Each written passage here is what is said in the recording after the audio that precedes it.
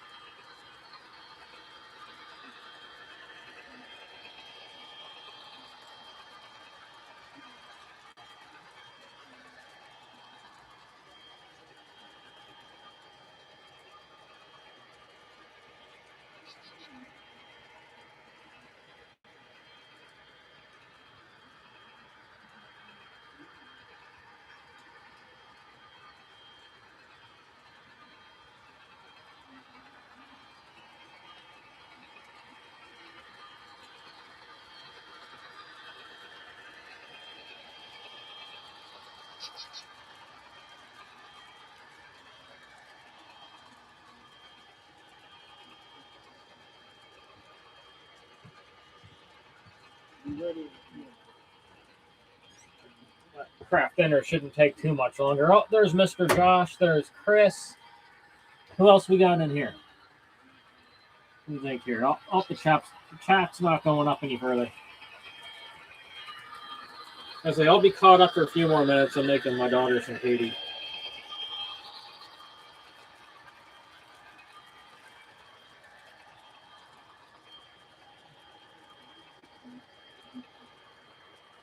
Man, friggin' Josh and Chris, man, we had we had like such hell of a time getting the stream going.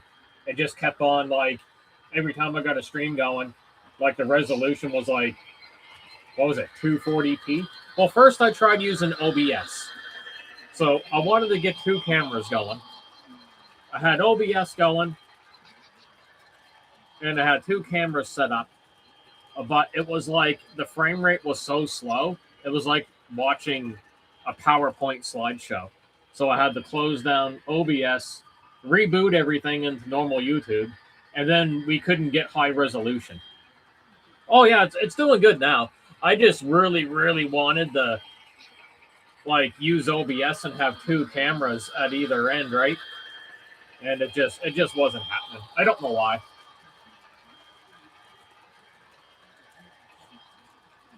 Like OBS is supposed to be like the best of the best or whatnot, and I can't get it to work right. But at least it's working now. Hello, Vintage Trains. How was it going? Let's give Santa Fe a little toot.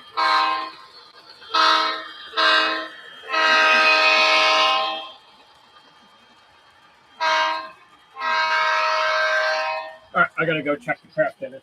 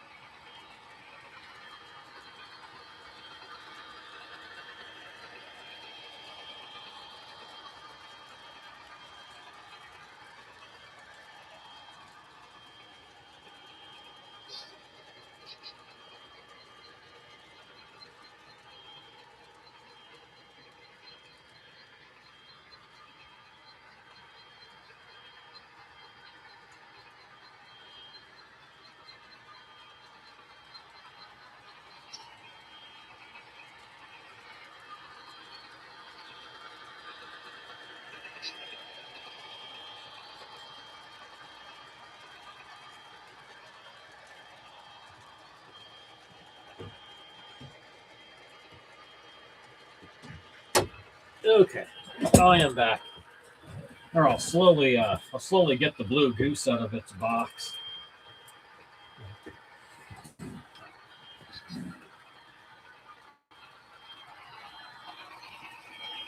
The Conrail horn is not really loud. It's a much older locomotive with a much older decoder. You might hear it.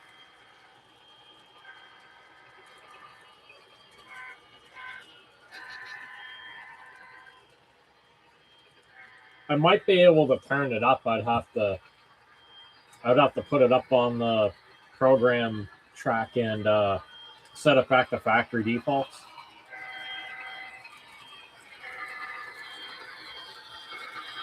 But I mean, it's nothing compared to Tsunami 2. I wouldn't be able to get that out of the Conrail. There's zero comparison.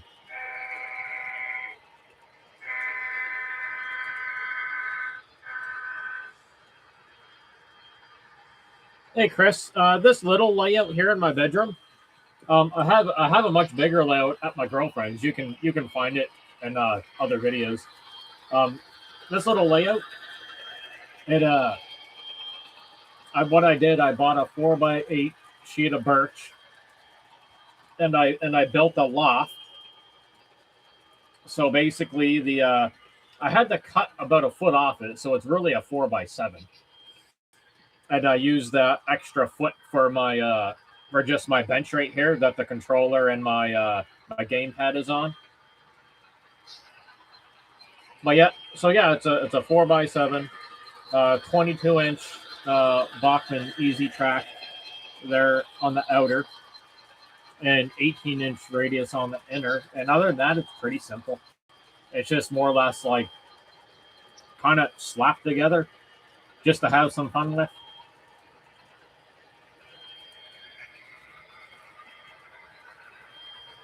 It's a very easy peasy layout.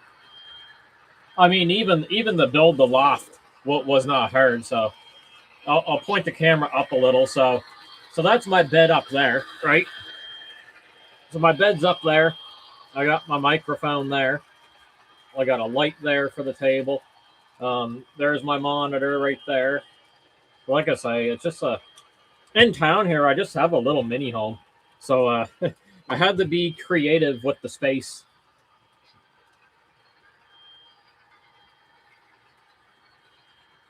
Little creative, that's for sure. And then underneath, I got a lot of storage space. So I got another table there underneath, just to store stuff. So I mean, for what it is, you know, for a little hobby room, it's all right. It's fun. Oh yeah, so here's all my storage is under here. I don't know how well you can see it. So I just got this stuff kind of stored on the bottom table. Oh, there we go. There's kind of a view. Oh, this is my bag I bring back and forth to my girlfriend's place. So yeah, so I keep stuff on top of there, and then I got a little bit of space underneath. So in between that and the floor, I can put my toolbox and everything.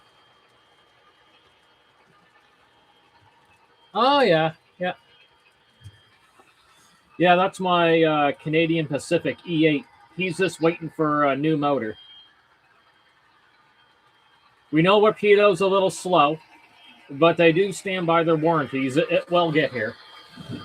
They've never let me down. They're just slow.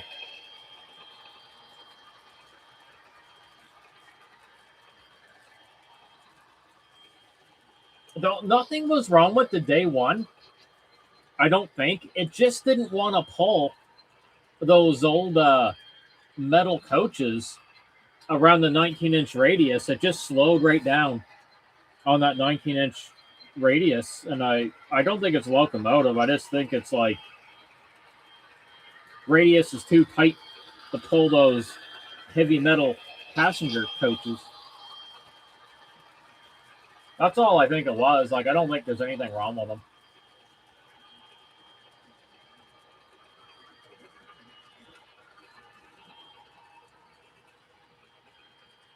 I'll this weekend I'll bring them back over the Lawrence, and we'll run them around the outer loop or all the wider radiuses. And like I said, it should be fine.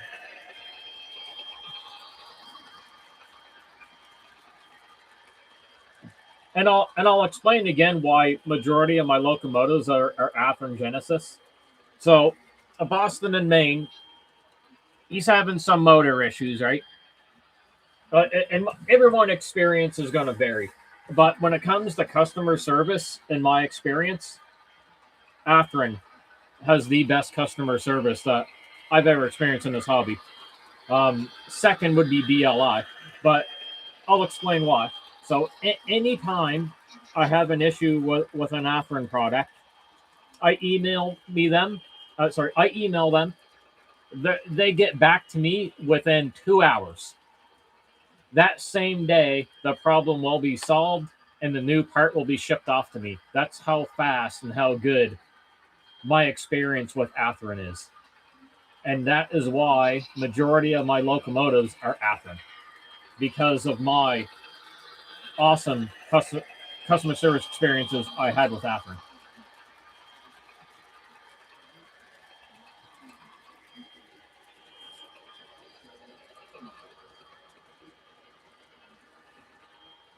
And therefore, like, I will always, like, when it comes to a locomotive, I'll usually lean towards Athearn.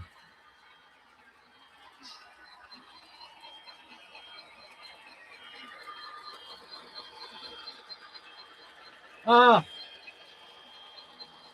the my Rapido E8s without the Go packs, they, for the most part, they're okay. I mean, you can always put Go packs in them. David knows how to do that. It goes. You gotta solder them onto the bridge rectifiers. That's what I call them. The bridge rectifier. Well, it's called the bridge rectifiers.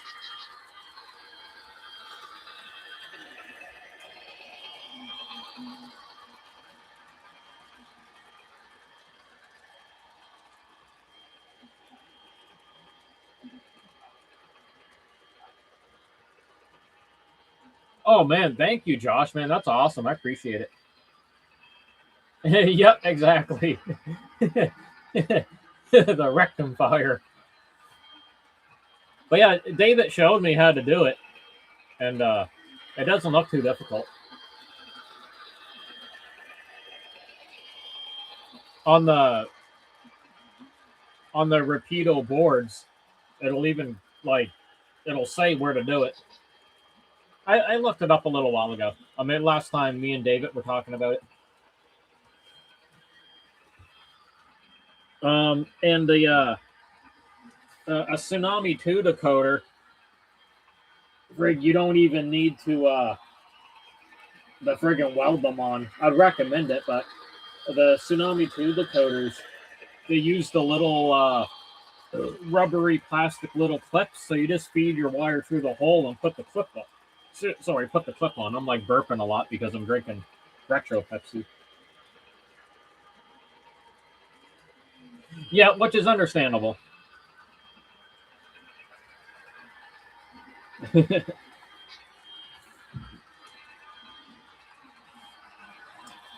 And like, and I definitely, like, I haven't experienced it, but I can understand your frustration. Like, you know, when like you've experienced more than once, you know, when you get a model and then parts are falling off it, and like there's so many people in the hobby that, because of whatever reason, you know, there could be, like, they, you know, you just don't, whether it's skill or someone's just old and their motor function and their hands aren't that great anymore, right? You can't, if you get a model and they're like, you know, there's, you know, parts fall off, there's loose parts in the box and stuff. That would be frustrating, and it happens more than it should.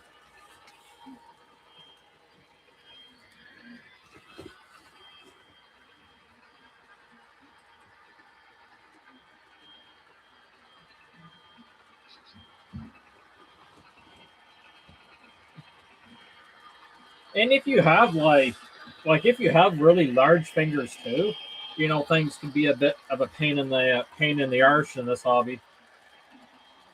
I mean, I got scrawny piano fingers, so.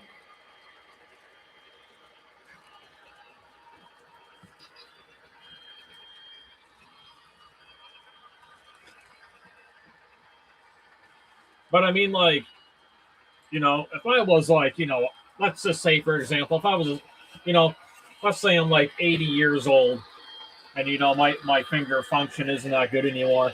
You know, I get a model train and friggin' parts fell off it in the box. I'd be pretty frustrated too, because I no longer have the skill to put those back on.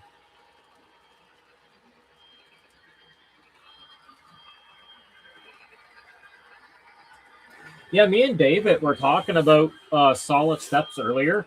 So Proto 2000, They mastered that. So their steps and their whole walkway was all one mold. So they did see through steps, but they managed to do it all in one mold, which is actually pretty damn impressive if you think about it. So your front steps and your rear steps and the walkway, that was all one mold, and they nailed it because they were able to do the see-through steps. So Walters, same thing. Yeah, that SD45, Walters Proto, which is a Proto 2000. The see-through steps are all one mold.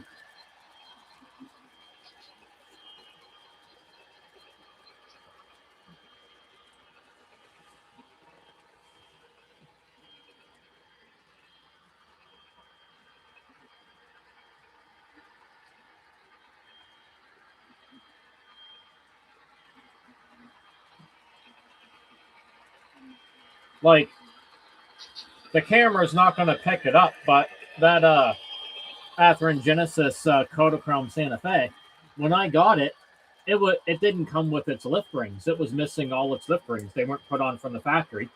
So I emailed Atherin, told them what happened, and I gave them the part number and everything from the instructions, model number of the locomotive, and they're just like, yeah, sure, man, we'll mail you off some lift rings. And they did. And these lift rings are so tiny, but I got them all in. All the little lift rings on the roof of that locomotive I put in there.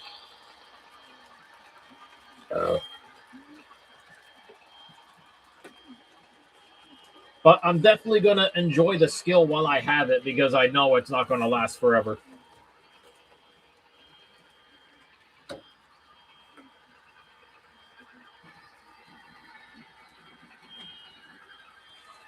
Well, the most modern friggin' like I guess you could say lifelike product I have would be that blue Conrail SD45. Because Walters has, as we know, Walters has all the tooling. Jimmy's in the building.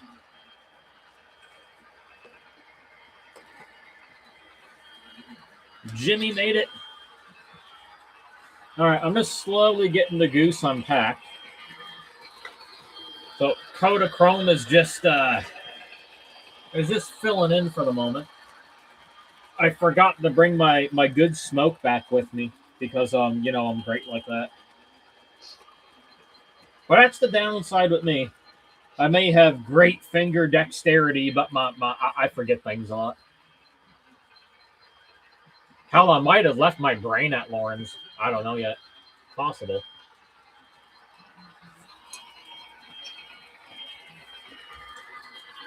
All right.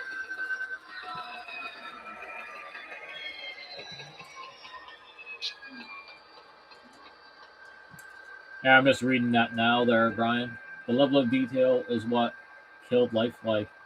They spent so much on molds, they couldn't make money back fast enough, and Walter's scooped in. Fuck, man. Yeah, well, you look back on those Proto 2000s back in the day, they were just wild. I mean, by today's standards, they still look phenomenally good.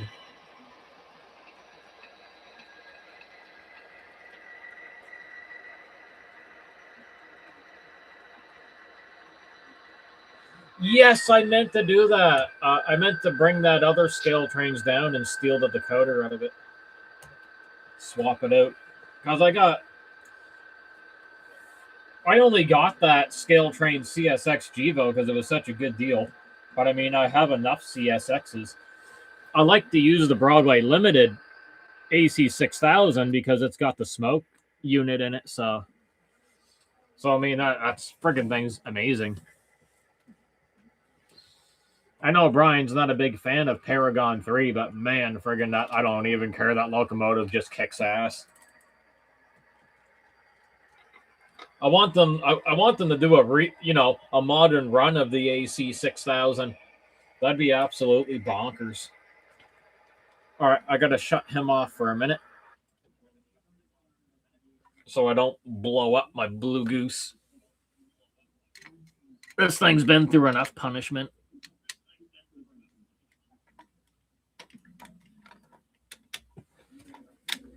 It doesn't need any more.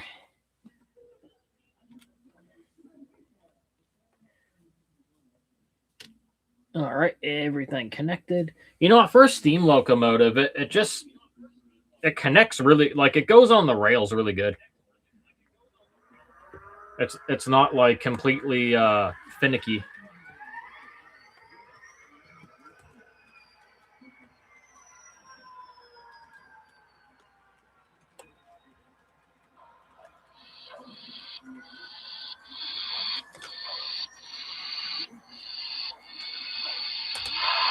All right, Goose, let's go.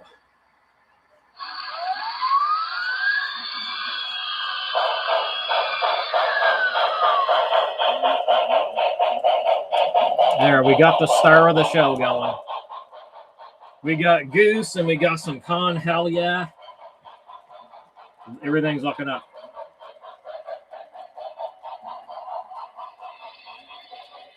Oh, you're right. That does not want to be locked up in a box.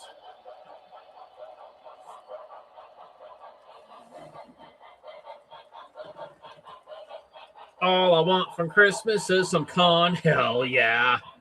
Some con. Hell yeah. See my con. Hell yeah. All I want for Christmas is some con. Hell yeah.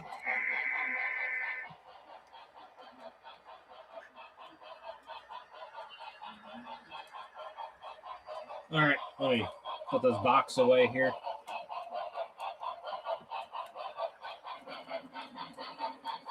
It is a crime. I'll try to alternate them the best I can.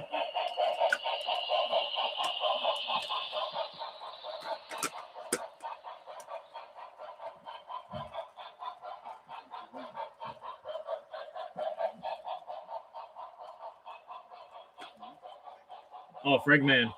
Up on the sun deck layout, I have a lot of trains stalled out.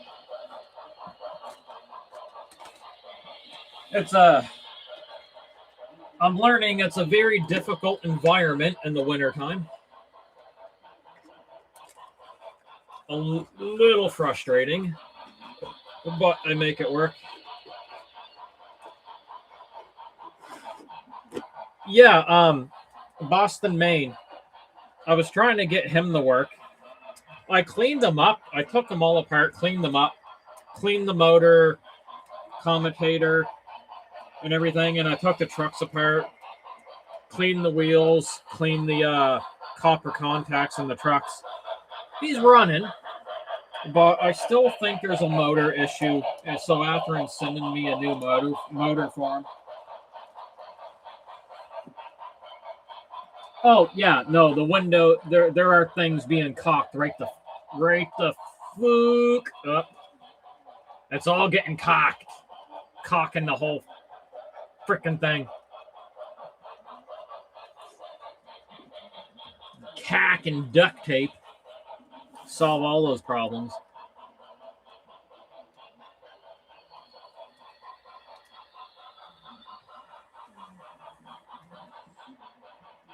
All right, now that I got this out, I'm going to put Boston, Maine away because he's got to go back over.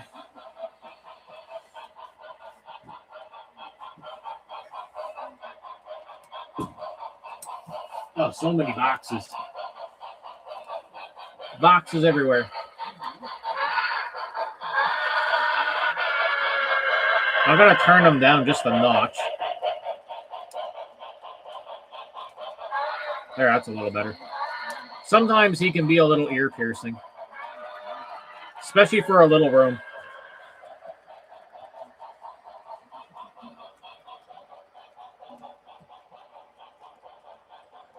All right, I can see my chat perfectly, so I don't need the cell phone going on.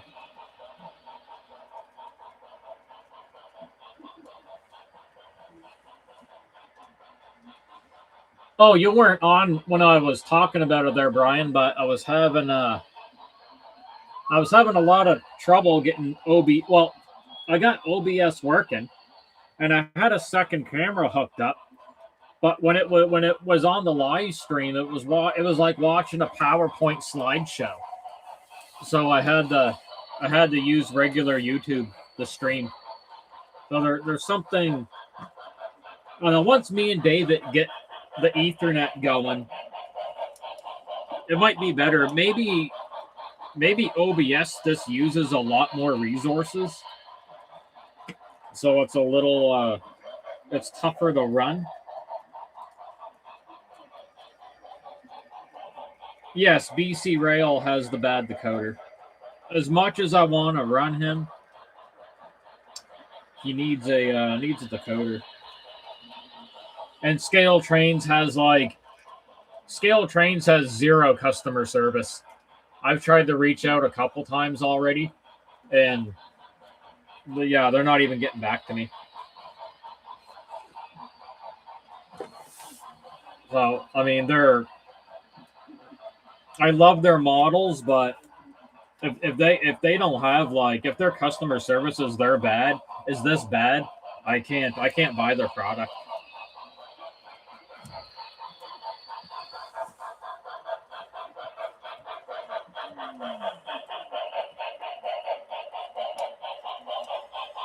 So as of now, I can't be a very good supporter for Scale Trains.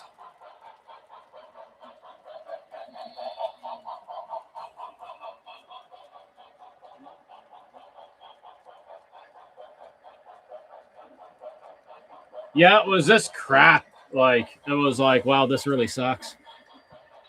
It wasn't even watchable. So yeah, I can't really.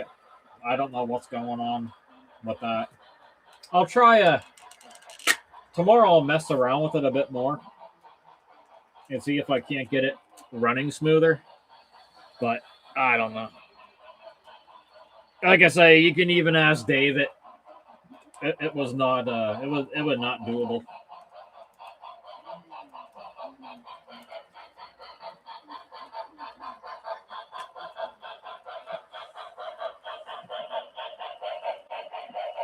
But at least everything's working good for now.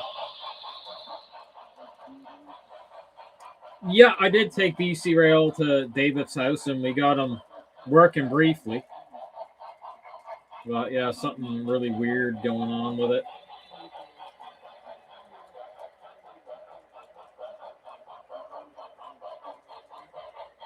We popped another decoder in it and he started working. Technically, it could be a motor issue too. Like it really could, but it's really pointing towards the decoder. Because a faulty motor can give you some really wacky symptoms that would make you think it's the decoder.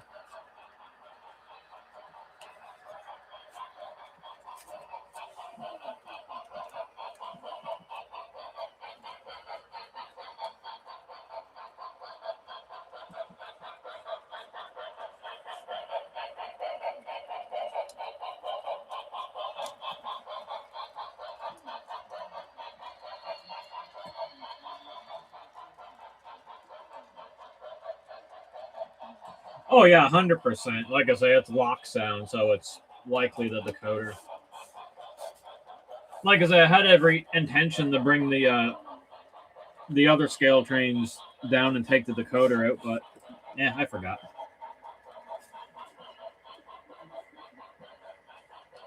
At least I remembered to bring that subwoofer down.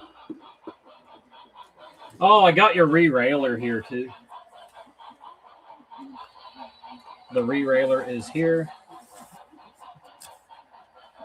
The man, Josh, the learning tree is fun. I like the learning tree. Oh, the leaning tree. Yeah, leaning tree. I thought for a minute there, I thought you were talking about like just learning stuff in the hobby. I love that too. Yeah, the leaning tree, he's just gonna stay.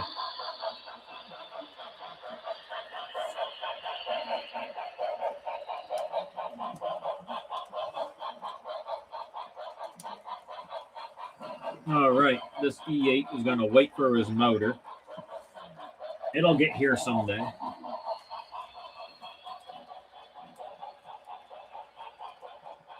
Yes, you did. You did tell me many times.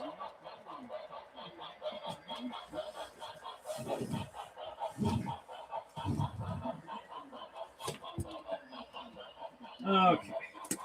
We're going to put CSX back in the closet. Or not, yeah, not CSX, sorry, Rapido. Come on, closet door, get open. Hey, Josh, I'm going to show you another beautiful locomotive that has a dead decoder. And that's a lock sound decoder. You're going to cry. This thing's been dead for a long time. And again, I can't even get a... This is an Intermountain, and I can't even get a hold of Intermountain. They won't reply back to me. This beauty here has a dead decoder. It dead. All we can do is stare at it.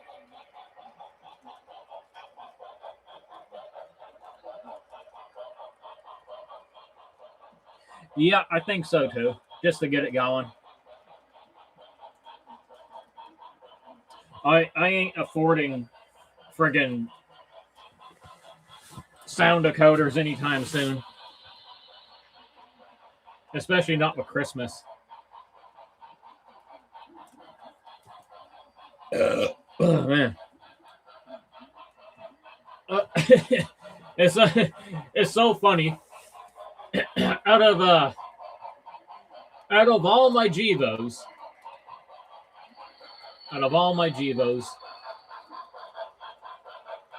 it's the two CN units that are broken.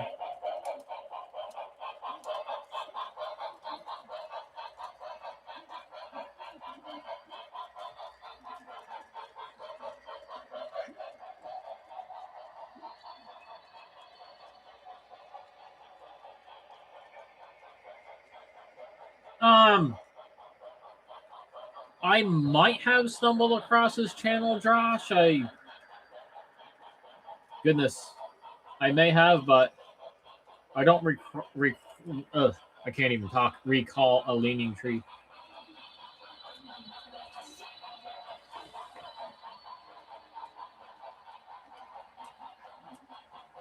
Yeah, CPKC.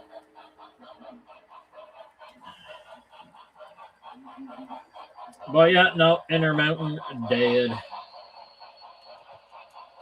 It's such a beautiful model, though. Like every vent is a metal detail. It's crazy.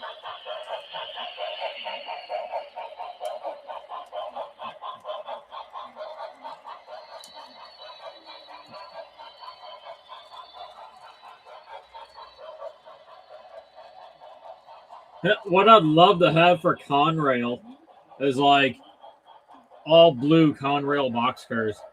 That'd be epic. Let's have a big blue Sonic the Hedgehog train going.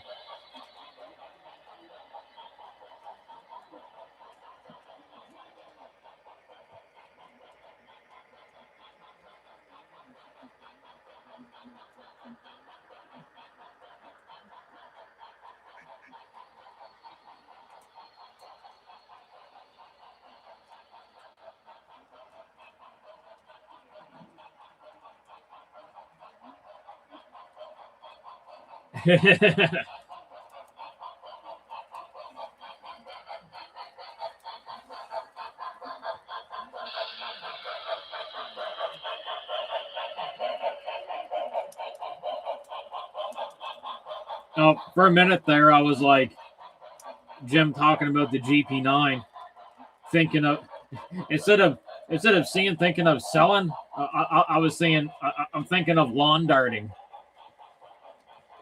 right up against the wall.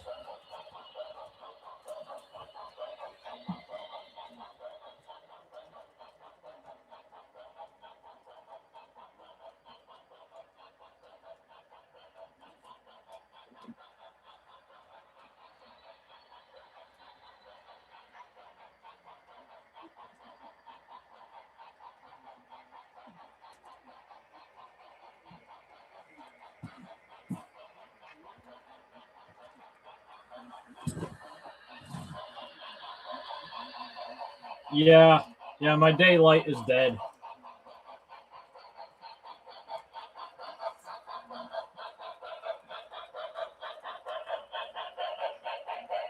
You lawn darted a couple things. You lawn darted an entire motherboard with like all kinds of shit in it. I definitely don't blame you for being pissed off though, because AliExpress sucks and they're incompetent as hell.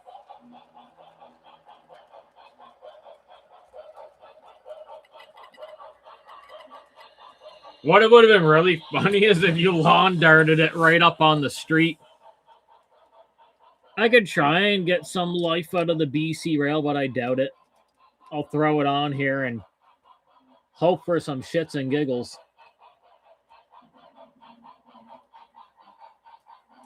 Maybe if I tap on it a few times, it'll do its startup sequence, but it won't really move much. Oh, excuse me. All right, you're 3115.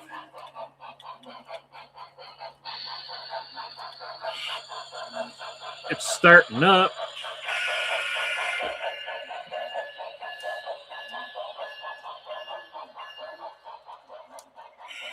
Yeah, I didn't know where it was going to fly. Like, I'm in danger.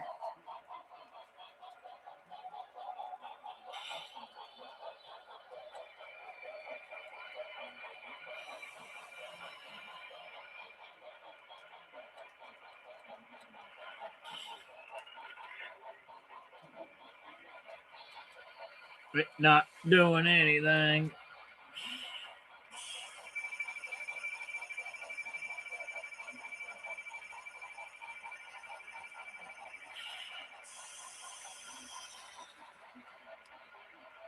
It's almost like it wants to try going.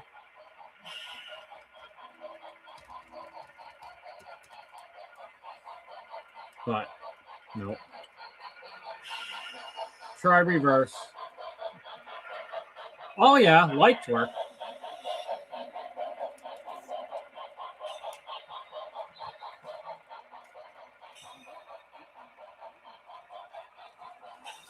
I'll show you.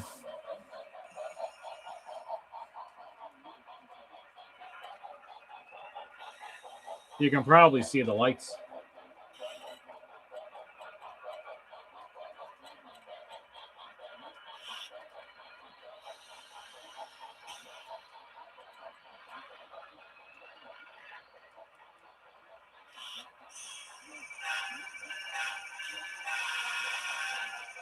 Yep. Oh, yeah. Revs up.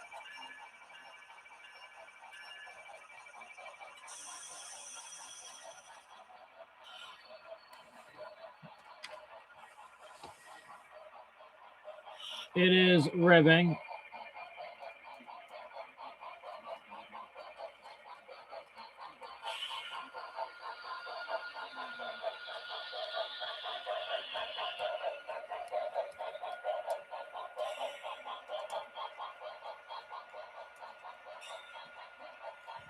Bro, I'm seriously thinking it might actually be the motor. I know it doesn't make any sense, but it wants to go.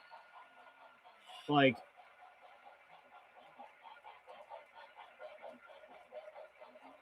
it's trying to, but it's just not.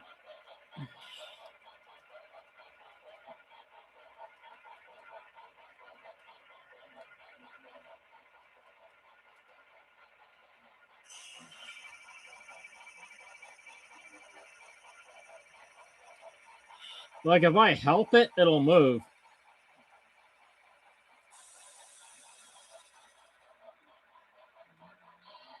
There, it's moving if I help it, but barely.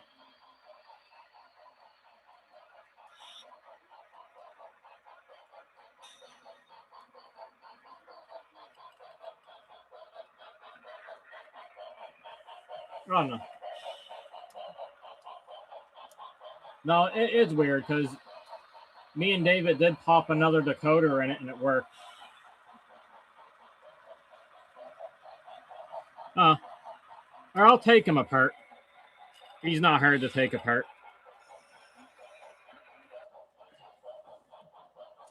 Oh, that was weird. His Keep Alive didn't come on. He's supposed to have a Keep Alive. That didn't even work. Weird. That's sus as hell. All right, get Conrail going again.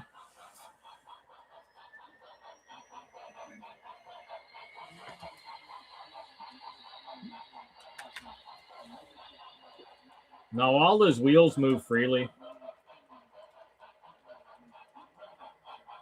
They're all free. Yeah, hammer.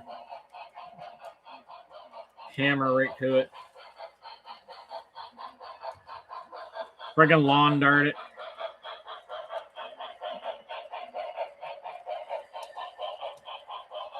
We'll give it the David special. I'm gonna pop them on my little bench here.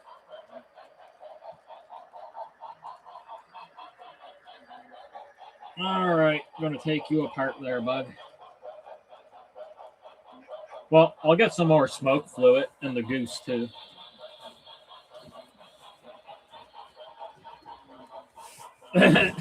Firecracker right up there.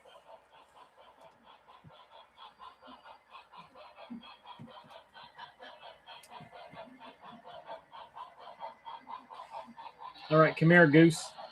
Sorry, I only got mineral here for you, Goose. I know your smoke don't work as epic with that.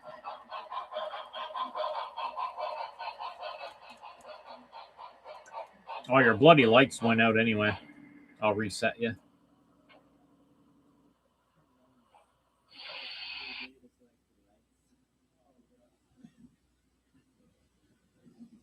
Yep, that'll clean the carbon out all right.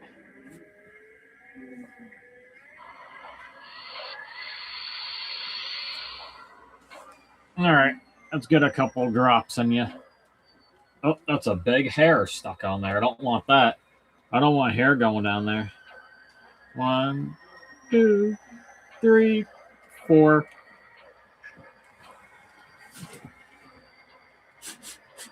There we go. A little bit of smoke.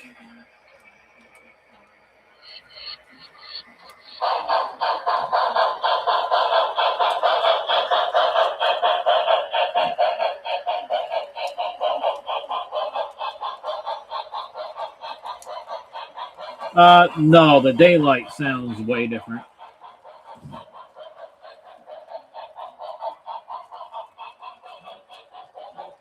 It doesn't sound like nearly as good. Also because, it's a completely different decoder, right? All right, skill trains, we're going to take you apart. Again.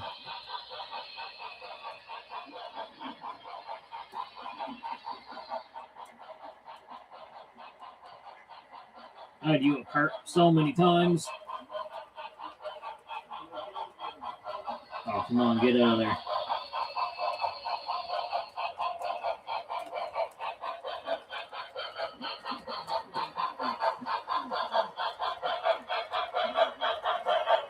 How come when you, whenever you work on something on a live stream, it always makes you look like so incompetent.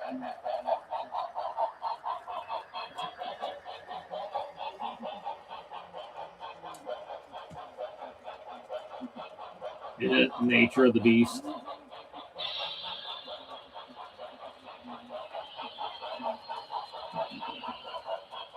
No, the coupler assembly is very identical to what my Atherin Genesis GP40 has.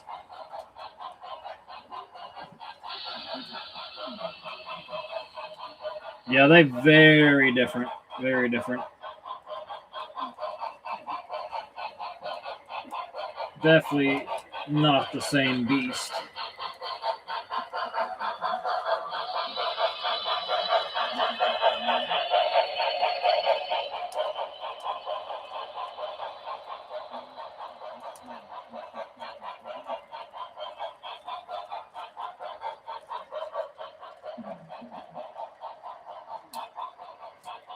All right, that one's apart.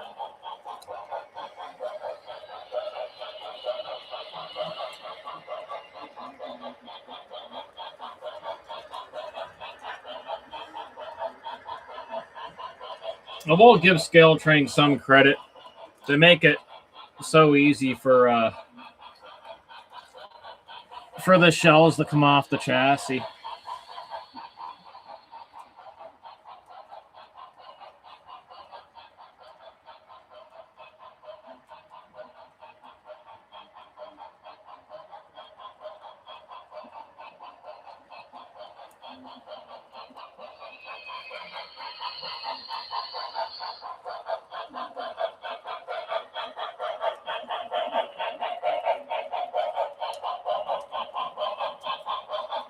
Those flywheels spin pretty free.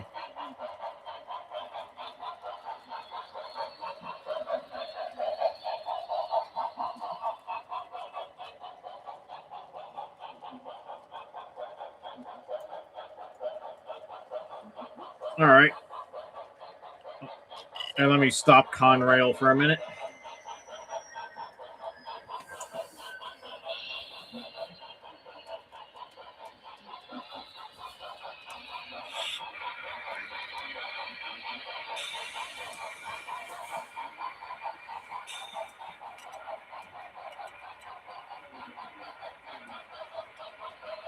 There was a slight bit of action from the flywheel. It wants to go.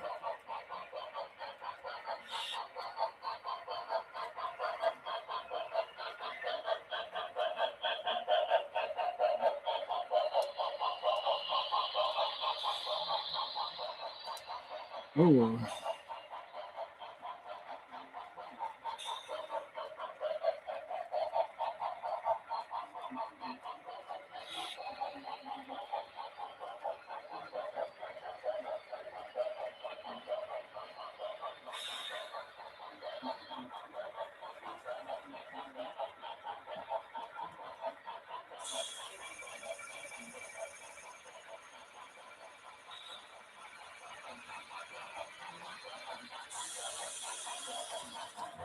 Yeah, it's not a stuck gear because I can move the flywheels really easily by hand.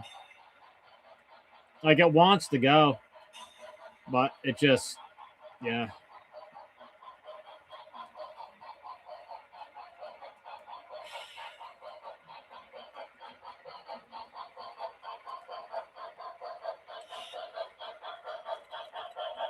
Get more power going to you.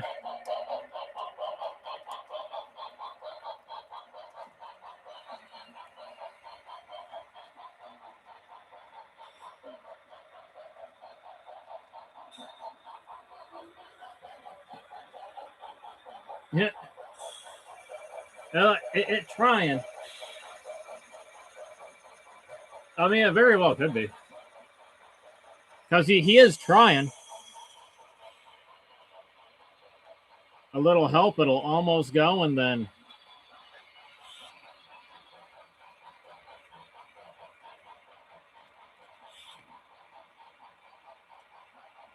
It's not like taking any more... I put more power into it. It doesn't make a difference, right?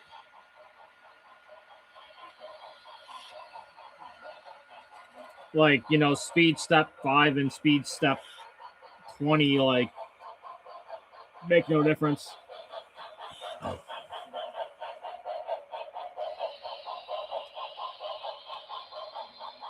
Yeah, I know, eh? I know. Fuck.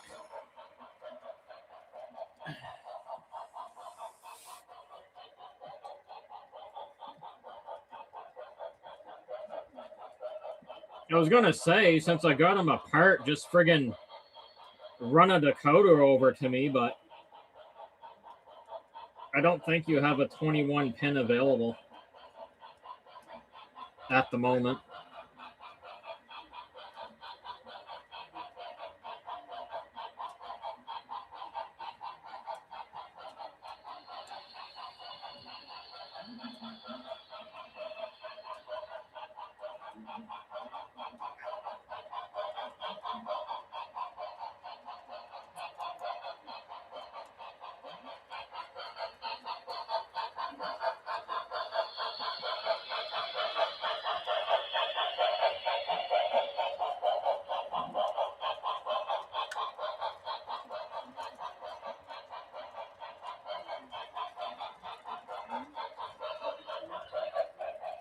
Yeah, I don't think I have a.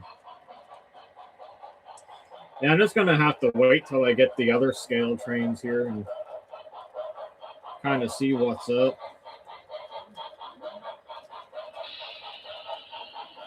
No, if I have a.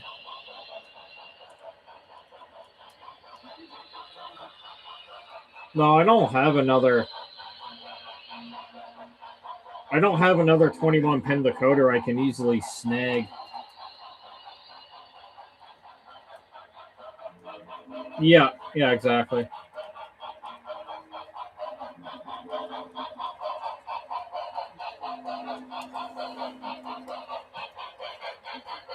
All right. We'll get Conrail going again.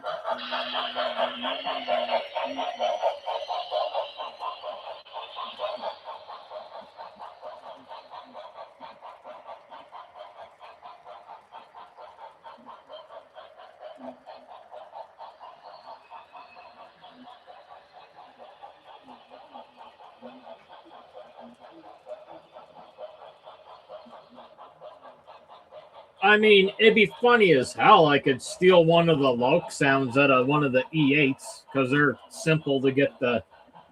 They're simple to get the body off of.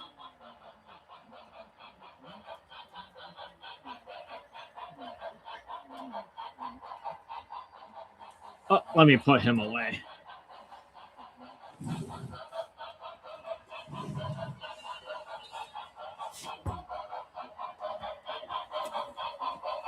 Yeah, it wouldn't even take that much.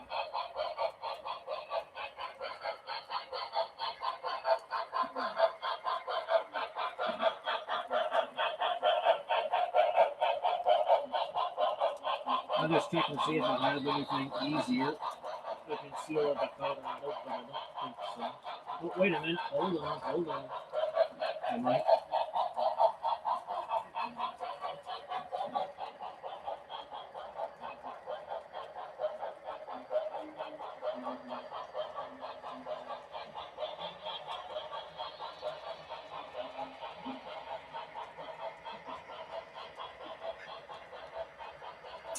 Yep. I could steal it right out of my GT40. I think. No, maybe not. They didn't make that as easy as I thought.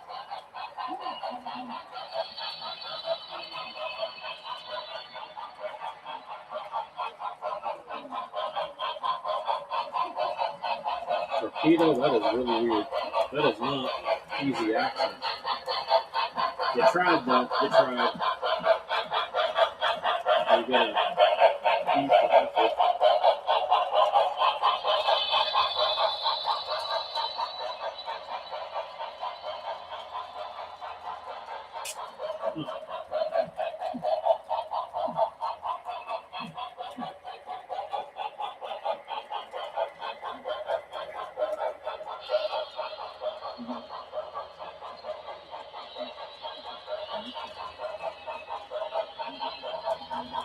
Get on there.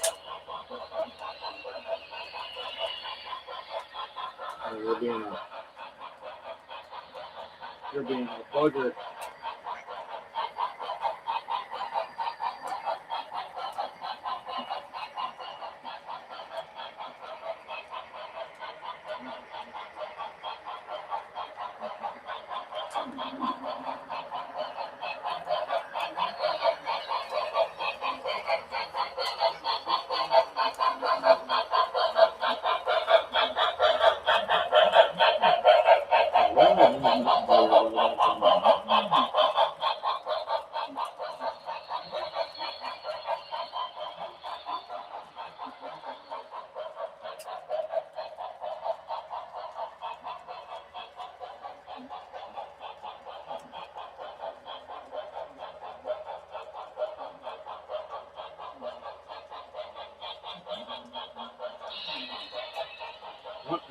Uber.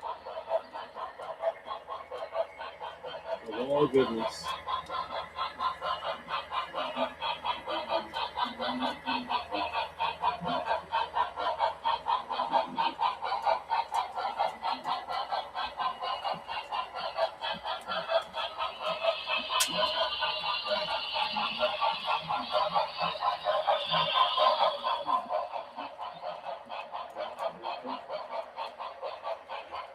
Back to my original.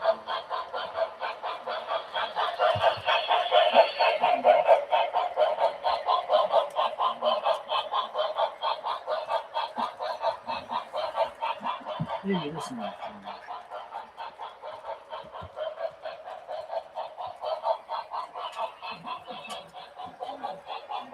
Maybe CSX made it easy to get at.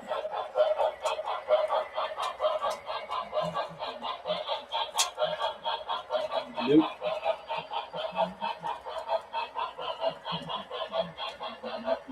Nope, I didn't either.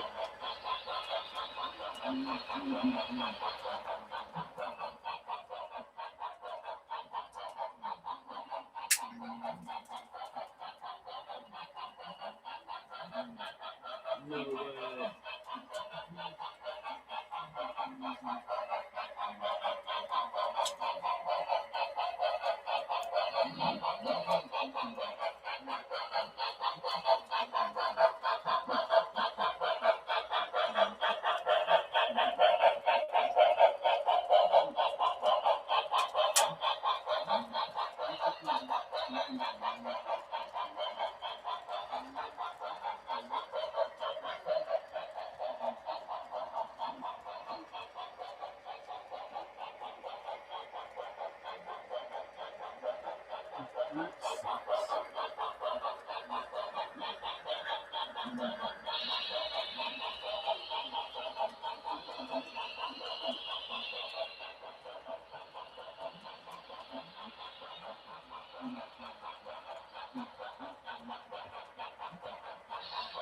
Oh, I just made more work for myself. I was gonna take the decoder out of that because you can take the dynamic brake piece off. And when I took the dynamic brake piece off, all my fan parts went flying everywhere. And I can't find the grill piece. The literally went flying.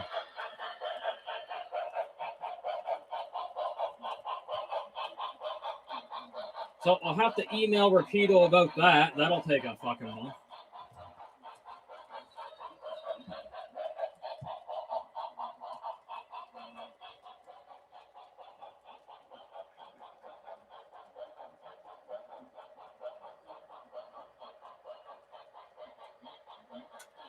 Good Lord Almighty.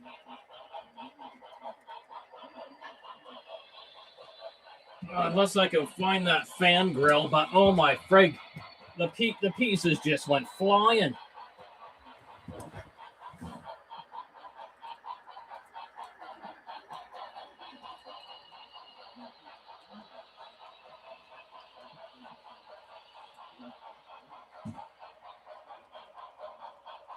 All came exploding at my face. All right, I need my big cell phone. I need it to lie.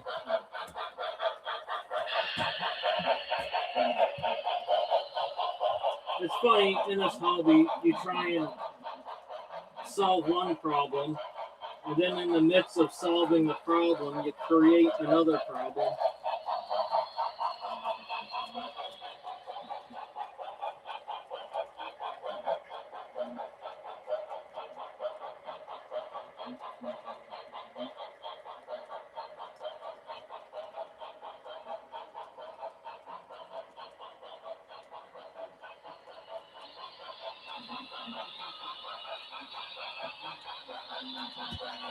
Oh God, yeah, I'll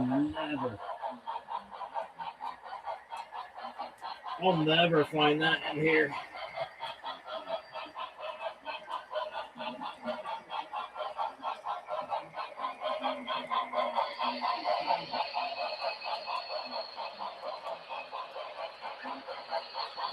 That is dumb.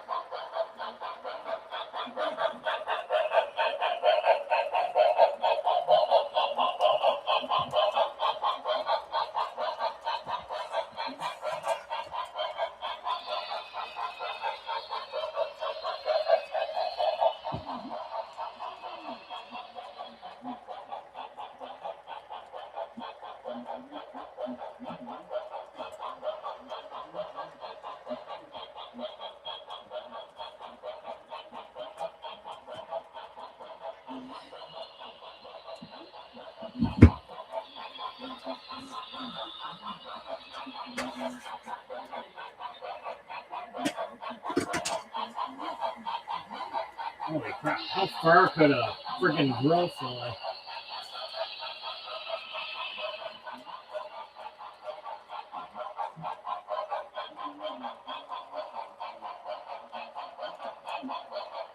I quit.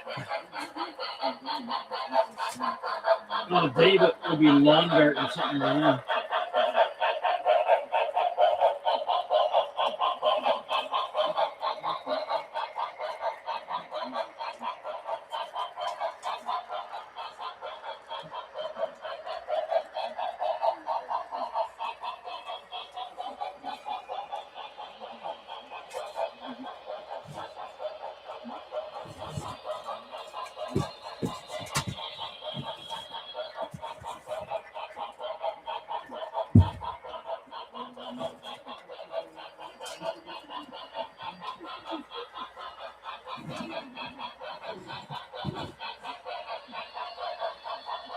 There's a pair of headphones that I forgot about.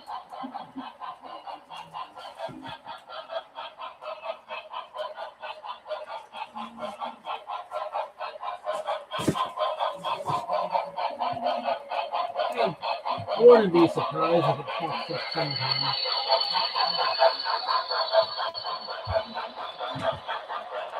Could have flew up here.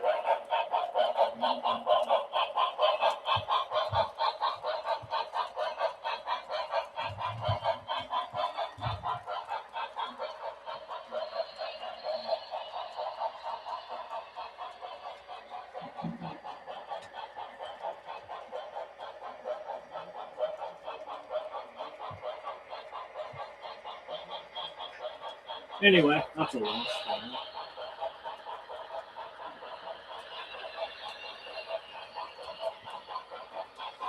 Okay, back to what I was going to do.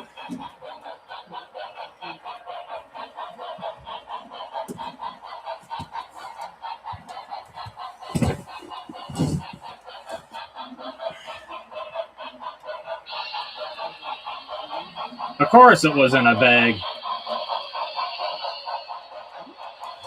Yeah, I turned the light on the cell phone, but well, I found the fan pieces, but not the grill.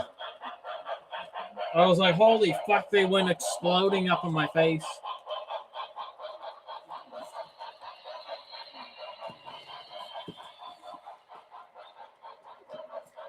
I'm just trying to take the dynamic brake hatch off. And then bam, fan parts fucking flying at me. All right, we're going to diagnose this locomotive once and for all.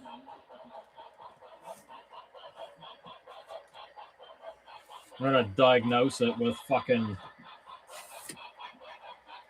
mental retardation.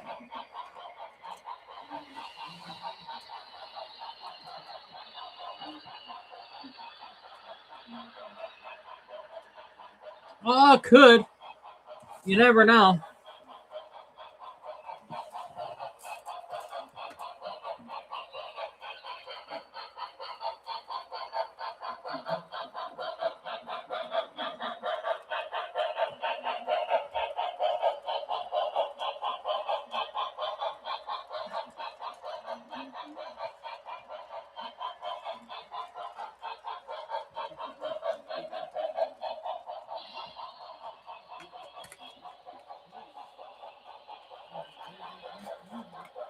All right, he's out.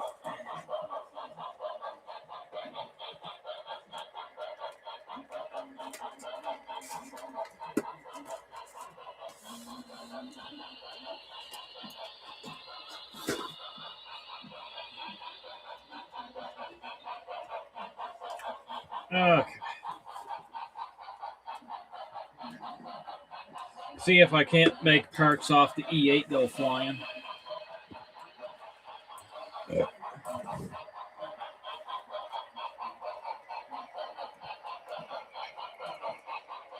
I just got to remove one coupler box and that's it.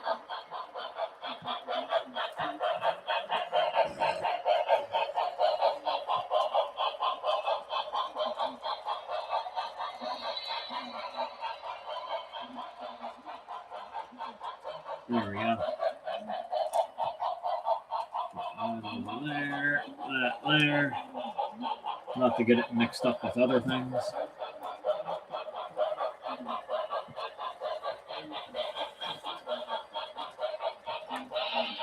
Oh, yeah, I'm being very careful with that.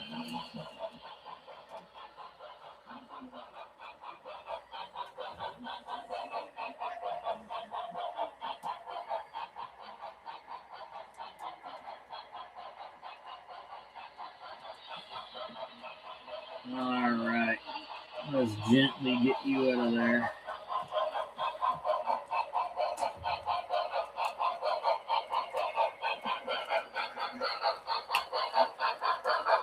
Cool.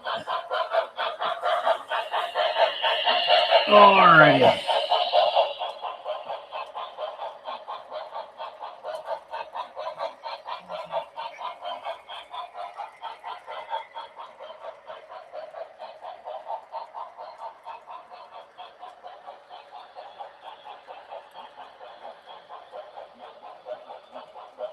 All right, we'll just wait for Conrail to scoot on by.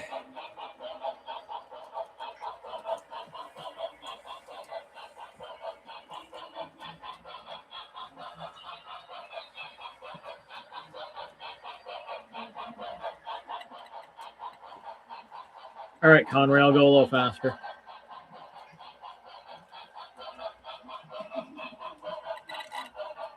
All right, Conrail stopped.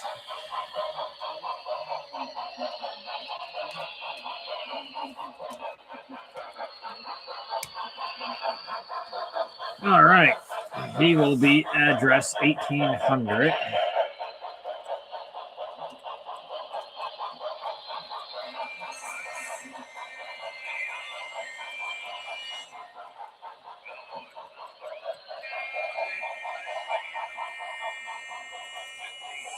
Nope, it is motor.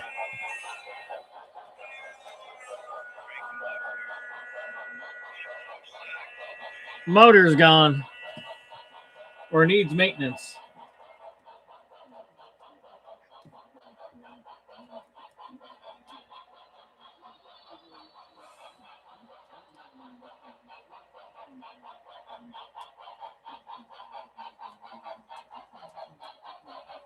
Looks like I'm pulling the motor out of him.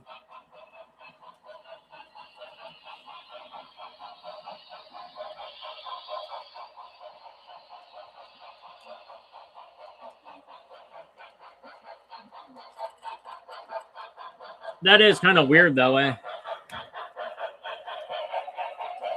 Maybe when we put the other decoder in it, the motor just had just a little bit of life.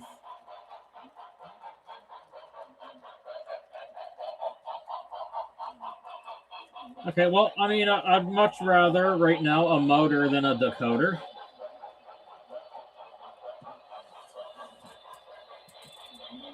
Hey, Mark. How's it going?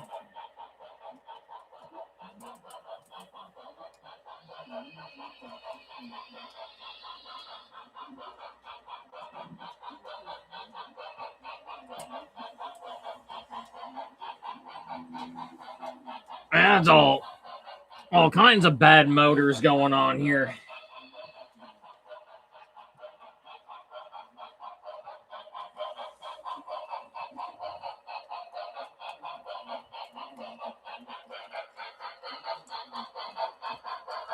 Nah. I'd rather just pay attention to the live stream.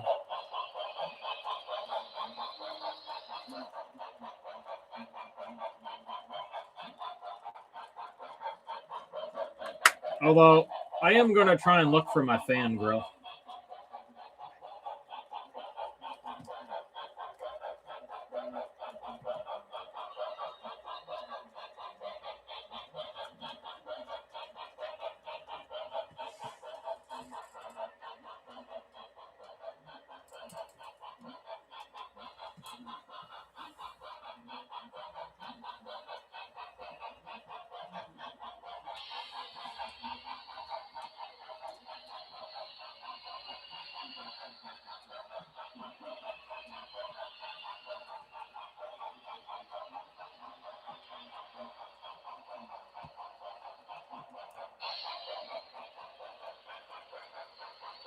Oh, gotta get Conrail going.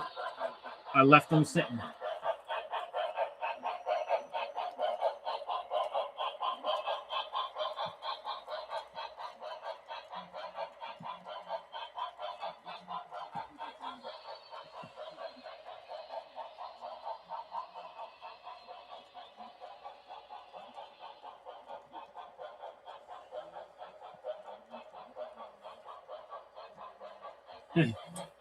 Be careful handling a Rapido. Parts may go flying.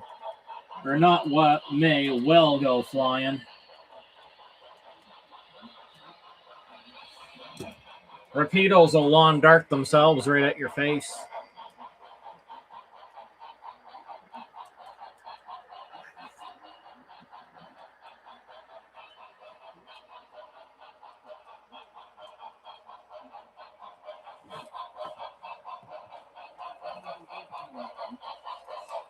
Probably the best tips I can give you, Mark, because it's what I struggle with at times, is a good internet connection, like solid internet connection, wired if possible.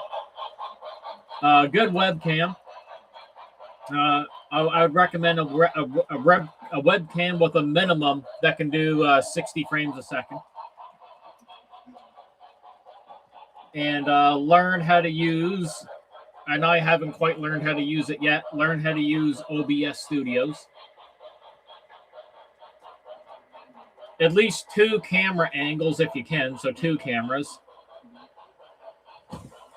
Hey, Strasburg, how's it going? But yeah, like I say, 2 more important things I can think of is just like a good high FPS camera and a solid internet connection. Oh, and a good mic.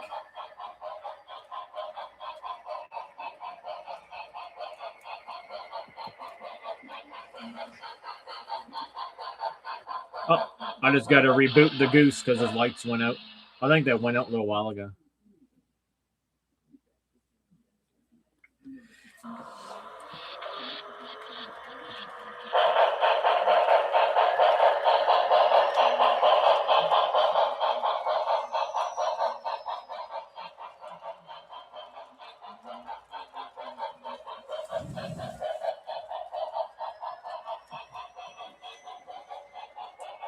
They are friggin' Clintonville probably give you a little advice too, but like I say, our channels are not that big either, right?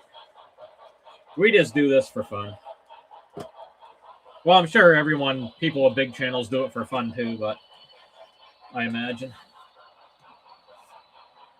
But yes, a good internet connection, a good webcam, a microphone, and you're good to go.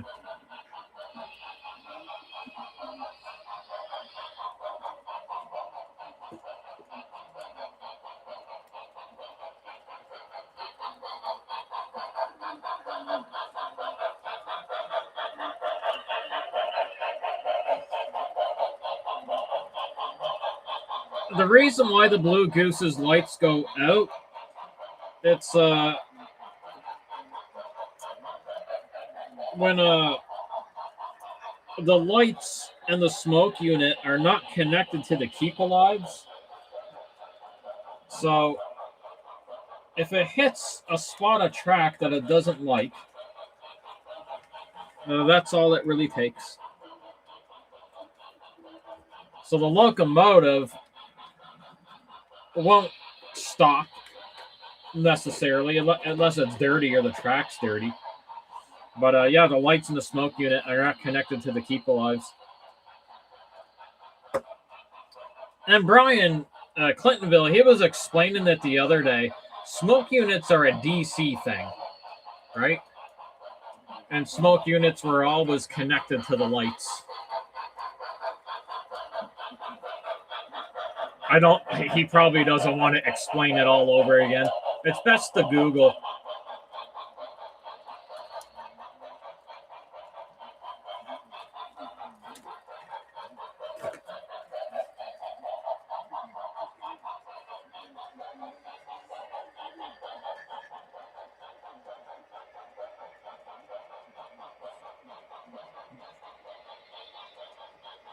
BLI did some witchcraftery to get the smoke units going for GCC.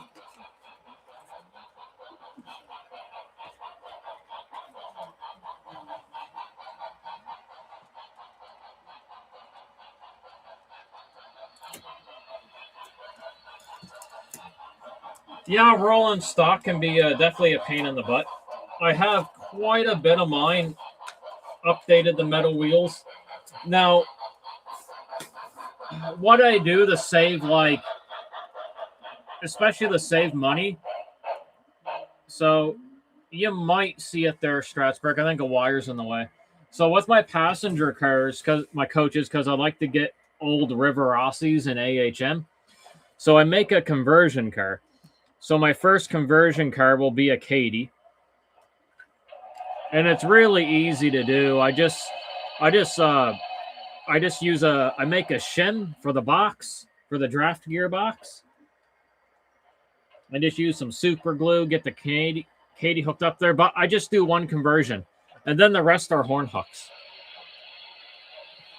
But you just got to make sure you got to make sure the little plastic springy piece on your horn hook is good, like you want it to flick back. I'll show you what I mean. Oh, I hope I don't break anything. So see this little part here on your horn hook? I don't know if the camera's going to get it. You see that little plastic spring to the side? Just make sure it actually springs. So you might have to bend it out just a little bit. Not too hard or you're going to break it. But you want to make sure that that horn hook will flick back. Otherwise, it's going to uncouple. So you just want to make sure that little plastic springy piece is springy. And then, you know, normally horn hooks are fairly reliable.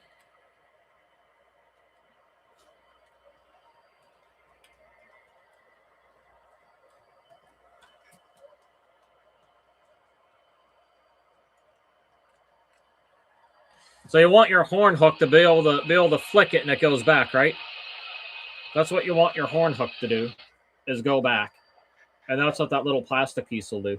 So long as it can do that, you shouldn't have too much frustration with it. But you'll definitely save yourself definitely a lot of work if you just do one conversion car. Unless you want to. I mean, if Katie's are available to you easily, which they are not to me and David in Nova Scotia. So you know, it's expensive and time consuming for us to get Katie's. So we definitely have to learn to improvise. We have no hobby shops around us either, right? So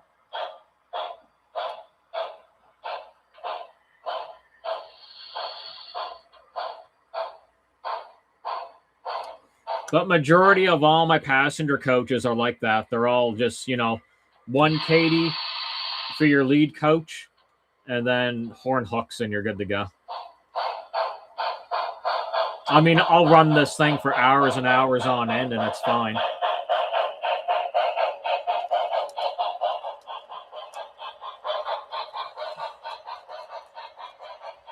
Yeah, they're bloody expensive, man.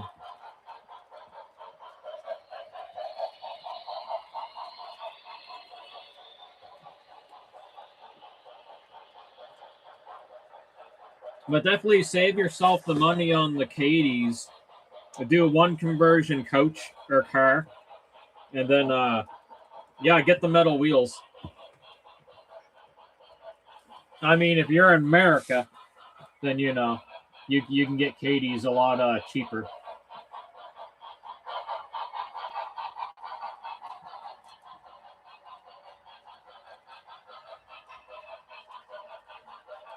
Yeah, by the time you add the conversion and everything, it's not much cheaper. Not overly.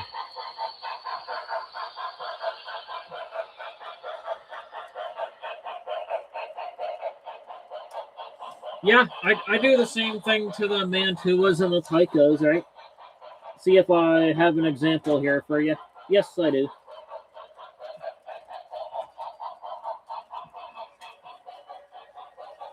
So here's an old Tycho.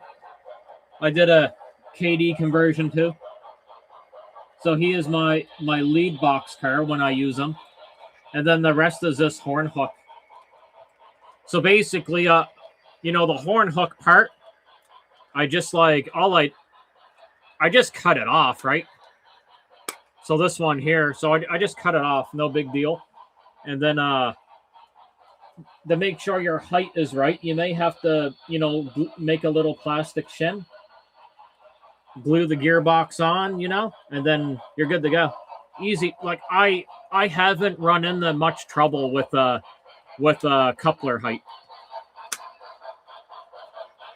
But yeah, easy. It's so simple. And this is a Tycho. It's not hard to do at all. I've done it like so many times. And like I say, the rest of them are just horn hook. So this one conversion, horn hook for the rest.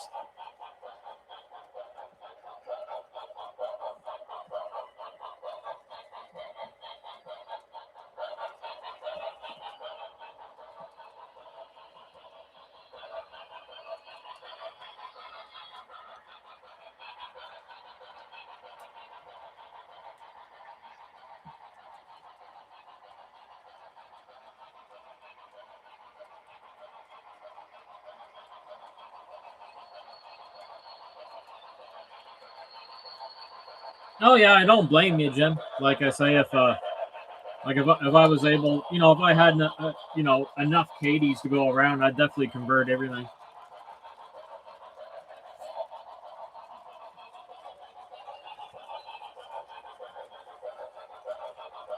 But me and David, we just don't have it. We have nowhere to get them.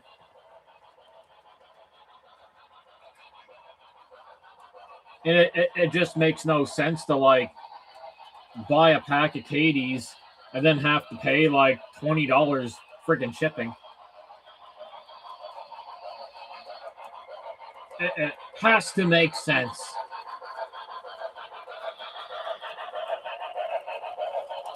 Even the one hobby shop that we have in Halifax, they never carry them. Never have them. As soon as they're in stock, they're gone.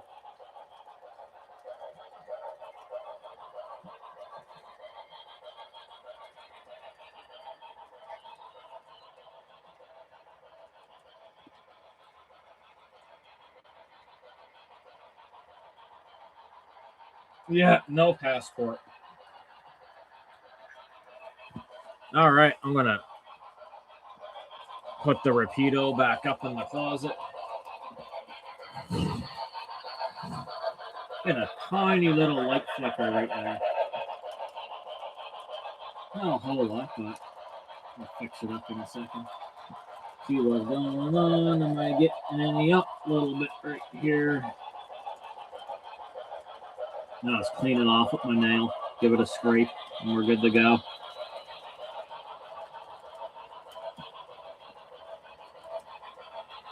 Good enough.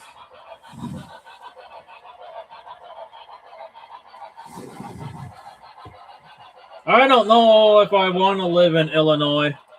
I mean, there are definitely some states I'd move to, but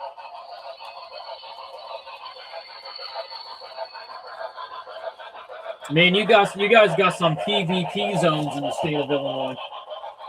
I don't want to live in a PvP zone.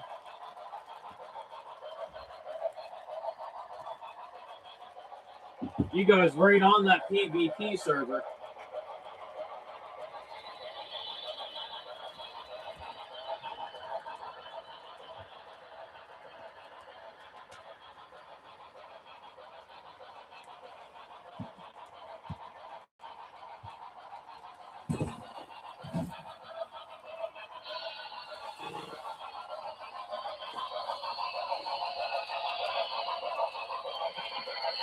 But really though, if money wasn't an issue, I want to live somewhere nice and warm year round.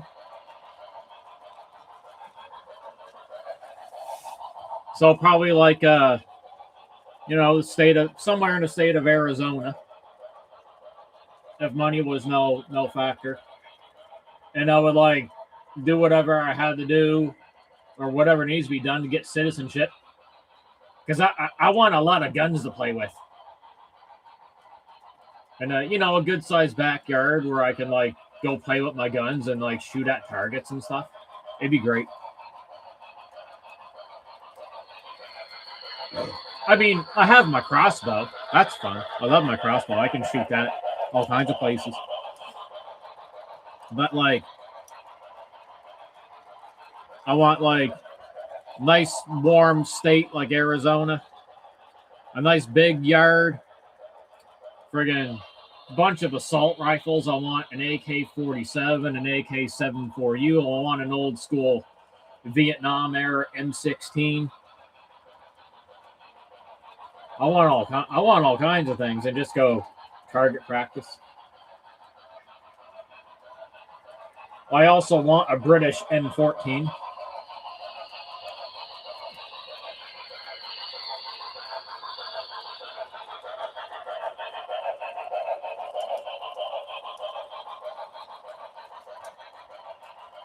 Yeah, man, I don't know, man. That's like Chicago. That's like a PvP server, dude. I hear nothing but bad things.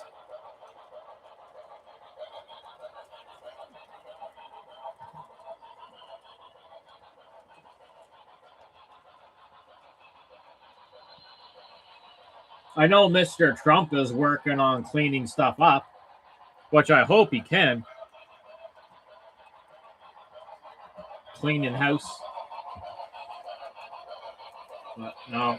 And that's the thing. It's not just that.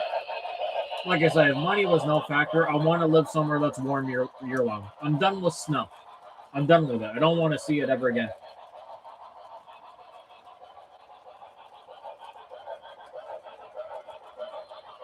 So give me the deep south.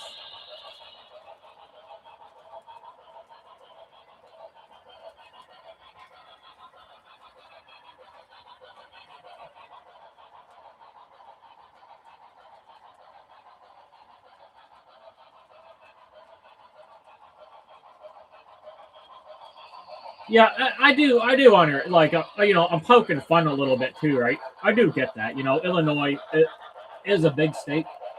I get it. It's like, it's the same thing in our province too. Like, there are some like, nasty parts and some, really nice parts. Nothing like, we don't have anything like Flint, Michigan and some other really gnarly parts of Chicago, right? We don't have anything like that in Nova Scotia. But I mean, there are, like, when I mean dirty areas, I mean, our city of Halifax, like, there's a lot of dirty meth infested crack places and just stuff. Places I want nothing to do with.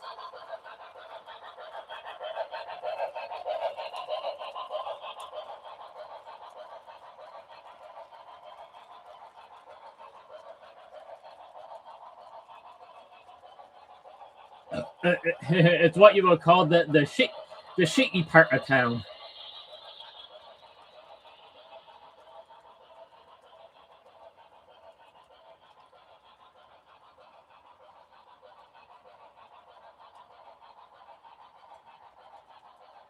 Yeah, man, I'm done with snow, Josh. Completely done. Like, I don't want to deal with it anymore. Nothing.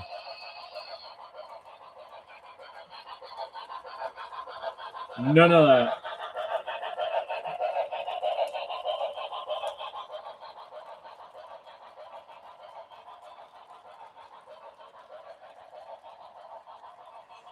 We so for us here in Nova Scotia, it's very unusual for us to get snow in December, and we have gotten so much. Like, the kids already had 4 school cancellations because of snow, and that's virtually unheard of in December. I mean, I'm definitely all for snow days. That means I don't, got to get up super early in the morning and get Lily, ready for school and everything. So I'm super happy about snow days. I want all the snow days.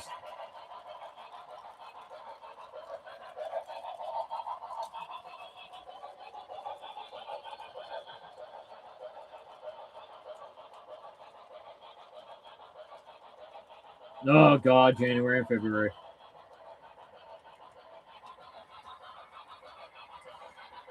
Well, last winter we had a very mild winter last winter. It wasn't. Yeah, we were lucky last winter. Wasn't bad. But I feel like this year we're gonna make up for it.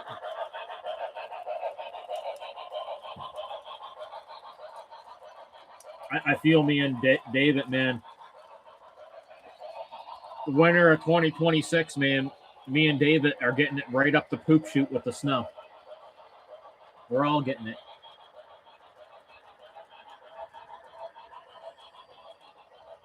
Oh man, man, David got to get up so early, man. He got to get up early enough for morning prayer.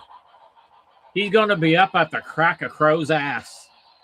Oh, I hate the crack of crow's ass. Hate it. Hate it. I hear you, Josh, man. Greg, hate the snow, bro.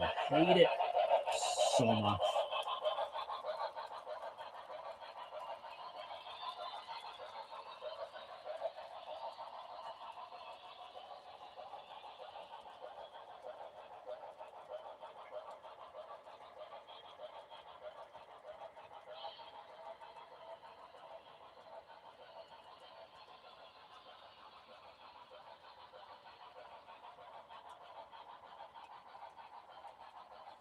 Oh man, believe me, I have thought of that, but we haven't come close to that porch collapsing.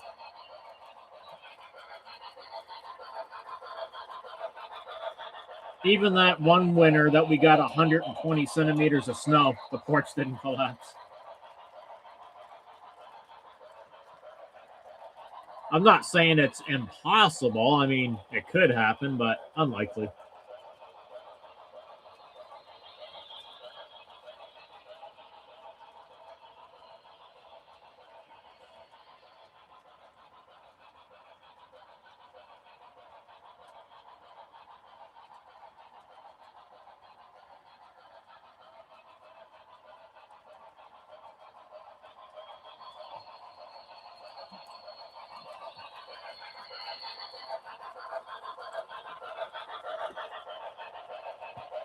And me and David are definitely used to driving on the highway in snow with ice, uphill both ways.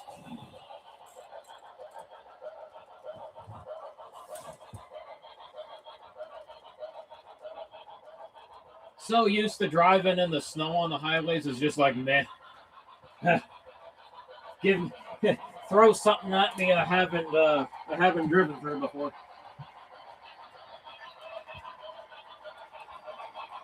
I'm gonna look for my vent again.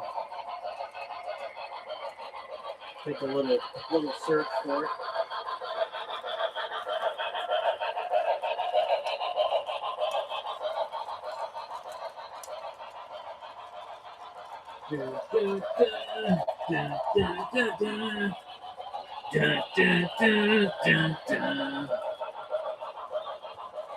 Man, this is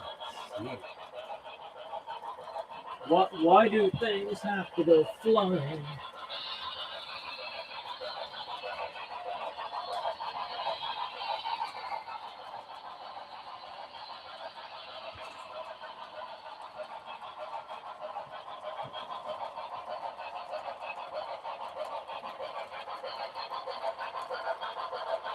I mean, hell, it's even possible apartment flying in the bed.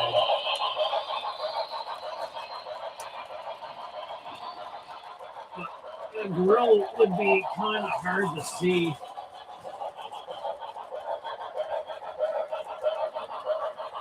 I mean, heck, it could have went in here.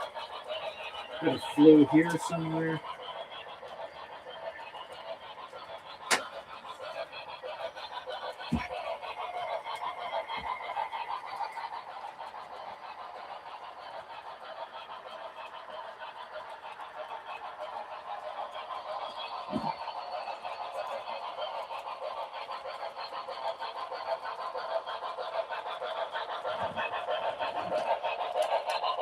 Could be here. There's my passenger's motorcycle helmet.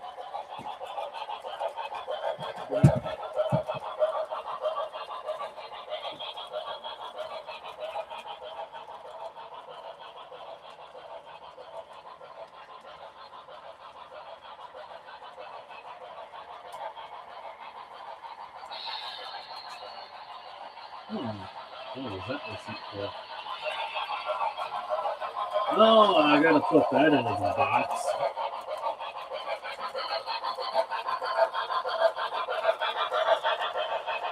Oh man, David, I think that drill flew off the fire away fucking off man. Oh god. I'm gonna bend over and like kill myself. I don't even know why this shitty boombox is in here. Like, where the hell did this even come from? Looks like it's made by friggin' Tyco.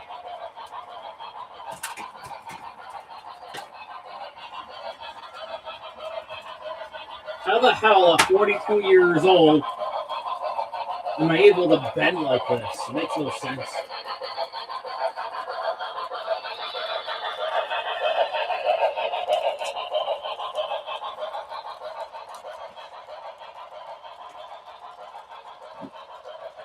But I'm glad I can control something I can't. Holy crap. Where were all the friggin' socks, man? All kinds of clean socks over here. Oh, there's another webcam. Jeez. I'm looking for that earlier. Couldn't find it. Fuck's sakes.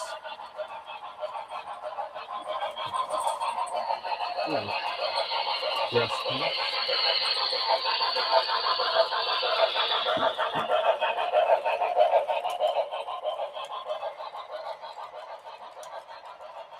I might use those again someday.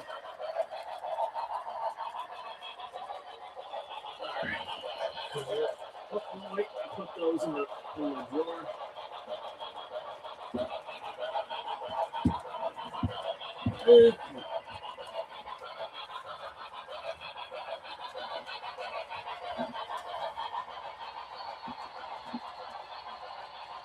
I mean, it's possible a fan grill. Oh, I think I found it.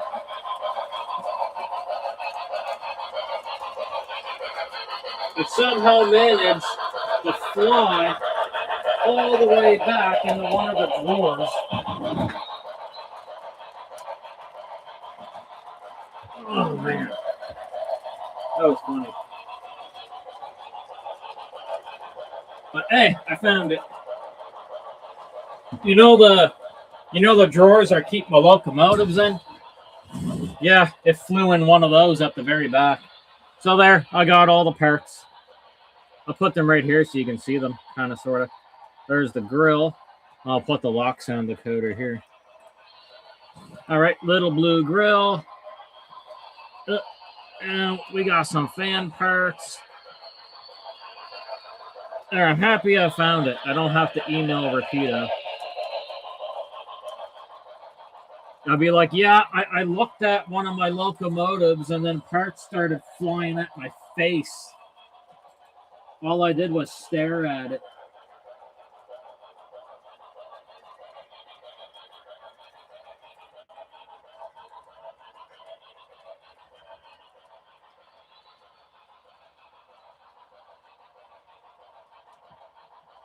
Yeah, that might have something to do with it.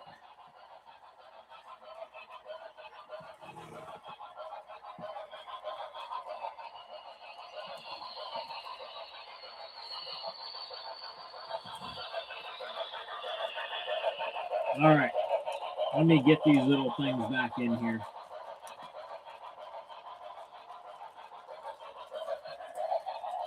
Yeah, what was I thinking here? I was thinking something, and then my brain stopped working.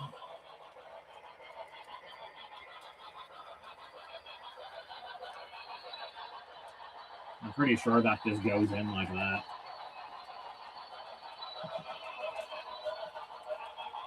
Yeah, I got no idea either. I was thinking something, I was going to say it. And then I started looking at the fan. And then I forgot.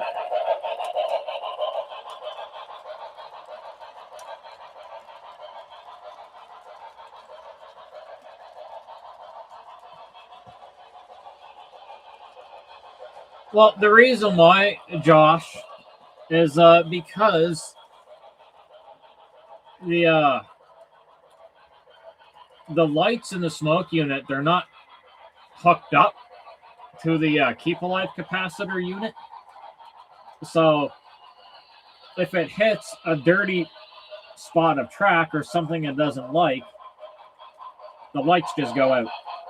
And sometimes they won't come back on until I do a power cycle.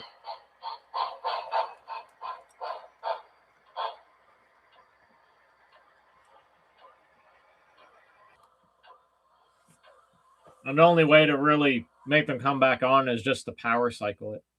I'm not the only one that has this issue with the Goose. There are other people that have it too. So it's just like nature of the beast. There's really nothing I can really do about it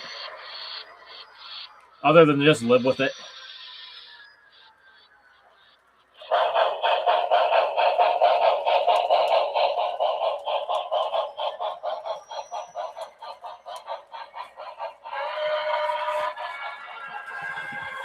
I'll see if he's flickering over there somewhere. If he's flickering over there, I'll clean that section. But usually this track doesn't need a lot of cleaning. So no flicker there. Let me speed him up a bit.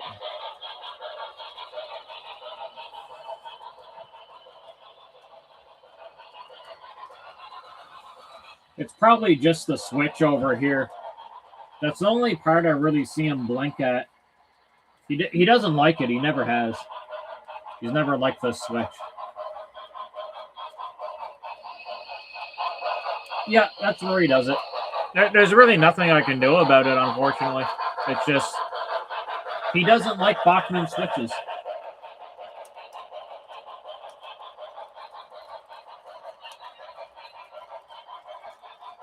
So, like, Clintonville was explaining it in an earlier stream. The smoke units have always been a DC thing, and they still are. And so, how I understand it is like the lights and the smoke unit, like the front light and the smoke unit, are intertwined together. So they're wired up together. So they work together. And then BLI has their patented technology for DCC smoke units, but they are also rigged up to the lighting. Like, I understand what Clintonville was telling me. I just can't explain it. Like, I get it. It works in my head. I just can't get it out in words. Like, no matter how much I try. In my head, I get it, but I just can't. Yeah, I can't put it in the words really good. I have that issue sometimes.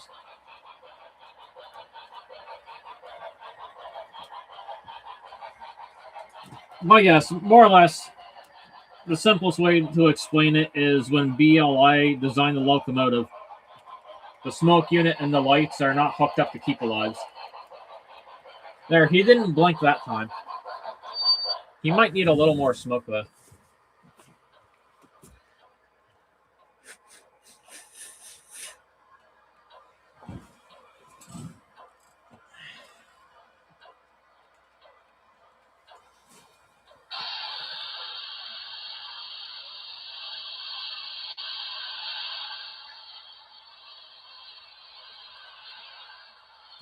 There, that should work.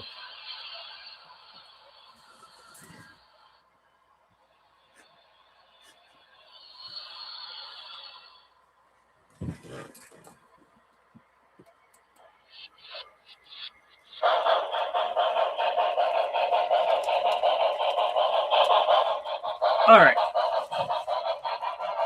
I'm going to have to be very, very conservative with my glue when I put this little hatchback on.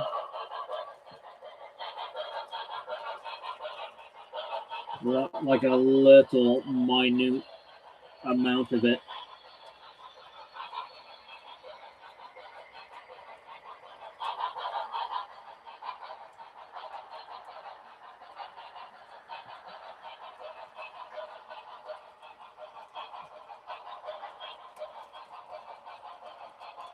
And I gotta pray I don't have a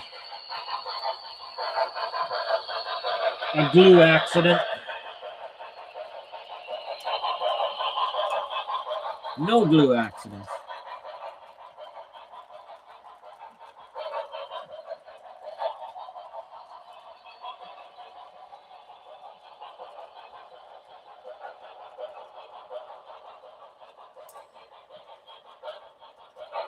And tomorrow sometime, I don't know when, because I gotta work tomorrow too, so I gotta make a little more money for Christmas, so I'll just say some point in that week, some point this week, I'll tear the motor out of that and David will clean it all up. I've never, me or David, have not seen the workings of a scale train's electric motor. But we're going to. We gonna learn. We gonna learn.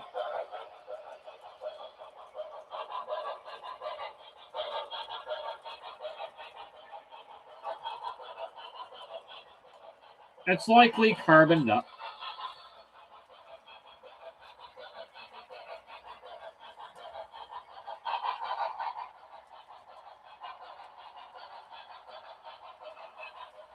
Fucking gonna end up crazy gluing my damn fingers.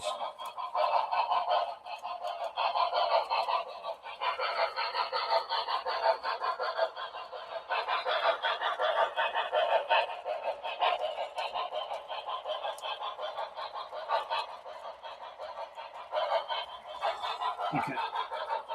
We're good. We good.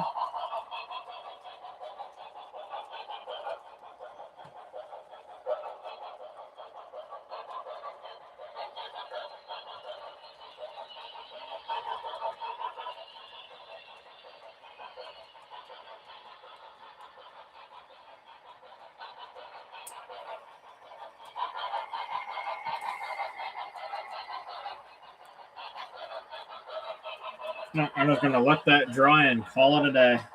Success.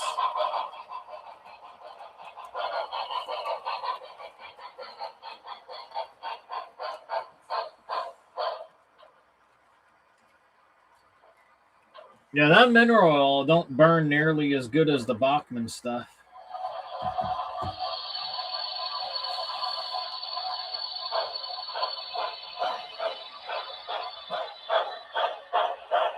Like the difference is crazy.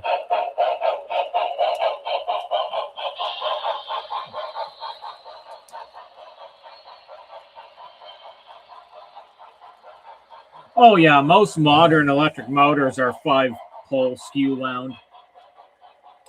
Some Rapido locomotives have brushless.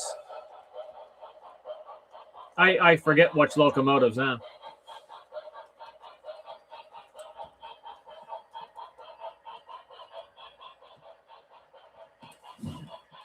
But I mean, there's no way I could. I mean, I could start pulling it apart, but I'll lose concentration with the stream if I do that, if I start pulling it apart.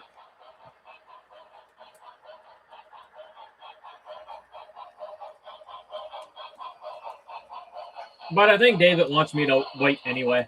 So me and him can do it together. So I'll let do that.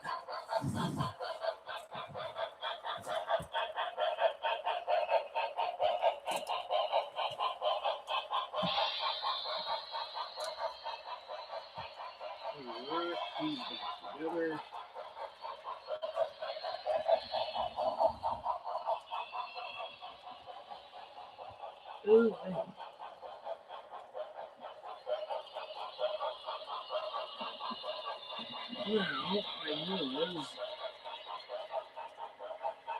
Now, I couldn't get the brake hatch to go back on this guy.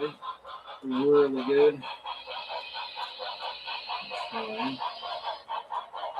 Have to try a little harder.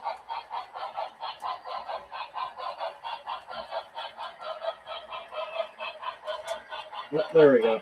Perfect. All right, he's back together.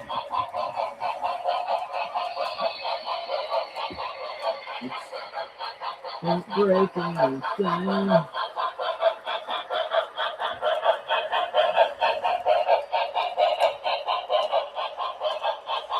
Okay.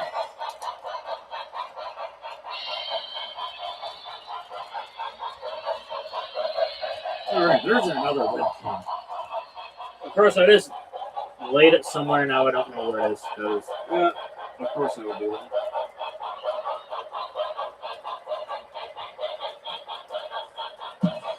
I'm gonna trip over things and break my neck.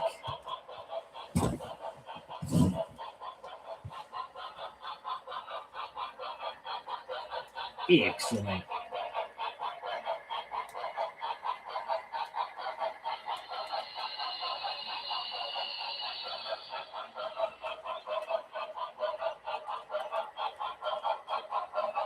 Wish list update. Oh gosh, dang.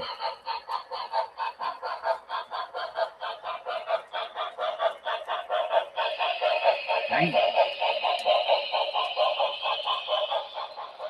Too much money. Oh hell no. Hell no. To the no.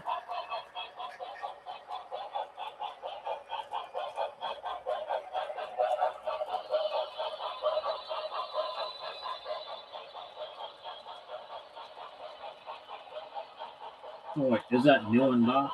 Nope, not black new. New.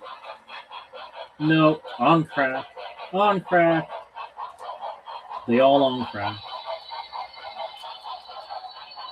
They on crack. They all cracking out with their prices.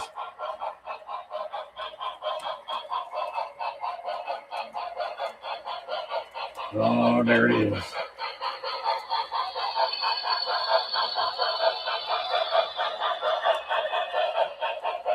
Alright, doesn't look like I'm missing anything.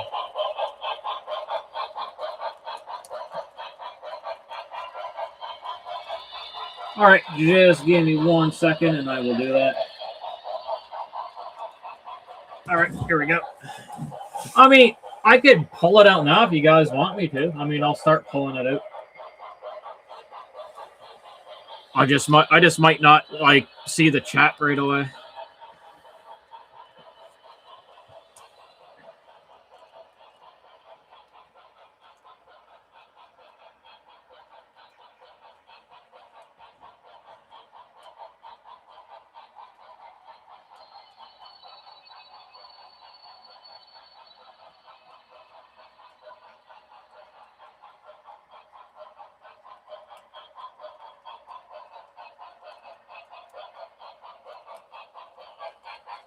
I'm trying to get some good angles here. Let me turn it around. Okay, we can get a better shot here. Maybe up in there. No, we're not going to see any. We're not going to see any poles. We're not going to see any strippers dancing off poles in there.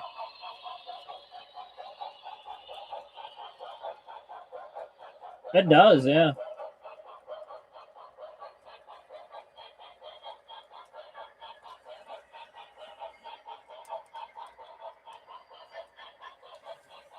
Well, probably could just be dirty commutator. Like the Boston, Maine.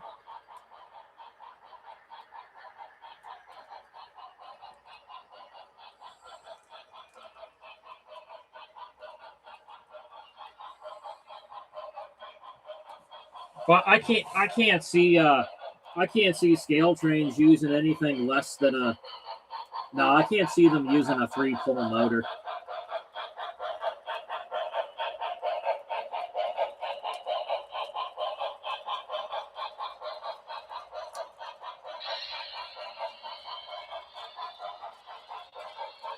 But it definitely looks relatively easy to access it. There's a screw for the fuel tank and a couple screws for the weight. And access to the motor is right there.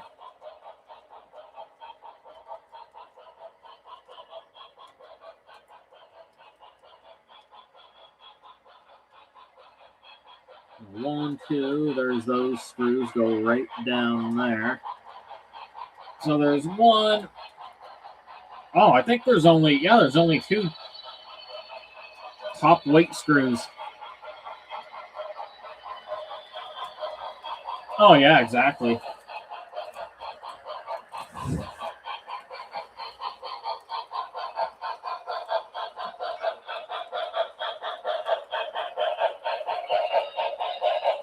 Like their locomotive definitely doesn't look like overly difficult to work on.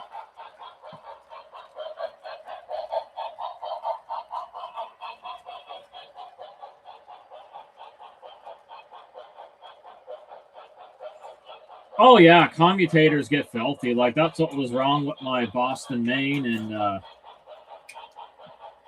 my Montana Rail Link and.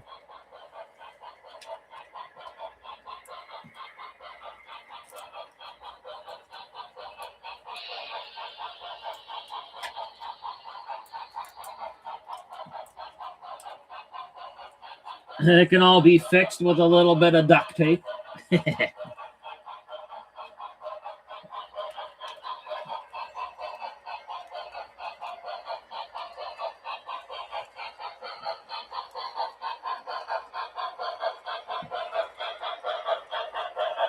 and some get more dirty than others.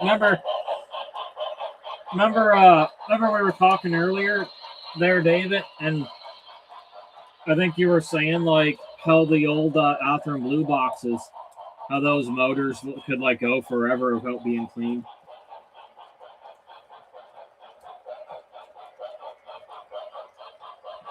And they were very simple to access.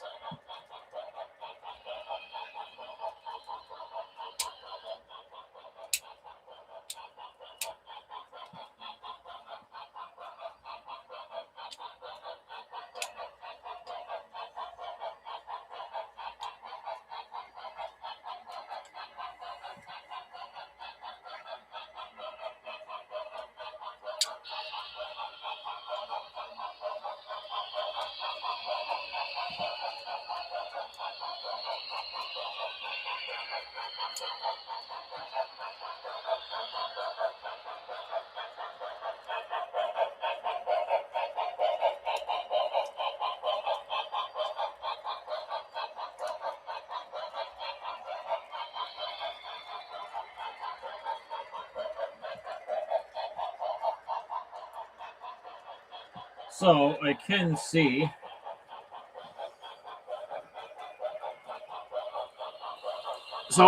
the tedious thing with the.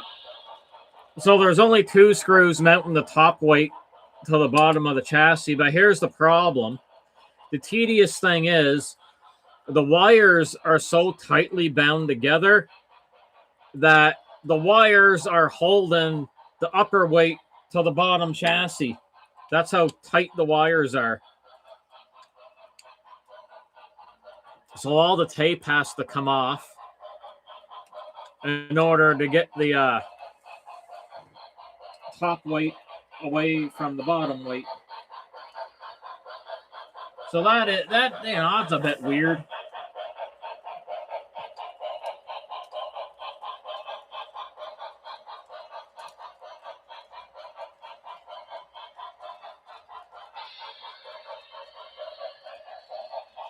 Yeah, they didn't think about that when they designed it. They're so tightly wound in there.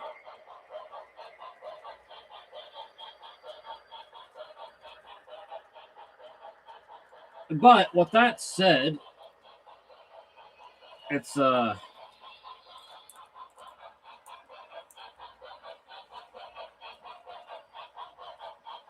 nothing's impossible.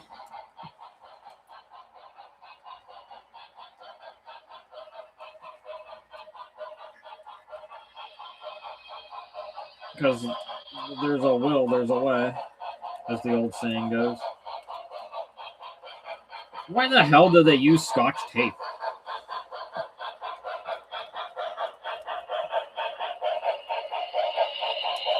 Like, wouldn't the electrical tape make more sense?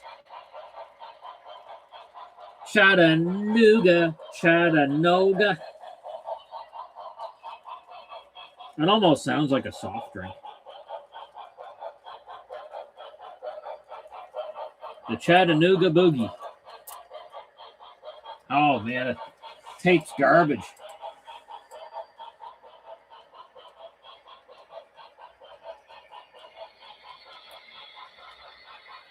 Scale Train's going to make $600 locomotives and use Scotch tape.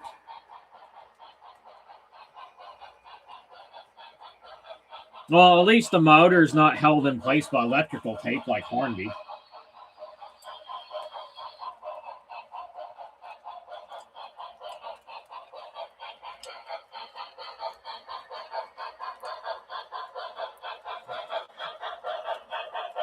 Yeah, it's so horrible, isn't it? Man, we'll never forget that when I took the Scotsman apart on the live stream. Friggin' electrical tape holding the friggin' motor in. And I had to, like, double down on the electrical tape.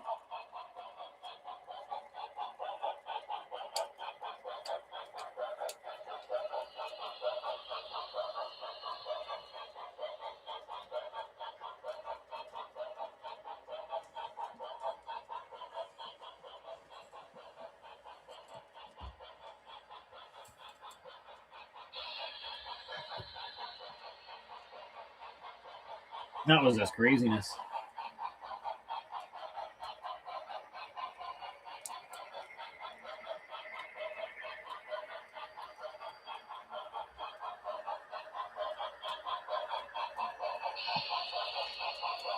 Oh, I didn't see his light go out that time. But I caught it then. All right, there we go. Off we go. All right, got that screw out. We're doing good. All right, let's get that laid out.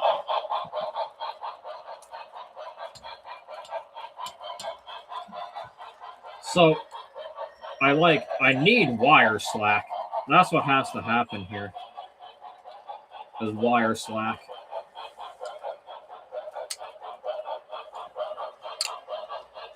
And I got to see if there is a hidden screw somewhere, which I don't think there is. All right, that little LED is that. Let's move this out of the. Oh, dang.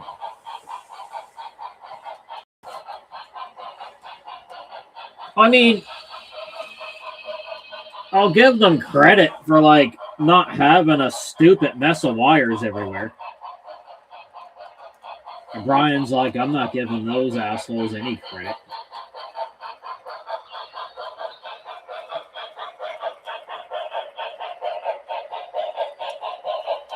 Oh my god, no, nothing's as bad as that mess. No, like MT, like Scale Trains did great wire management. It's just so the wires are so tight that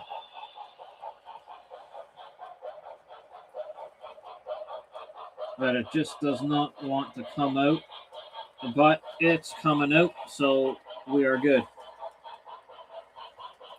It's out enough to get the motor out. I don't want to, like, pull too hard and, like, detach a bunch of things. But okay, I can work with that. That's good.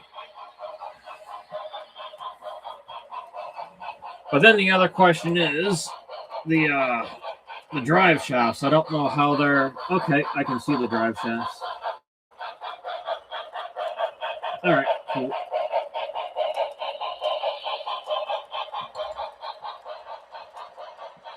Yeah, MTH is just a crazy mess. I don't know if their later runs were any better. Like, I don't think I took apart my MTH Jiva. Other than just cleaning the wheels, right? Which doesn't overly count for, you know, a complete teardown in my book.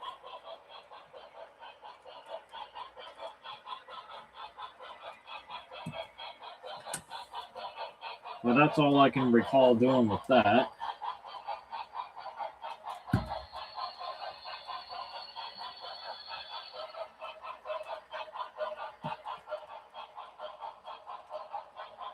Get that screw out. Come on, screw. Come out. Come out. Come out. Oh. Get the tweezers. Don't make me get the tweezers.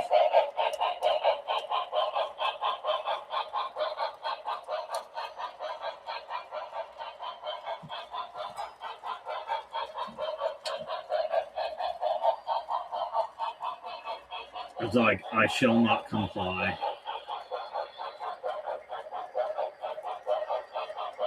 There we go.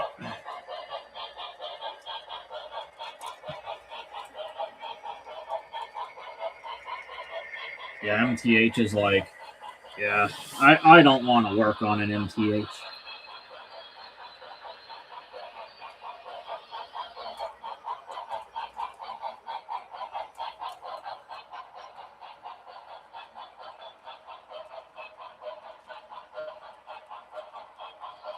Holy crap. That's friggin' pinched. They got the negative wire.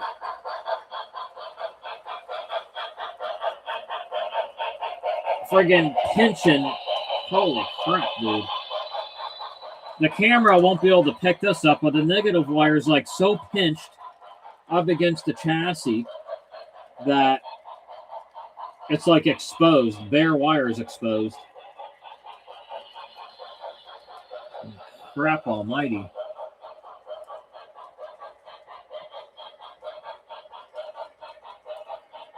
I mean, I can definitely see that causing a short.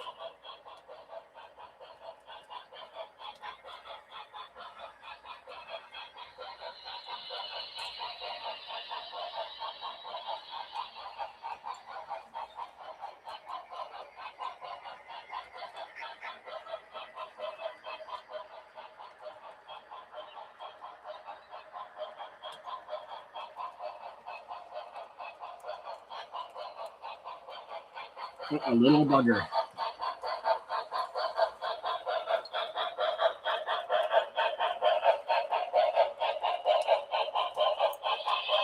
Almost got it out.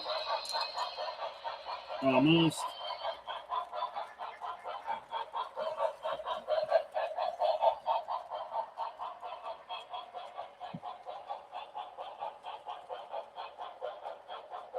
Well, no parts are flying at me like the Rapido.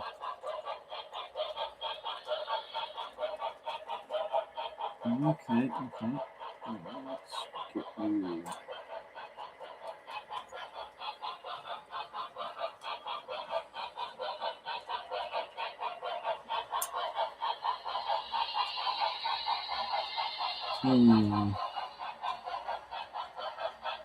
The motor feels a little tight.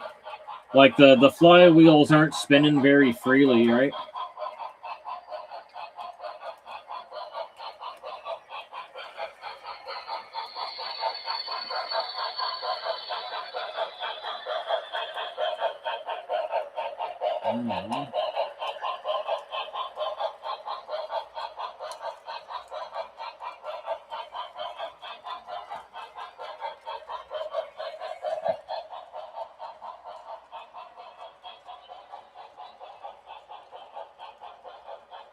Very interesting.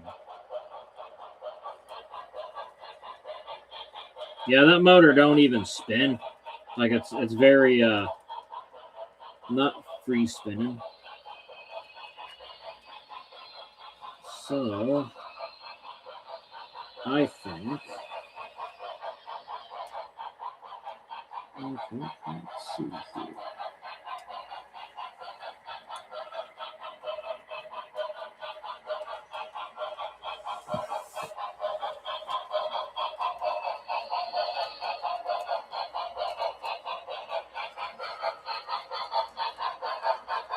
Well, I think if a motor wire was arcing, it'd cause a short, but this motor doesn't spin very free.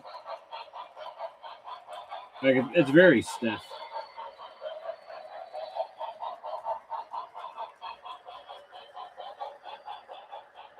Yeah, it's stiff.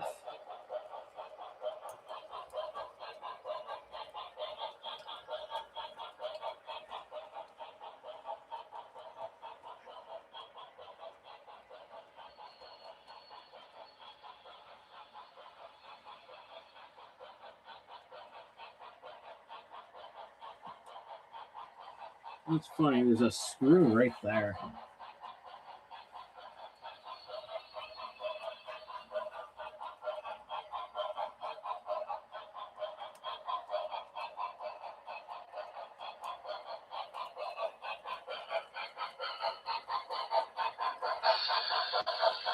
That is crazy.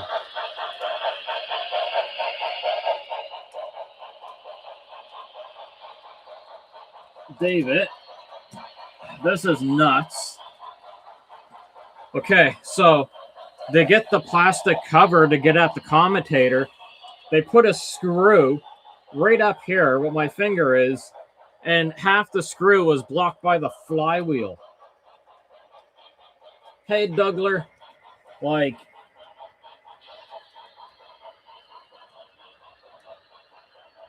the screw's right there. Camera light can't pick it up, and it's like half blocked by the flywheel. Like, what the heck? What kind of engineers cooked this up?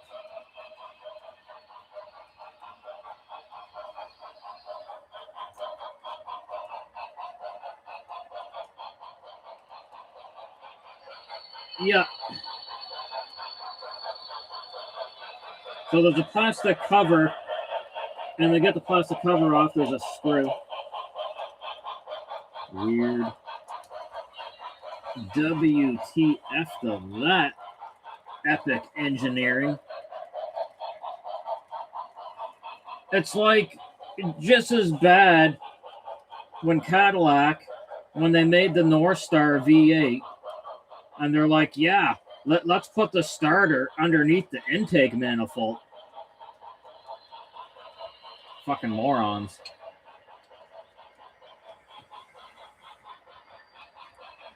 Friggin' engineering geniuses. Well, no, it's held in by a screw, so I can't pop it off. Oh, the scale trains BC Rail Gevo having motor issues.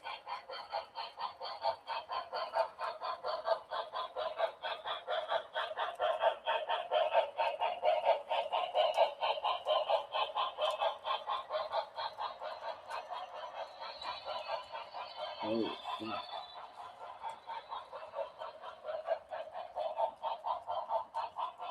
All right, let me pull this drive shaft out.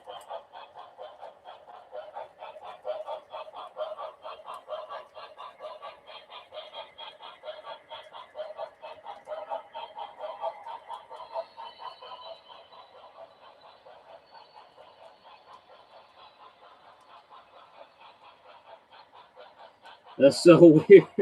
Like,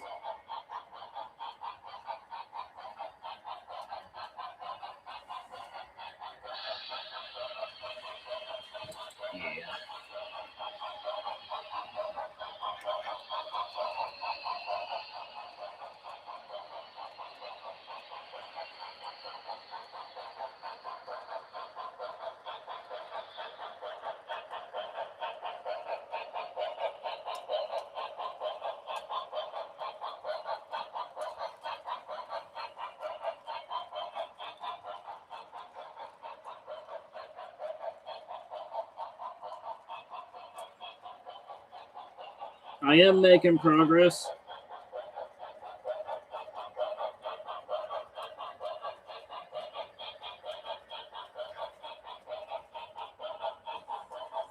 What a stupid screw. That is weird as hell. Alright, the screw is out. Oh man, David would have lawn darted this. Would have been gone.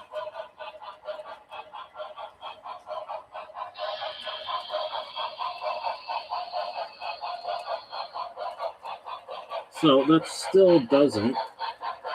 Holy crap, there's 2 screws.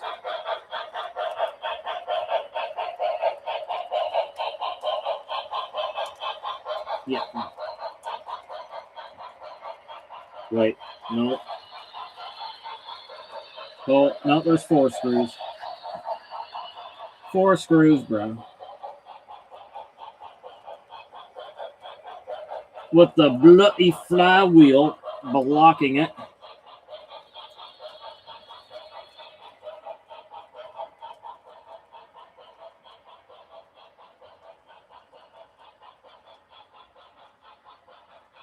They didn't want anyone working on these. Oh, flywheels are very difficult to peel off. You like gotta friggin' pry them off. It's crazy.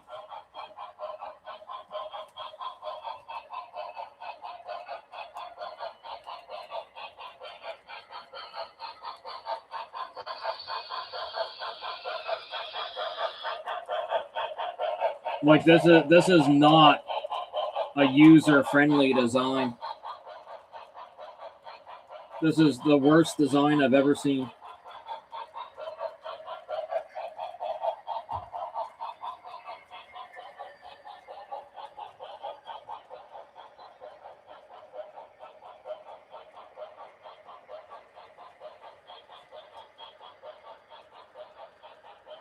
All right, so here's what's going on. So, okay.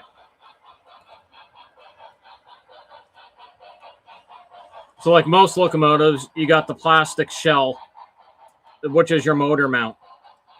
But scale trains went and held the motor mount and it was 4 screws, 2 on each side. Screw there, which are half blocked by the flywheel. And on this side, the 2 screws are fully blocked by the flywheel.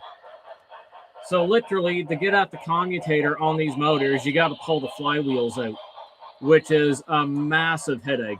I've only pulled flywheels off 1 motor, and I never want to do it again. So the screws to take the motor mount off are blocked by the flywheels on this side.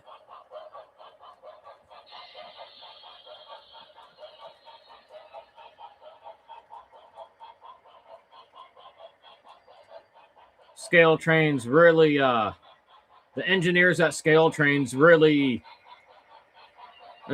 screwed us over for doing our own work. Yeah, pretty much, yeah. So basically, like, the only realistic way to, like,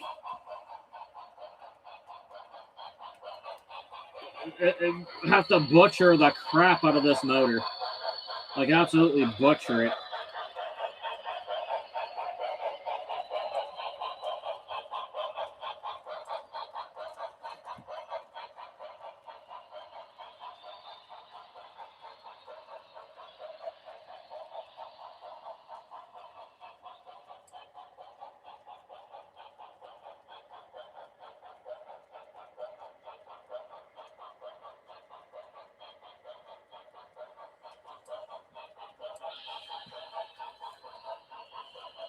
Oh, yeah. Silly.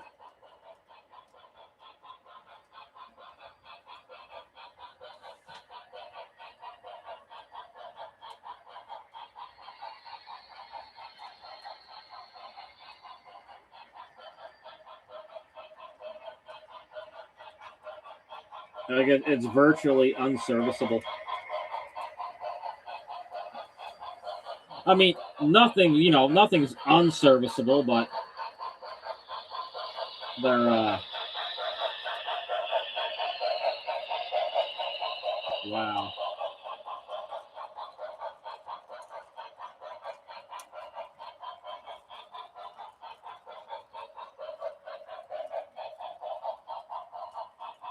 Why, Scale Trains? Why would you make a design like this?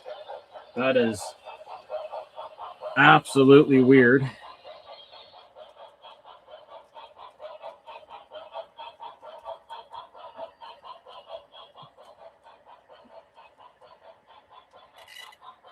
All right.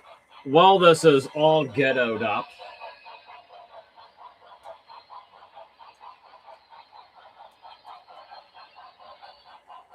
let me see if I can get any life out of this motor just freewheeling it. Where the hell did I put the decoder? There it be.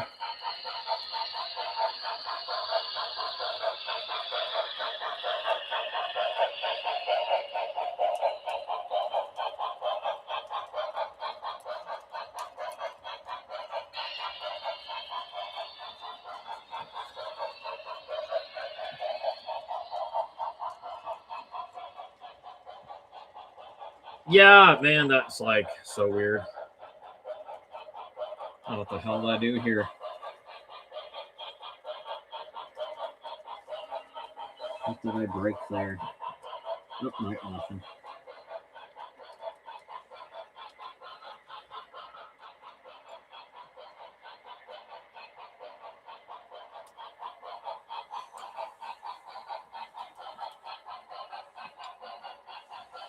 Okay, let me pop them on the track. All ghettoed up and crap. The motor hanging off him. Poor guy.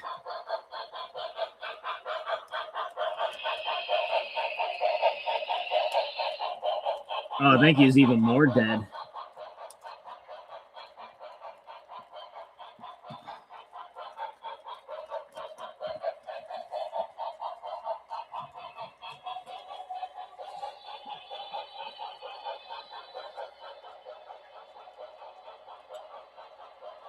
Oh, no, wrong one. Okay.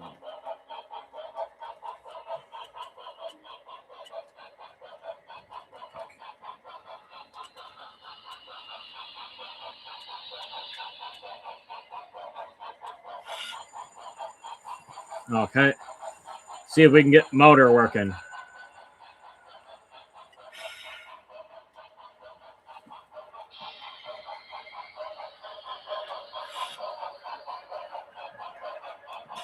And that motor won't even go.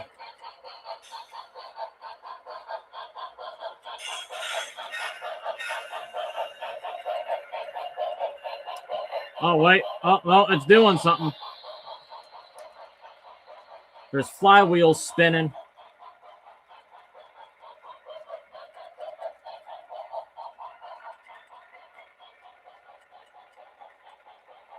But they won't spin any faster than that.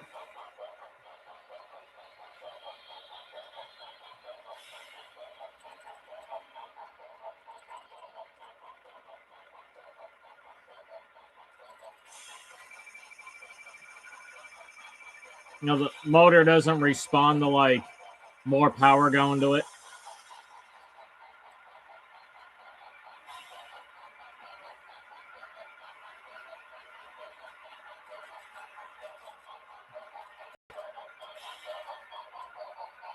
Guts hanging out the side.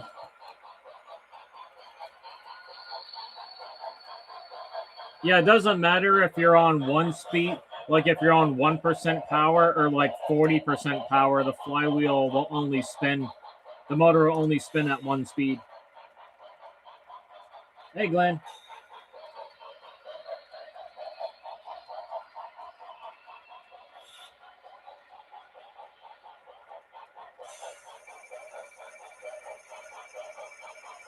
Oh, this here's if you're talking about my gamepad, It's I mean, it's like a Nintendo Switch. It's called the Asus LIX. It's basically a gamepad with bring up Windows 11.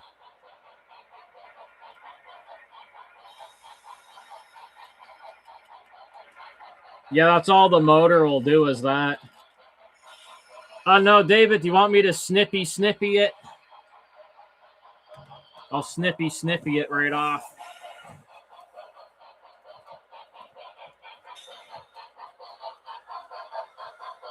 I can snippy the motor.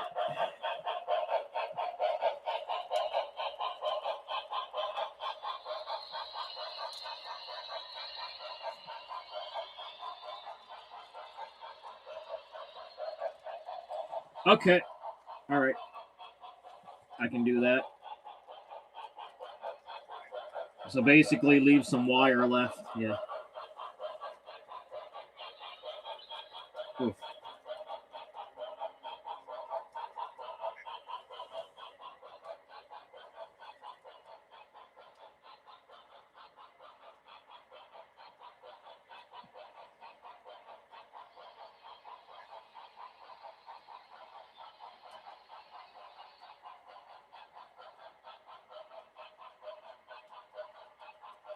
There is more wire available.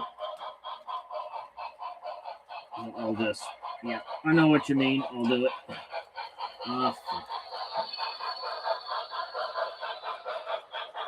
We all good? I gotta bring more of that gray wire out. Gray and yellow. At least they gave plenty of positive and negative wire.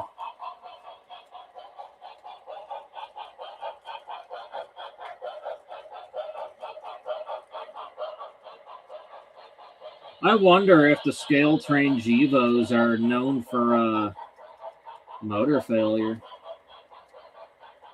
Very curious. Could be.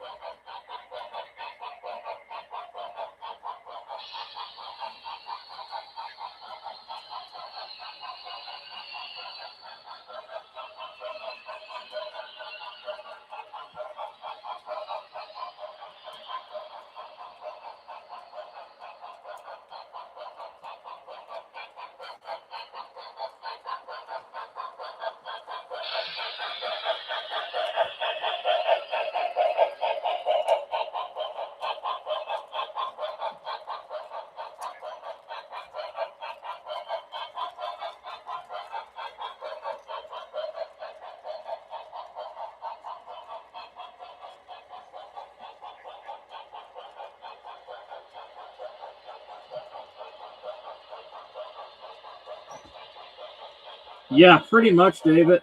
Yeah. Friggin'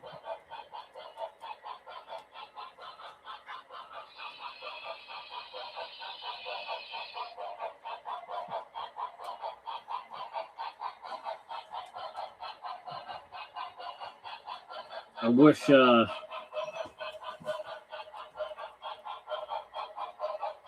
because of reliability, I wish a lot of them would just switch to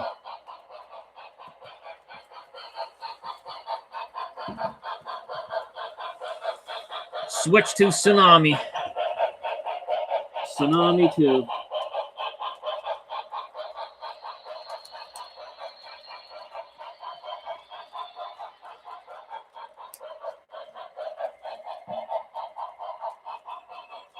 There. I hope that's enough to work with, David. That good? There's plenty left over on the locomotive.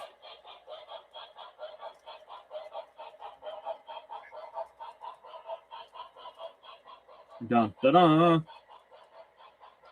Snippy.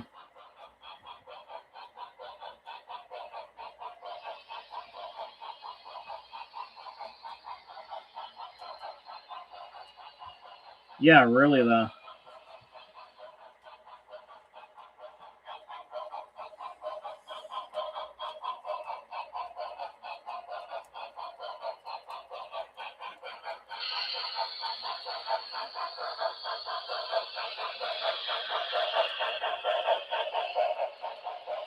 Oh man, they even use little ball joints.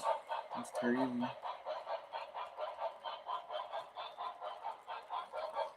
They use Scale Train uses tiny little universal joints. Little plastic universal joints that hold the drive shaft in.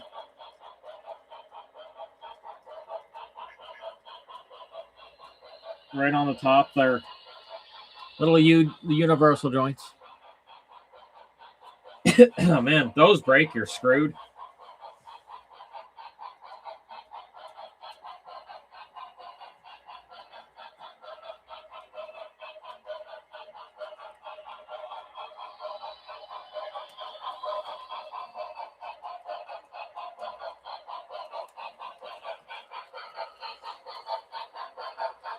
Well, you're welcome, Glenn. Thanks for stopping in, man.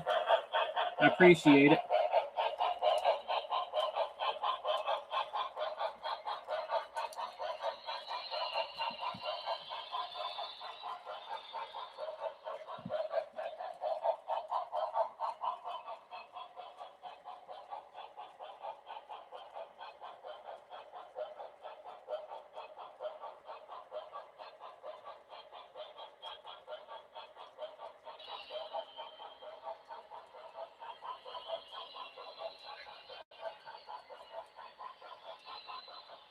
That's so weird.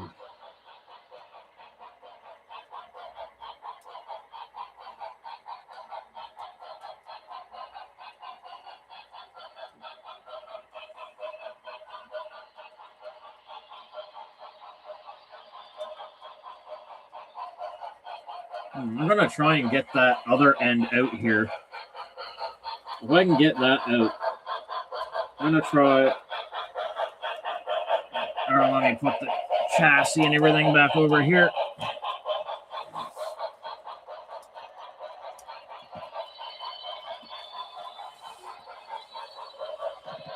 Oh, man. Yeah, lock sound, not my favorite thing in the world.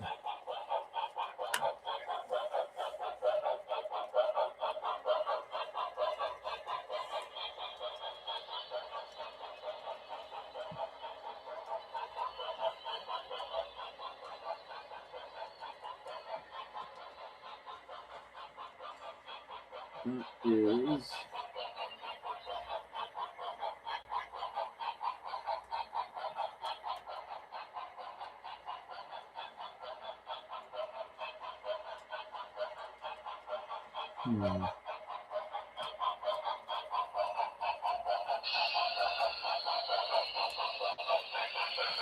No wonder.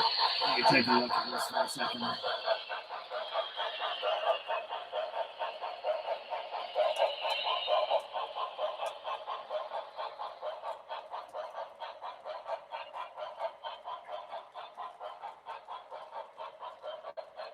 So weird.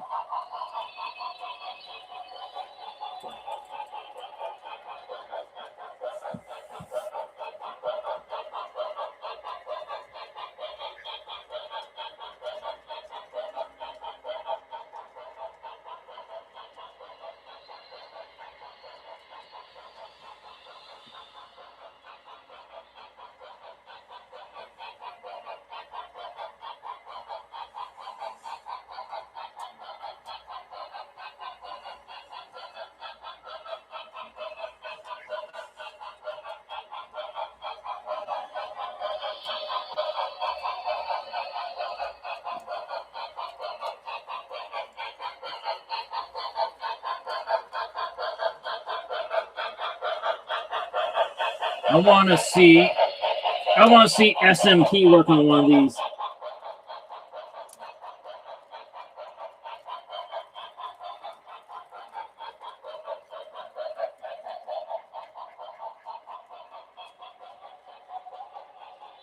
Oh, my poor Conrail. I forgot about him.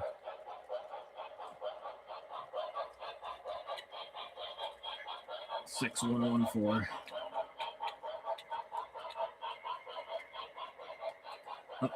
Oh shit! Nope. Nope.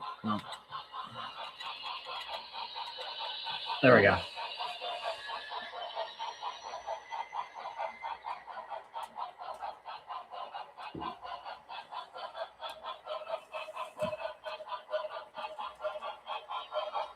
Oh, what did I miss?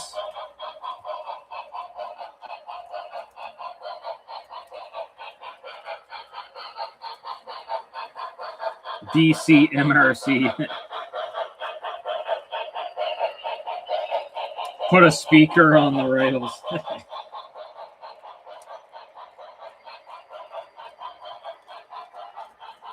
Might get some interesting sounds.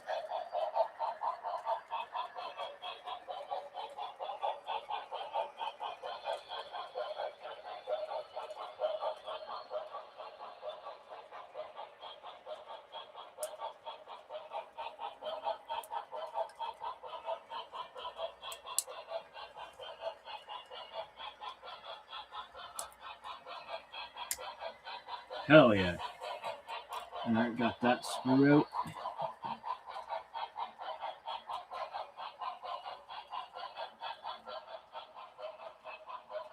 Okay, let's see.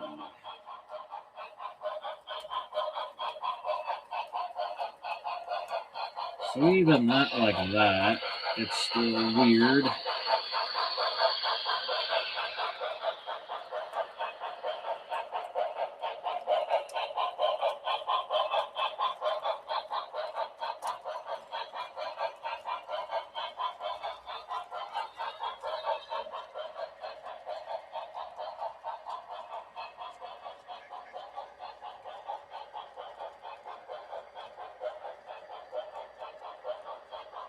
For no reason.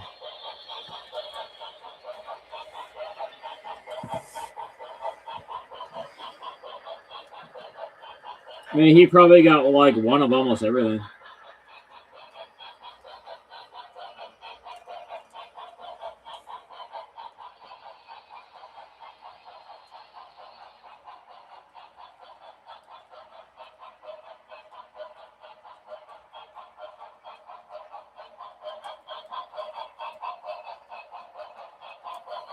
He got all the things.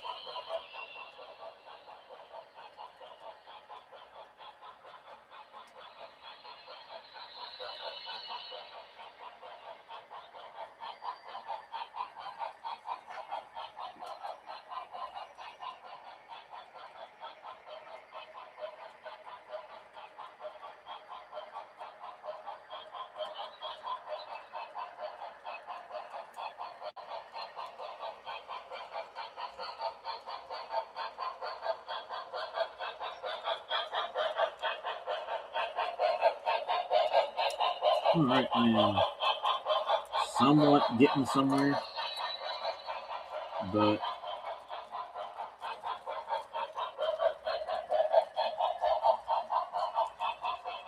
okay, there we go.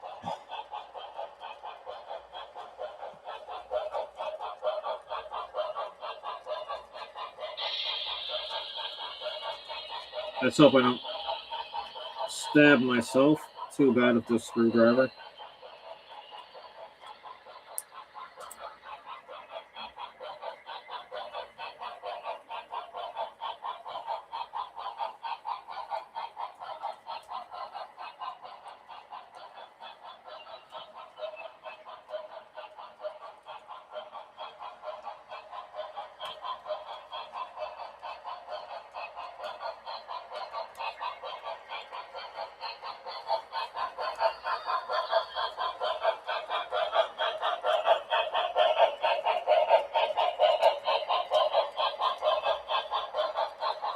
Something's coming apart one way or another.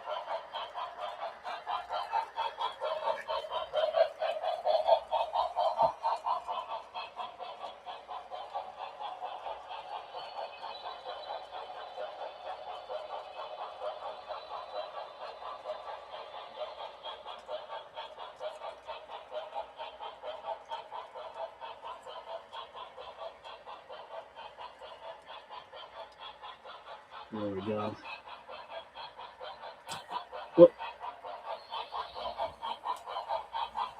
Almost stabbed myself in the leg. Death by screwdriver.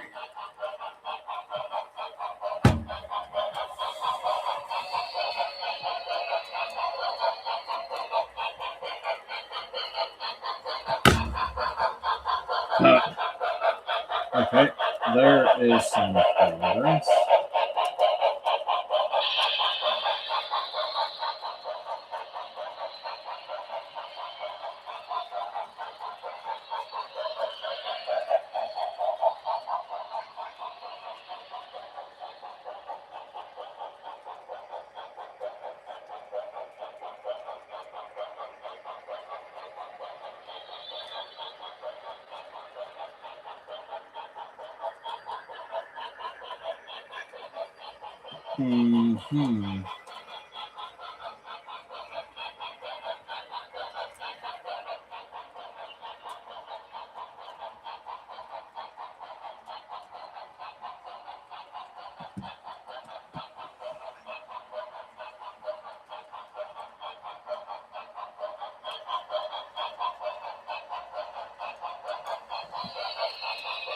This is funny. This is so funny.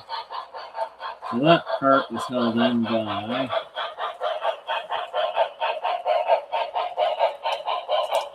ow. Stabbed my thumb.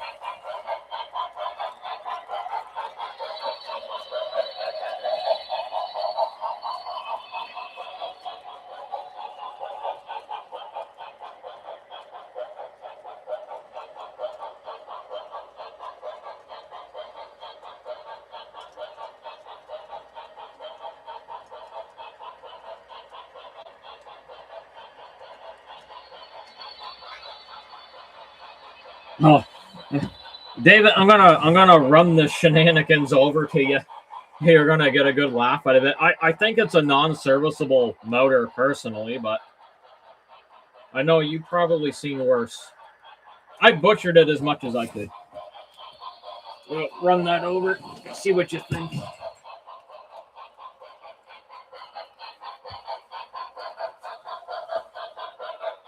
I know you're probably going to bed soon, but at least you'll still see it in person.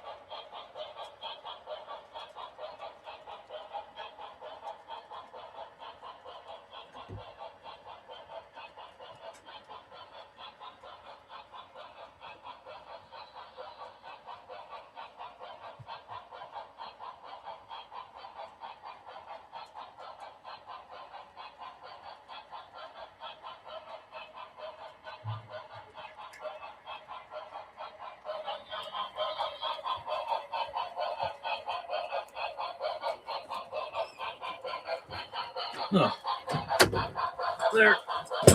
They're back from that adventure. Oh, damn. So, yeah, the scale change uses the same motors as P2K. Ain't that interesting?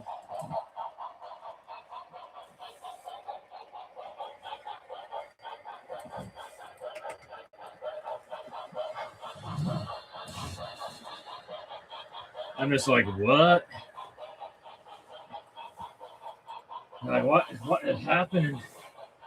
Same thing. And they are not very serviceable. Not service friendly like Atherin.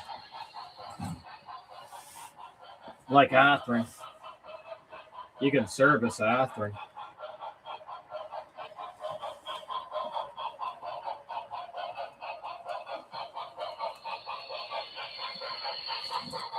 Like, who designs a motor where you can't even like clean the commutator without butchering everything? I didn't even know P2K motors are built that horrible. That was a crap design.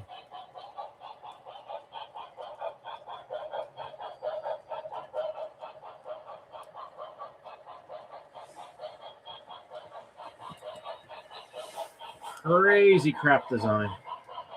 Oh well.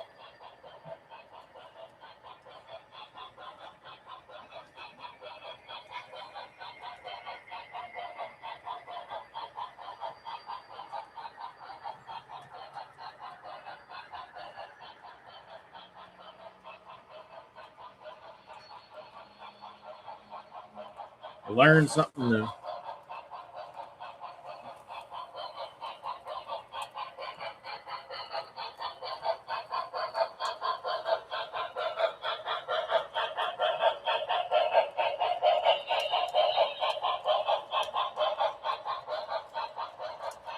Nothing interesting there.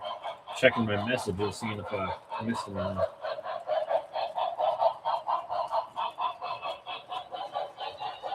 Oh yeah.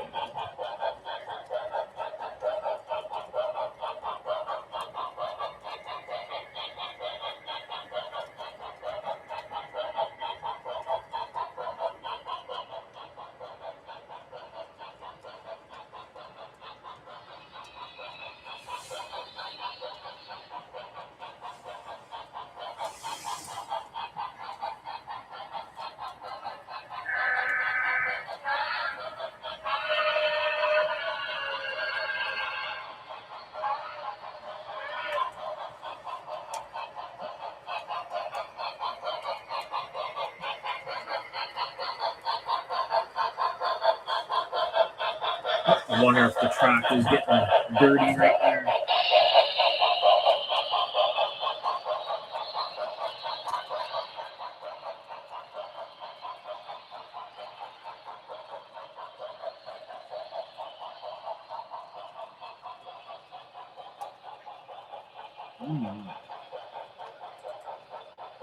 Always that spot. Never fails.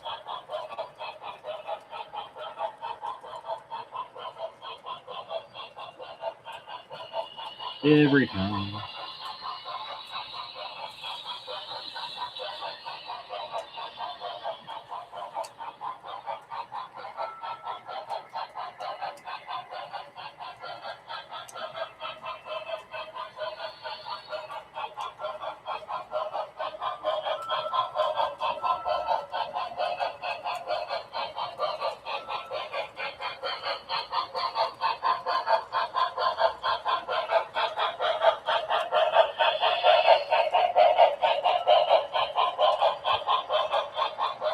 All right, let's do this.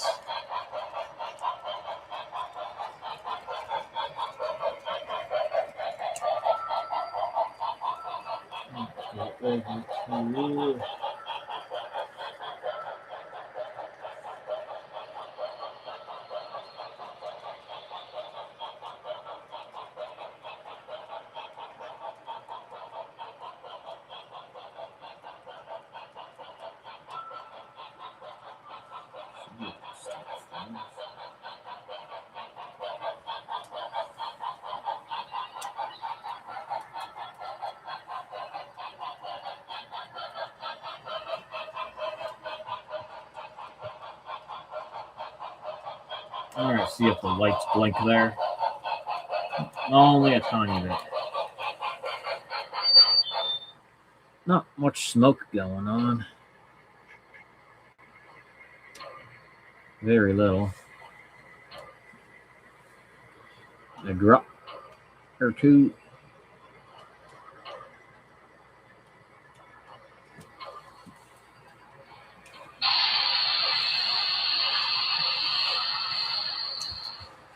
There's a little bit.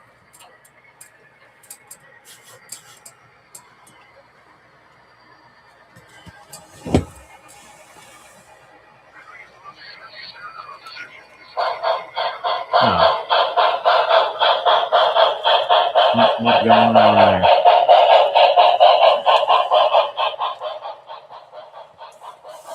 Oh, he's just hiding in the drawer.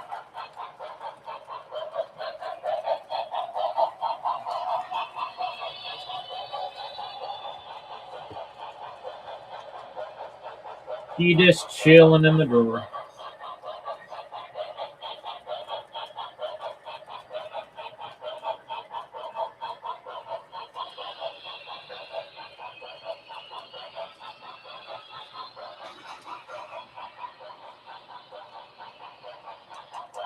I was thinking of running them there tomorrow evening. I'll put the BNSF units back on.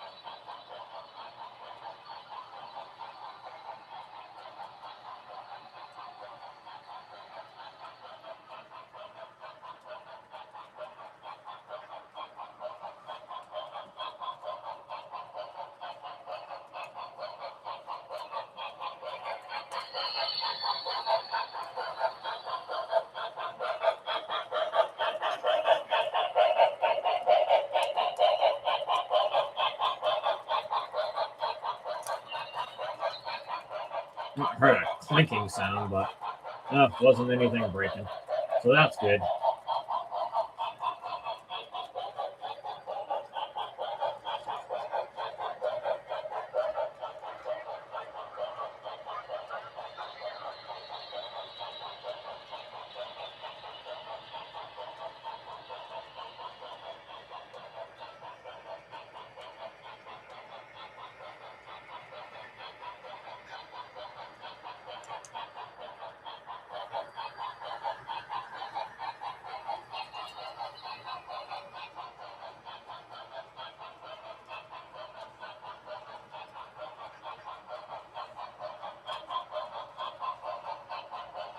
Playing around a World of Warships too, but I'm paying attention to the chat as well. Looking back. Ooh, I gotta go take out this guy. Actually, I might want to get a shot on that battleship. He's just gonna straighten out a little bit. Oh, nice shot there. Beautiful.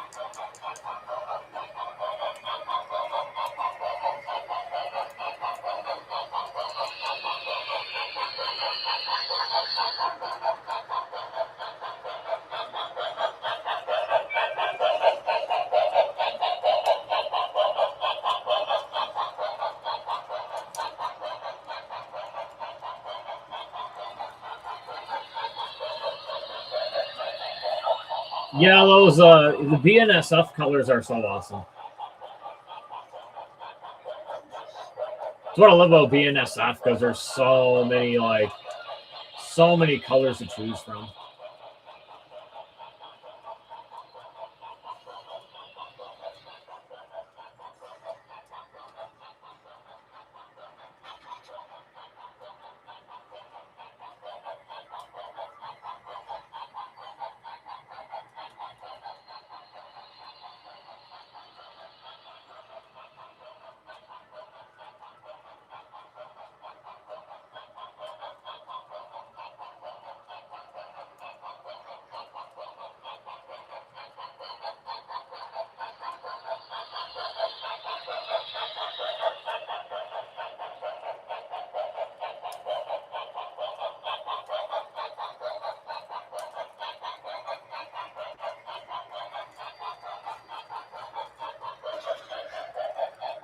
Ooh, deleted. Oh, beautiful. That guy got hit hard.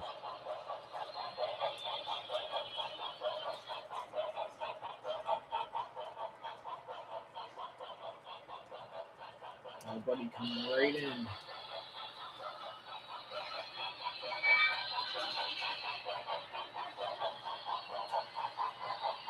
All right, what's going on?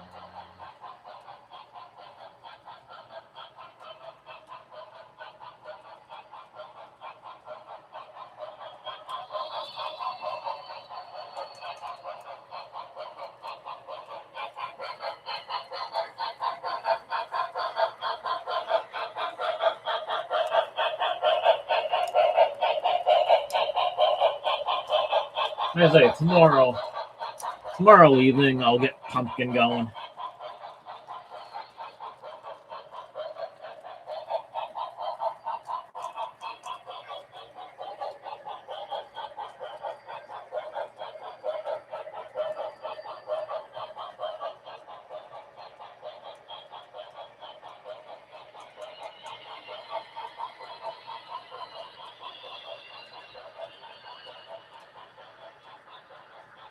He must be your favorite, eh, Josh? Pumpkin? One of your favorite that I got?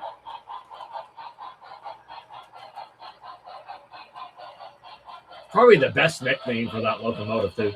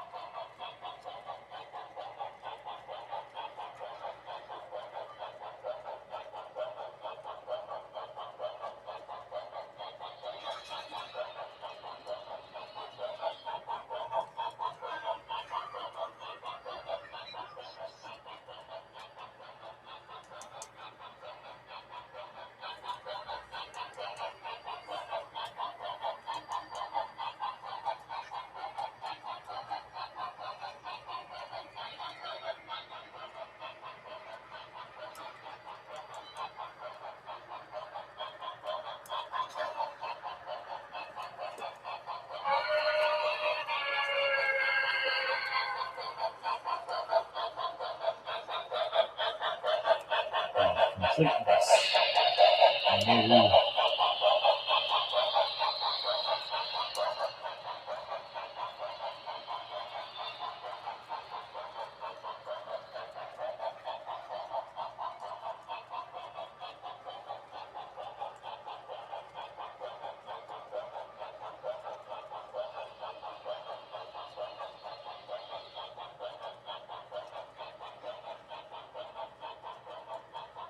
Oh, that heck is over there.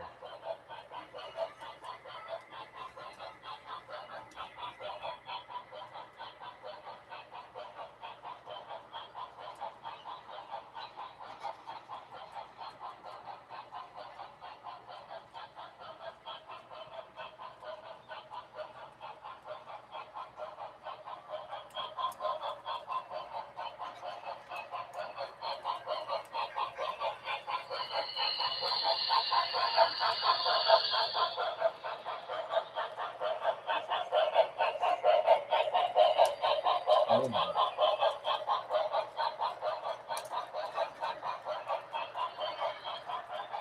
Oh, deleted.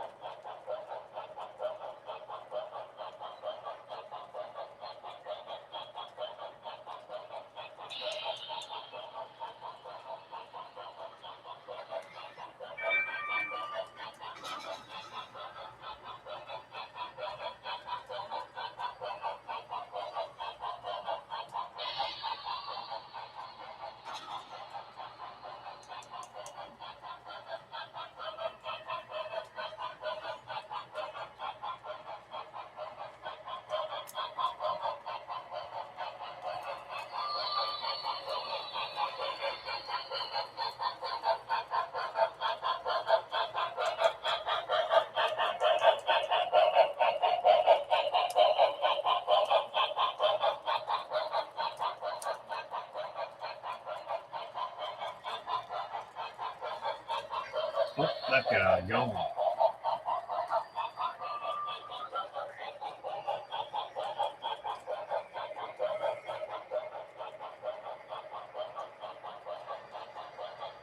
Yeah, the orange is pretty cool.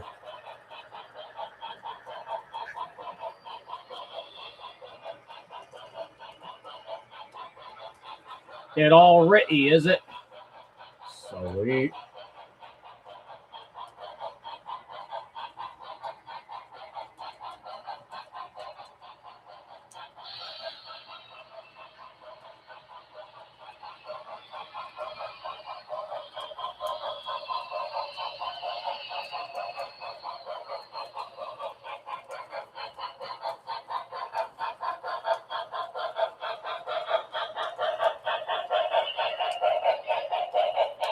Dailies are done. I'll pop over there in a second. Grabbing a few things from the store here on World of Warships.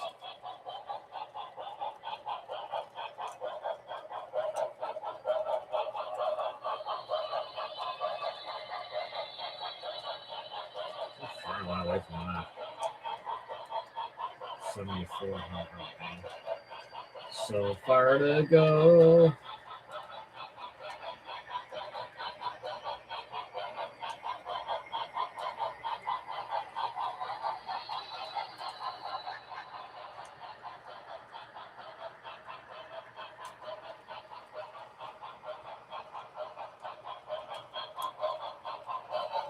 Oh man, we're gonna scale trains.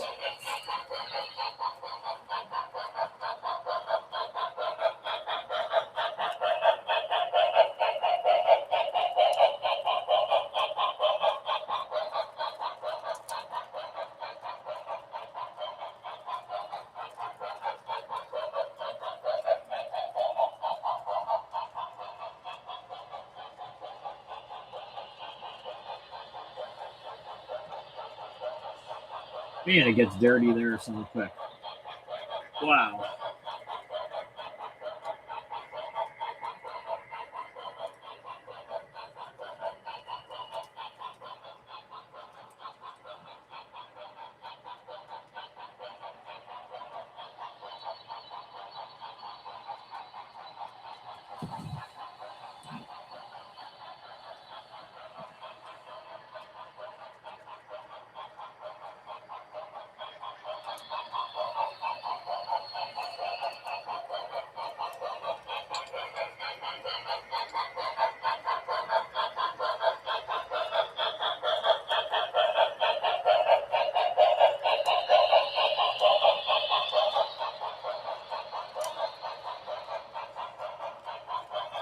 Hey, David, I might have to. I'll probably have to bring the chassis over because those two little wires there got to be soldered back on.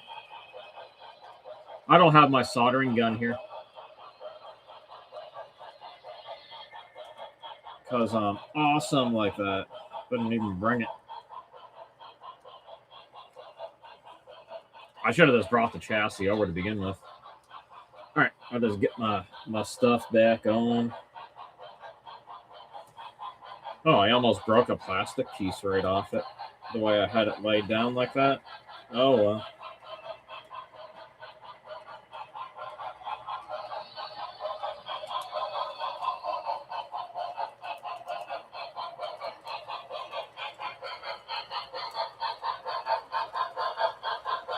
Yeah, no.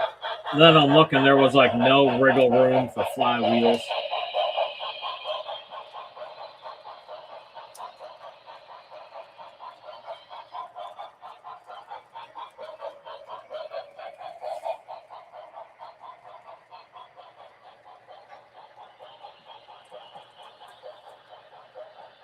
There's a bloody drive shaft.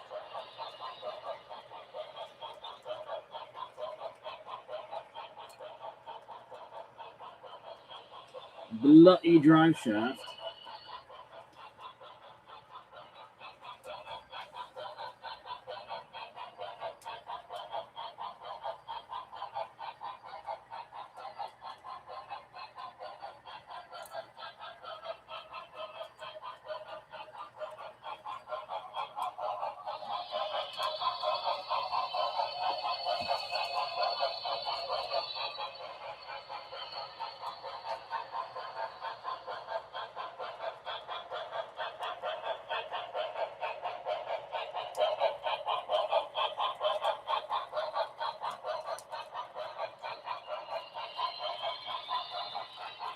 Fragile little drive shafts.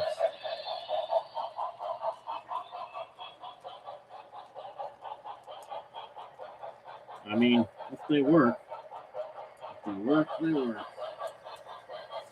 Alright, I better get my socks back on.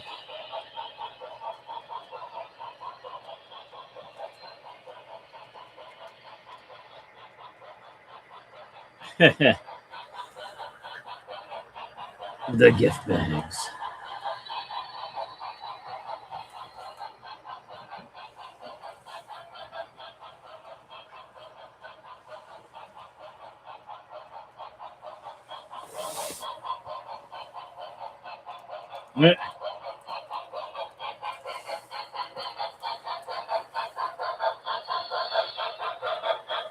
Kind of like some STDs. I'm glad I don't have any. The gift that keeps on giving. Chlamydia. What?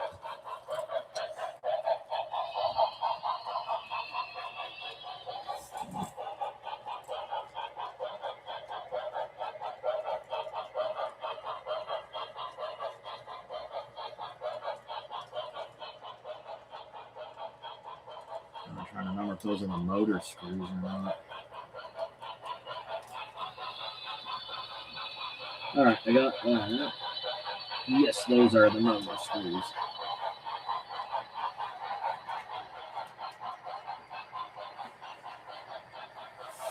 Okay. Alright, I'll run back over.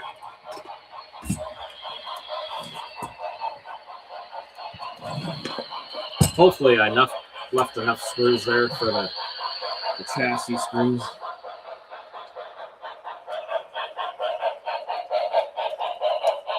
Should be more than enough.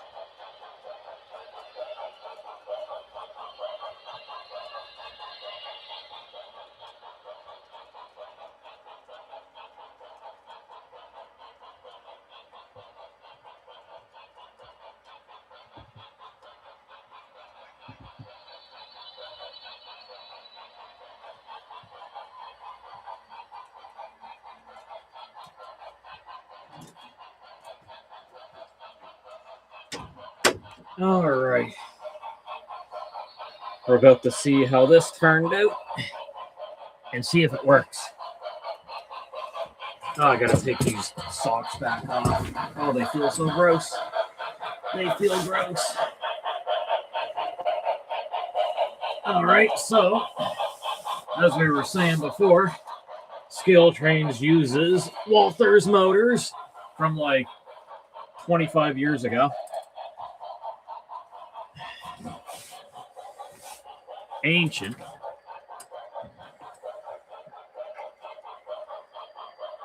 I can definitely see where Scale Trains is cheaping out on stuff.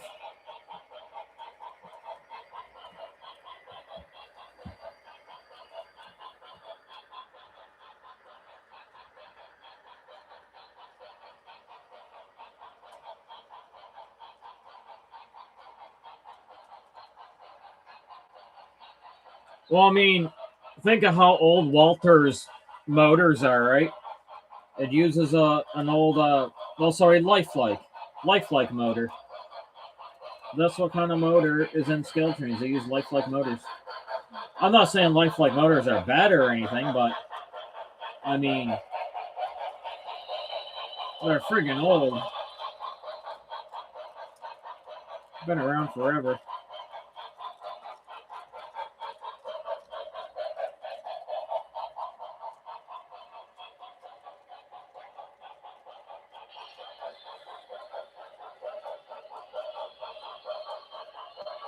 Like, I mean, don't want to pay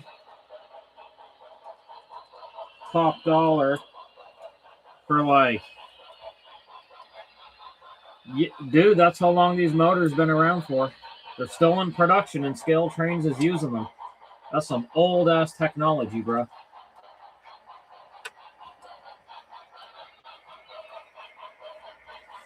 Yeah, it's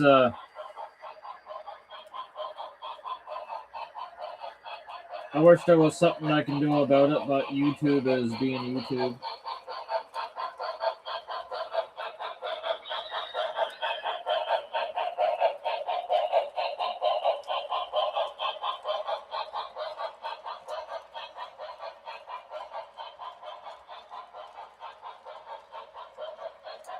Yeah, because David took one of the motors out of his Proto 1000 C liner.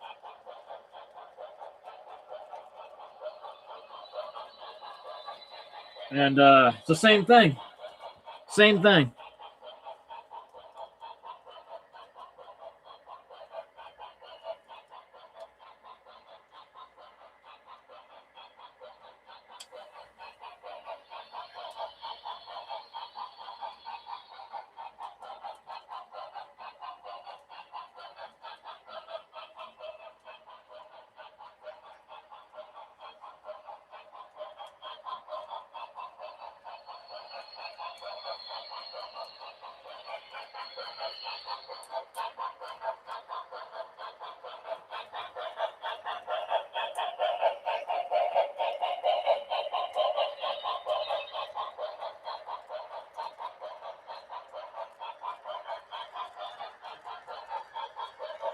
All right, we'll wait till Conrail goes by and we'll see what happens. Hope for the best.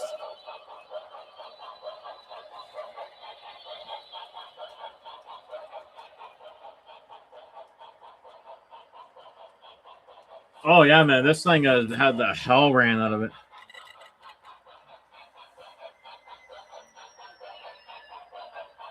Okay.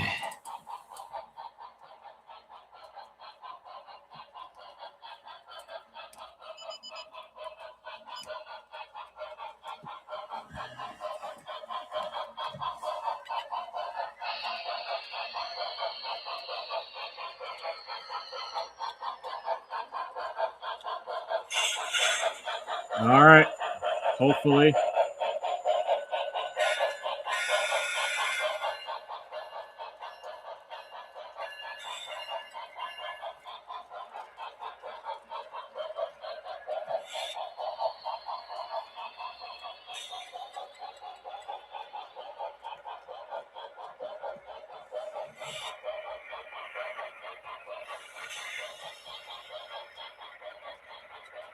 We got movement. I needed a little nudge, but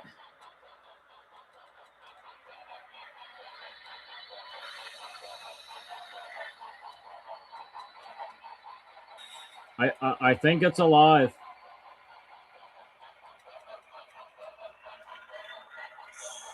Oh yeah. Hell yeah. To the yeah. It just needed a little nudge at first, so let's hope it doesn't suffer from lack of torque or anything.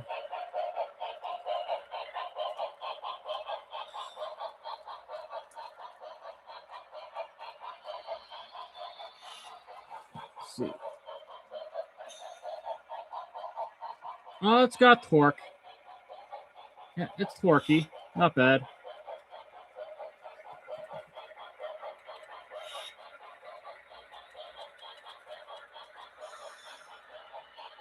Gonna put it in reverse. Put it up to speed step. Well, sorry, 15% there. It will be probably. It'll be fast enough.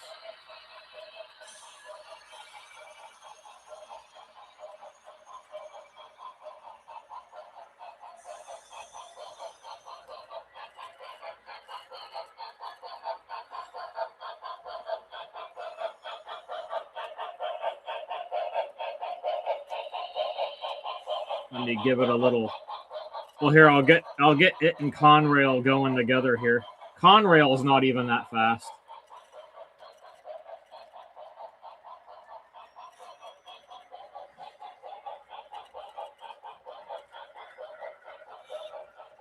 Let me get it going.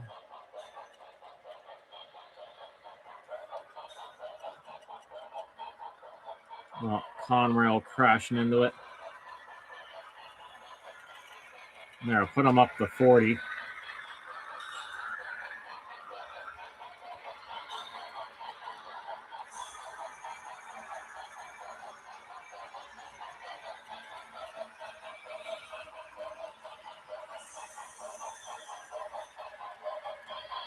Yeehaw.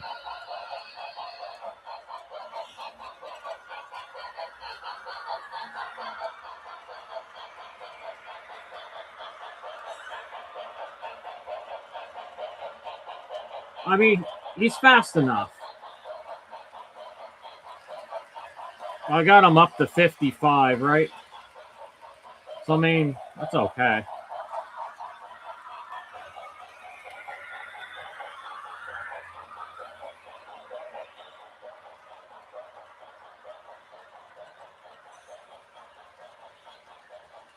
I'd say this is a win. It's a win. I'll get them back together. Hell yeah.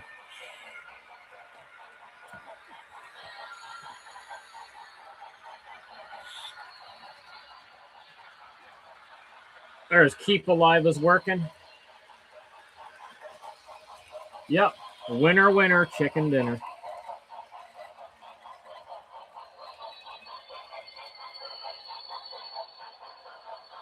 All right, now the process of making sure the wire management is back the way it was. Fun part.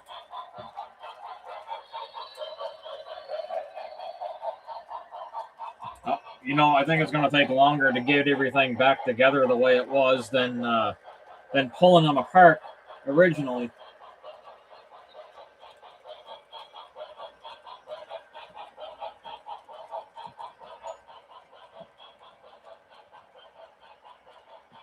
We got a winner. All right, first thing I want to make sure is I got no pinched wires. No pinched wires. We're good there. I can put the. I'm just trying to remember what is what. Oh, all these screws are pretty much the same. All right, gotta put those chassis screws back in there. I appreciate all the help, David.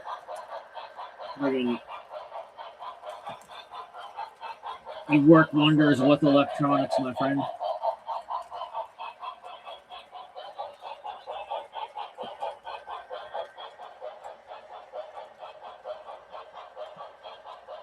And nothing got lawn darted.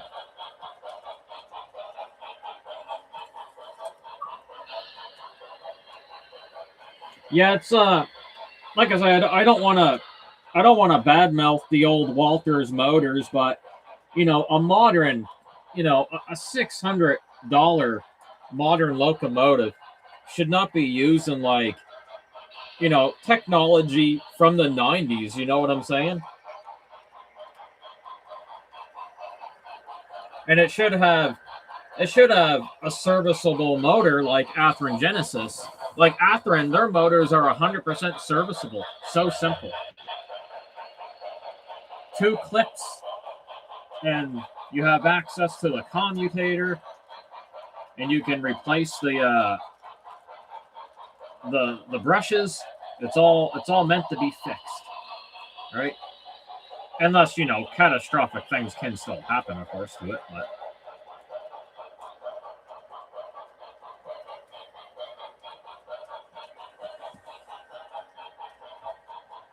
Oh man, yeah, hands down, 100%. Their motors are absolutely. Not only are they huge, I mean, you service the bloody things, and we're not talking about like old Athearns. Like we're not talking about blue box Athearn motors, which are good too. Like the modern motors, like they're absolute beast. And it's really hard to put it in perspective unless you get a Genesis. Get an Athearn Genesis and like take it apart and see how user friendly that thing is.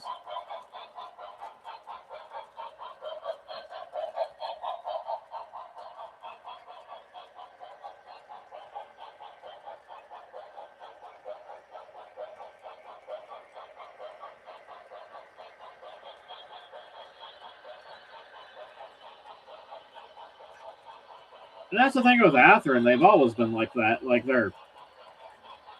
they build their locomotives for hobbyists, for modelers. And it's getting that LED where it's supposed to be. There, that's back in its slot.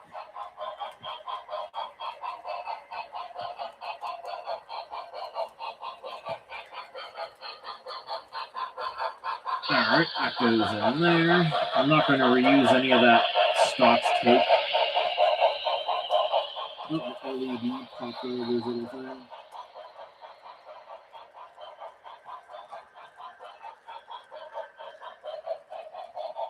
I don't want to break the little LED. He just kind of sits there.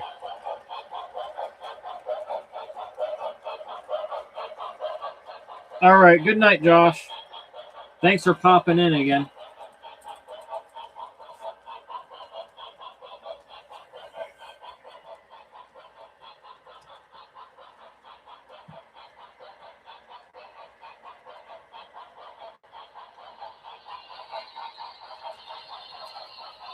Give Goose a little more power.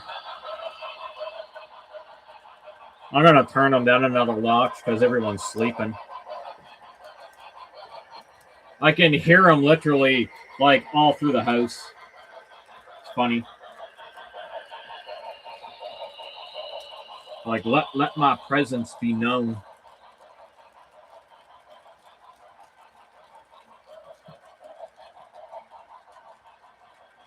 Turn them down quite a bit.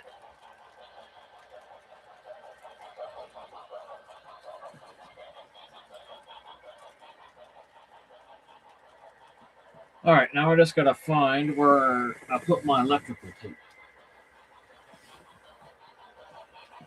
Oh, there it is. It's nice and close. Fucking gotta prevent. It's so hard to prevent the sides of the roll of electrical tape from getting hair on it.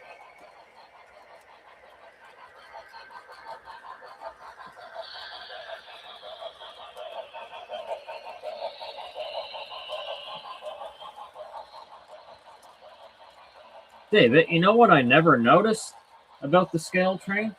Oh, I see them. I wasn't sure where they put the Sugar Cube speakers, but it's underneath the top weight. I didn't even bother looking because I wasn't even thinking about the speakers. But that's where they're hiding. Now I know.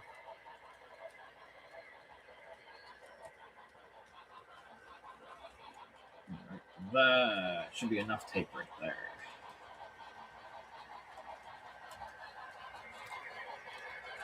Yeah, me either. Like, I wasn't even thinking about like the speakers. Oh no, they're hiding underneath the top part of the chassis. The top weight, just chilling there. Feel like you never find me.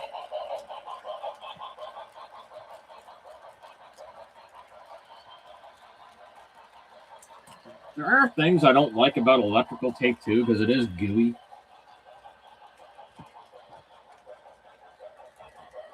All those pros and cons about everything.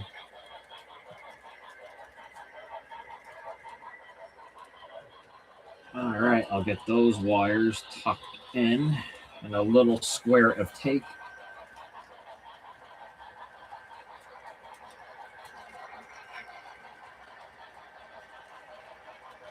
Oh, just a little bead of tape goes on there. Not even much. Otherwise, I'm going to cover up that screw hole, and I don't want to do that. In case I got to take it apart again. I do it in such a way where I can access the screws without having to remove tape.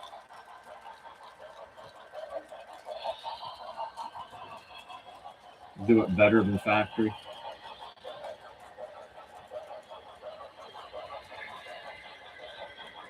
There, that's good. Now I'll get at the wires that I soldered. And then I'll just have to tuck them up into the side there.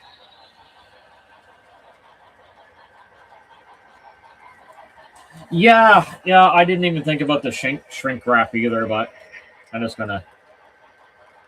Fuck, I probably have some here. But it's all good.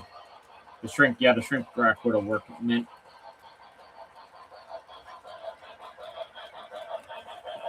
Fuck, man, the sides of my electrical tape got so hairy.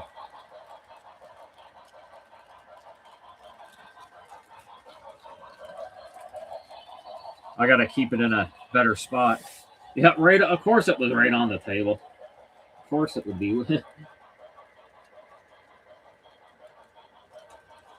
All right, I'll get that wire in there.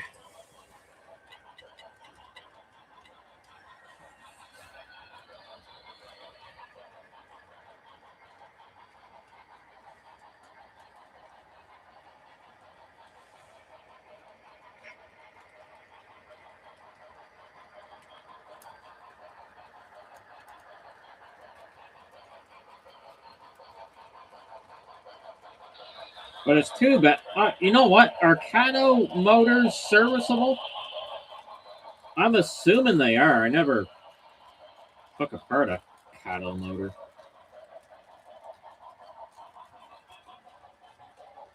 I mean, built in Japan, so I assume like they did an epic job on it.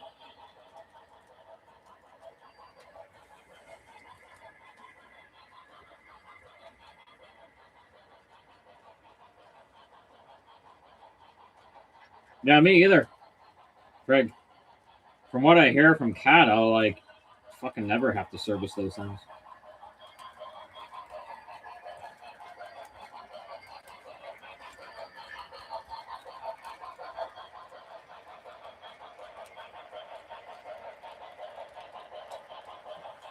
Man, that is like the worst electrical tape wiring job I ever did. It's just really hard to get around it.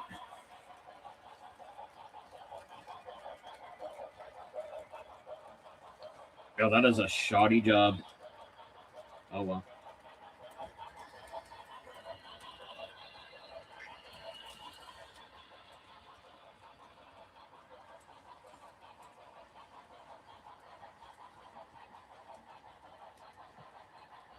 David just pulled them apart. It probably depends on what year run, right?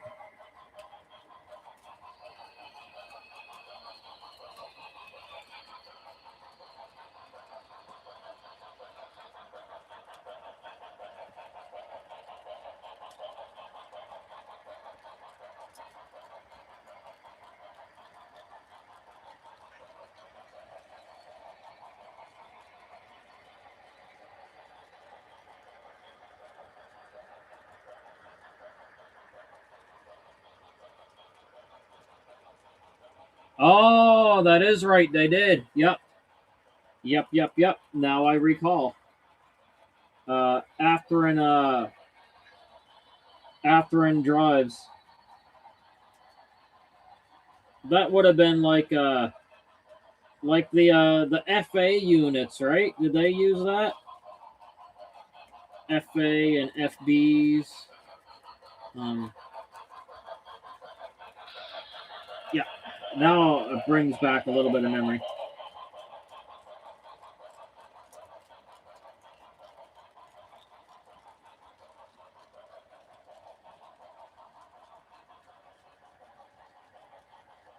All right, that is together good enough. Oh, yeah, if I can tuck the other one. Now the other one's a little more tight, but it's a little tighter. But it'll be fine once I get everything back in there. Like I say, the time-consuming part is just getting the wires back where they were because I don't want to half-fast it. I just want to do it right.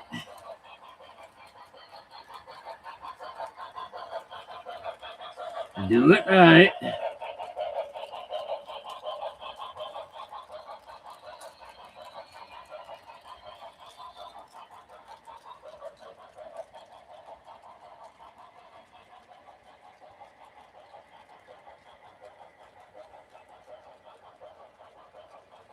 Some of them are gonna.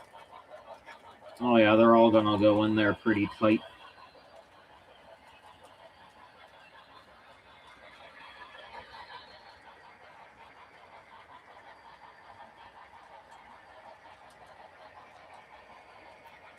You are gonna go down there. It's a matter of like kind of smooshing them all together. They got their little grooves they go in. Fuck, I need to put a hair elastic in.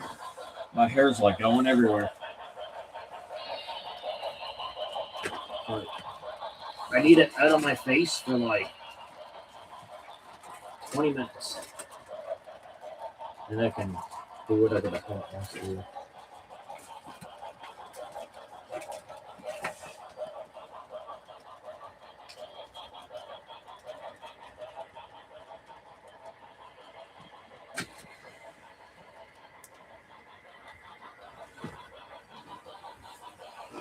Well, you can literally count the poles, and then when you take them apart,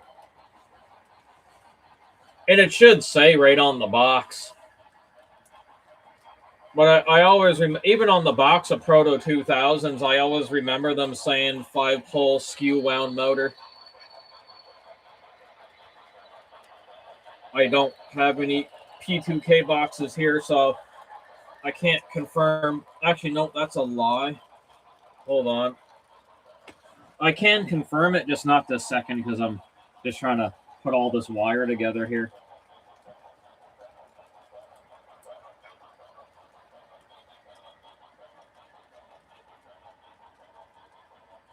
But I'm pretty sure they will advertise that on the box. 5-pole skew wound motor, almost word for word, verbatim.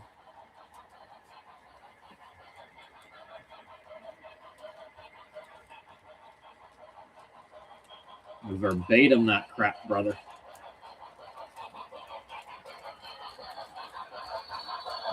Like the Bible. Yeah, they lie. They lie. They lie just like our liberal government in Canada. Oh, yes, I gotta try and keep my channel out of politics. Or my channel could get banned.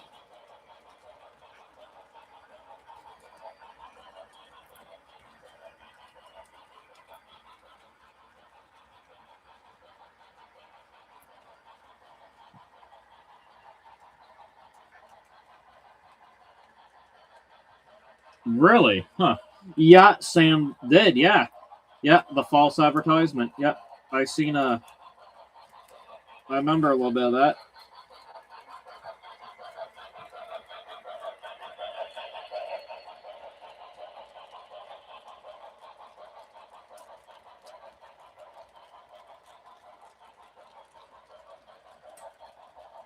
All right, little.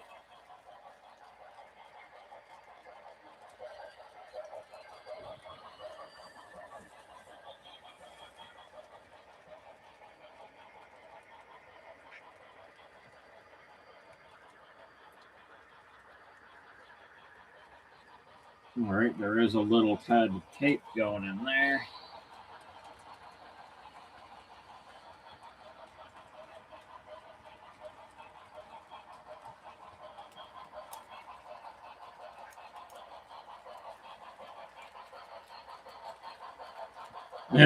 Yeah. Thou shalt not.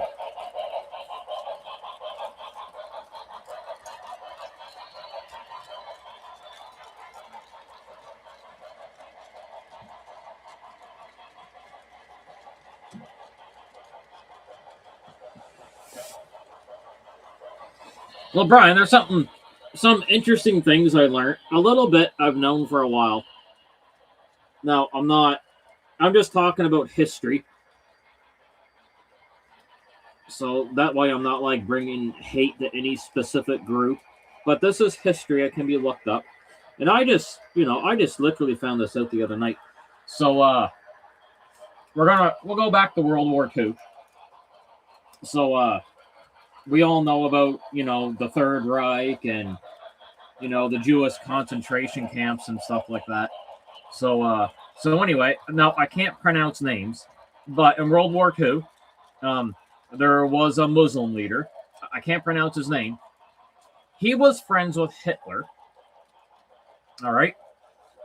So during the events of the concentration camps, his Muslim friend, whose name I can't pronounce, he said to Adolf Hitler that he asked them if could we do concentration camps in the Middle East. Now, as far as I know, never came to fruition. But when the war trials were happening after the Second World War, this Muslim leader, he was supposed to go on trial. He got away back to the Middle East. Now I'm giving a very short version of this, and so he met a younger guy, and then he started training him and everything, and then they ended up forming what is now modern day Hamas. Just some history for thought. Like I knew Hitler had a buddy that wanted to do more concentration camps to kill more of the Jewish people, but I just didn't look into more of it until over the weekend. Me and Lauren were just like, holy crap.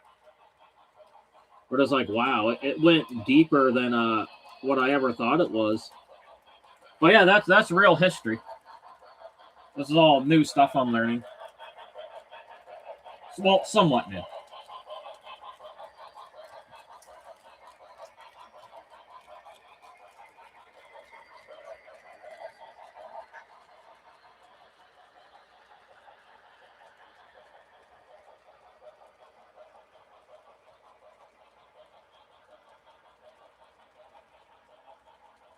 Yeah, Frig, that don't surprise me.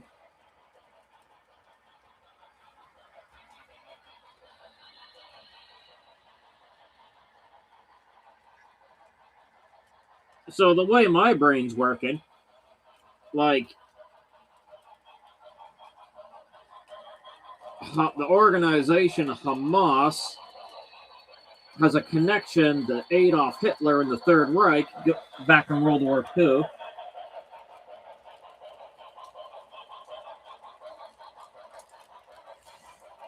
Damn. And do you think this is taught in schools? Nope. Nope.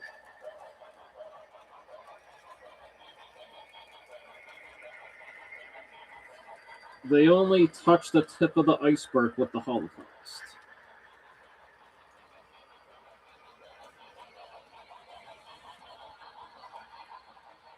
Yeah. Oh, of course it does. Of course, 100%.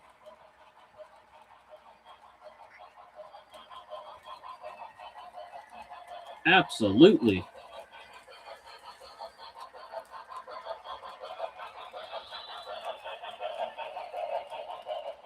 And like I say, I'm not trying to, hate on any particular group of people on my channel. Nothing like that. I'm just stating history.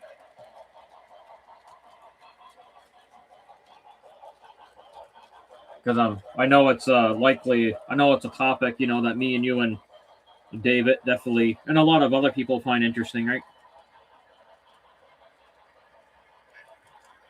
What the hell all happened all back then?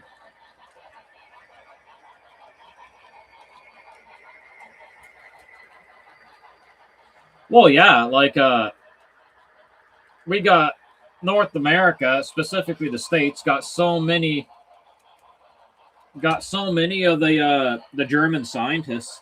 Like Germany, oh man, back then was so ahead of everything, dude. Like it was just phenomenal. I don't think any German scientists stood any of the Hindenburg trials. Correct me if I'm wrong. I could be wrong, but all the scientists got a pardon so long as they worked for the United States government, right? Like I say, I could be wrong.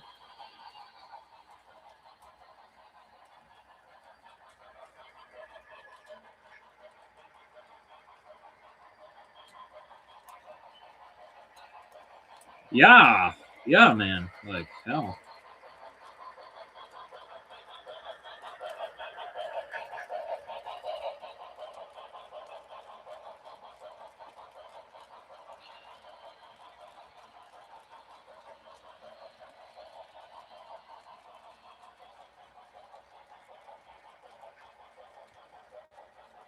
Okay, I think that wire management worked pretty good.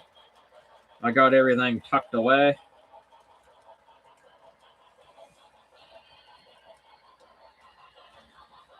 Nuremberg trial, yeah.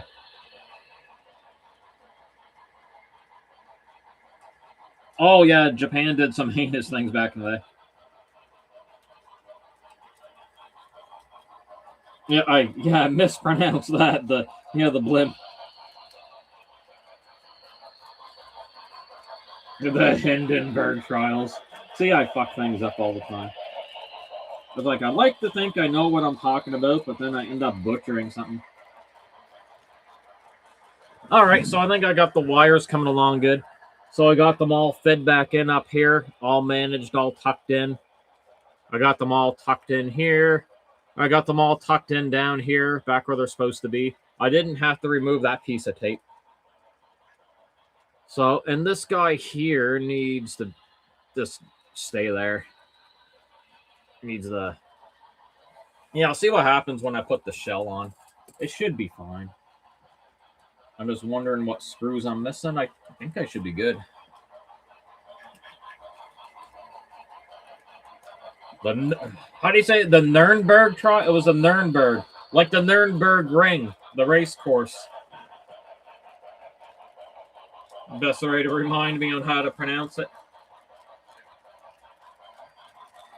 It's like, Matt, think of the Nuremberg ring, the bloody race car track.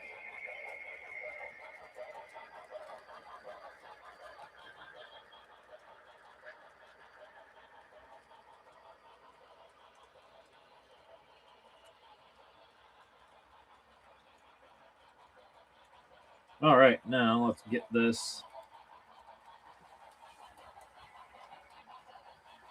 The Hindenburg went boom.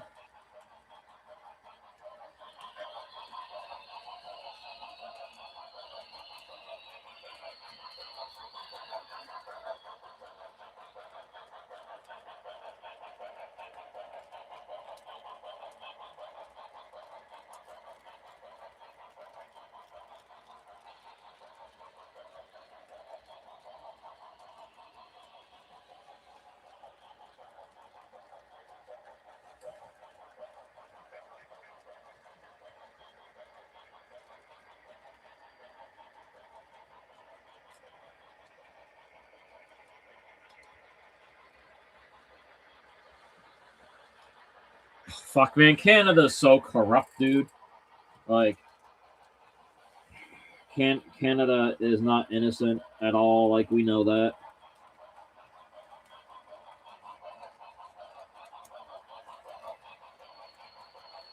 Well, we know. We know.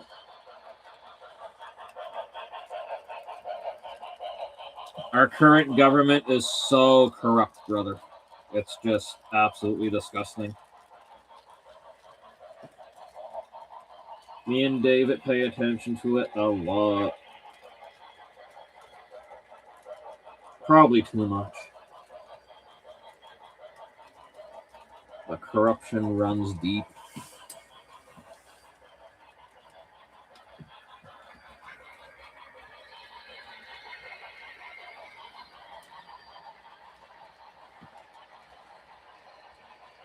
I'm trying to get these little wires tucked in here. So when I put the shell back on, it doesn't catch on anything. I think I'm good. Yep, that's looking good. I don't think that's going to catch.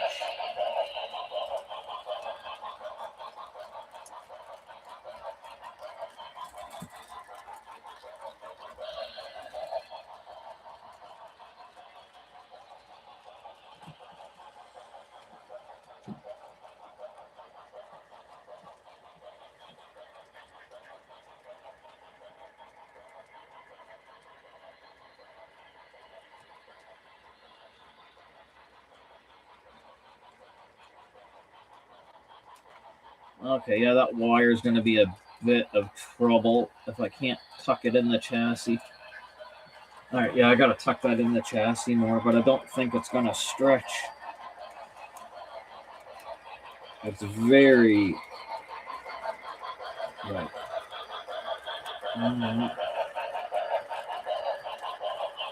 Okay, there, I think I got it. There, it's tucked in the chassis. Okay, I think we're good. I think everything should go back together now. Yep, okay. We are gonna look like a locomotive again.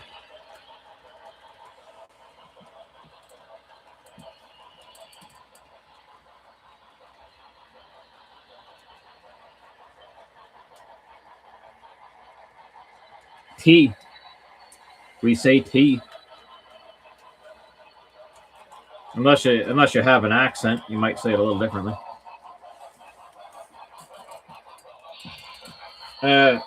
If you research Newfoundland a bit, Newfoundland, they all sound Irish up in Newfoundland. It's like a Irish time capsule. It's pretty neat.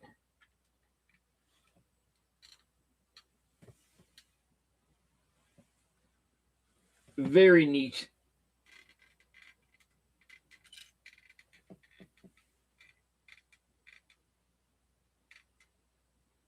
All right, I'll get the couplers in there, and then everything should hold together. Okay. Oh yeah, meant to turn that back on. My bad. Got sidetracked a little bit.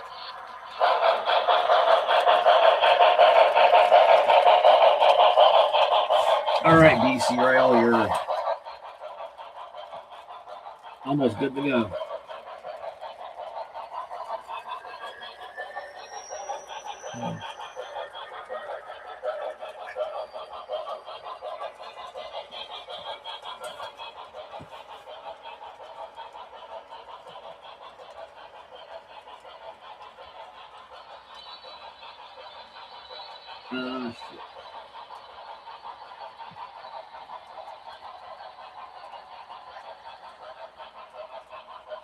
Yeah, Newfoundland is very... Well, I've been in some parts of Cape Breton that also sound very Irish as well. Really neat.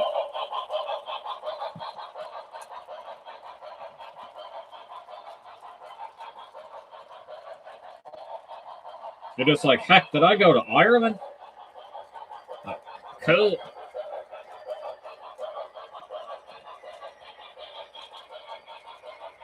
Some people say that we say about like a boot. I personally, I haven't met too many people that say it a boot. It's about.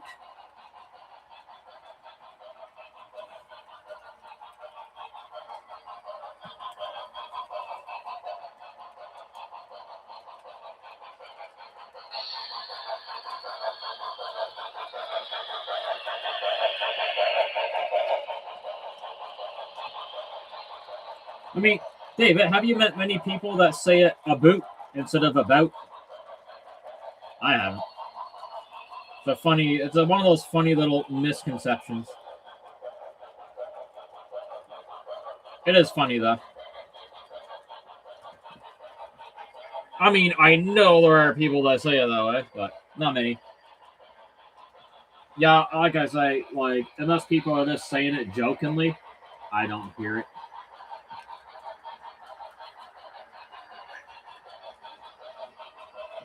There's some things we spell differently, like color. We spell color COLOUR.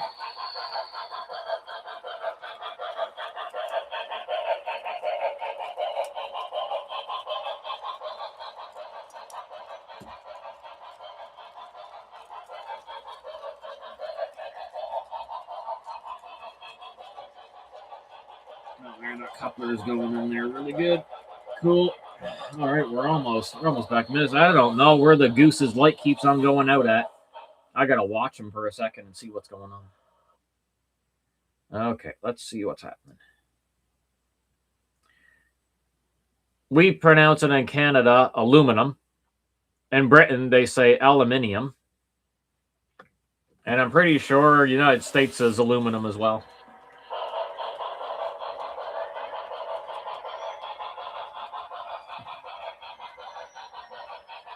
Yeah, and well, yeah, the different spelling too.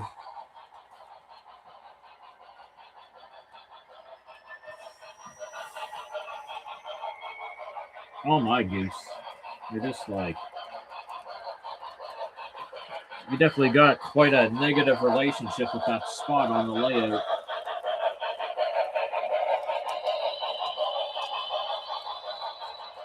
Yeah, I gotta make sure I put the fuel tank on the right one.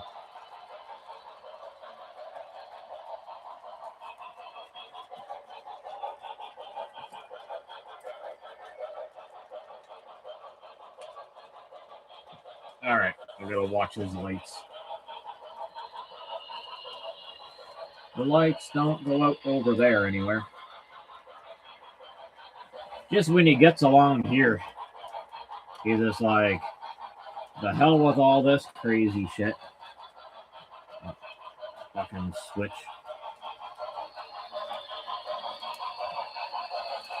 It's the friggin' it's the black on the frogs, eh?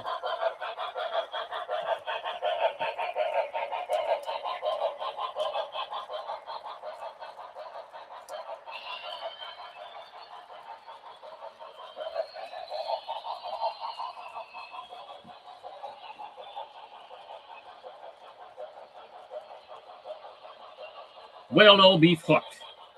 Oh no, still doesn't sound Irish. You really gotta listen to the Irish.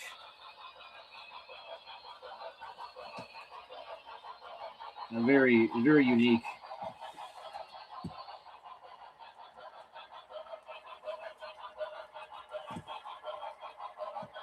Hey, they don't want that fuel tank to go in now, do they? No, of course not. Get in there. I'll drive you right in there.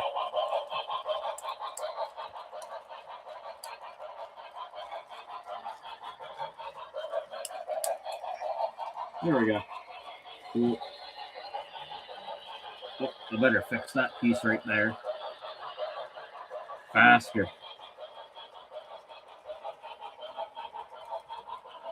Willow beef hook. Wait. It's supposed to sound like something else, isn't it? It's one of those trick things.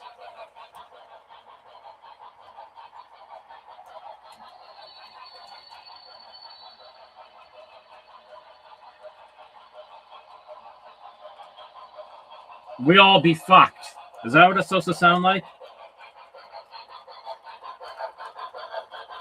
It is. We all be fucked.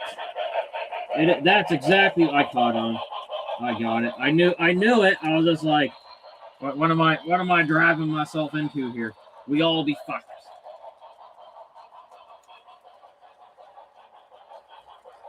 I knew it. Just took me a second.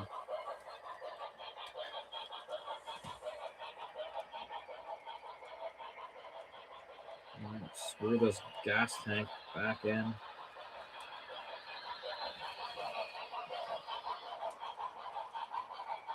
We all be fucked.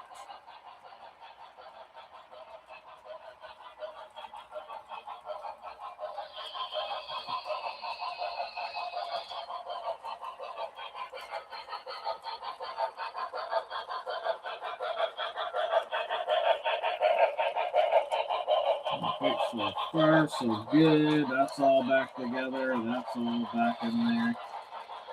That's dangling down there.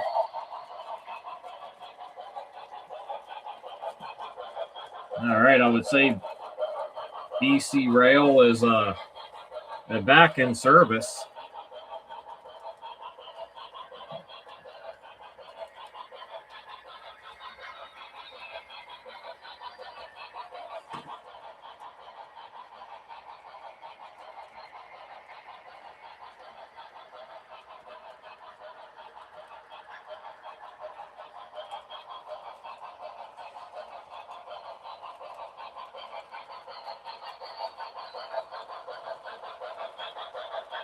It's getting late, so I'm not going to put another train on tonight, but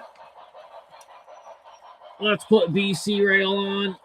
Let's put the locomotive on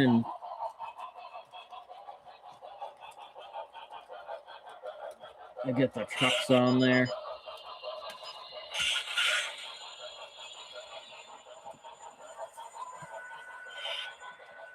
Get Conrail going.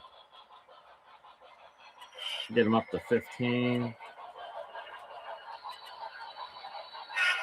Switch over the BC Rail. Make sure everything's working. It takes them a second to get going. Remember that.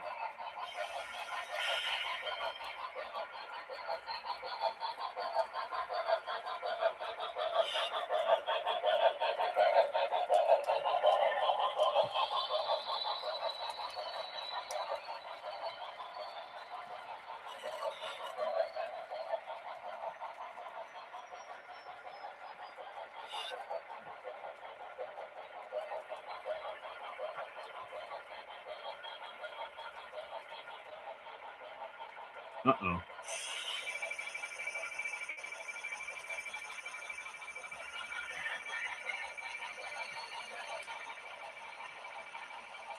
He's not moving.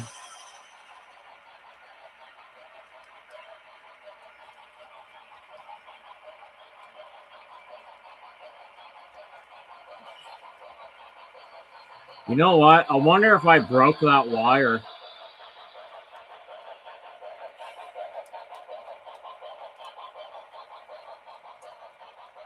I think I might have broke the positive wire.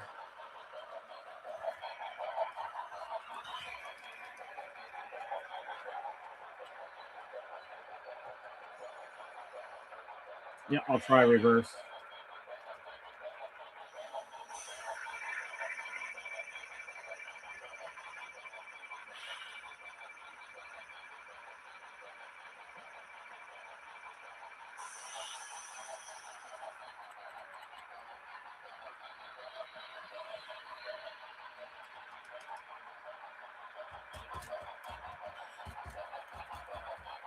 Give him a little tap.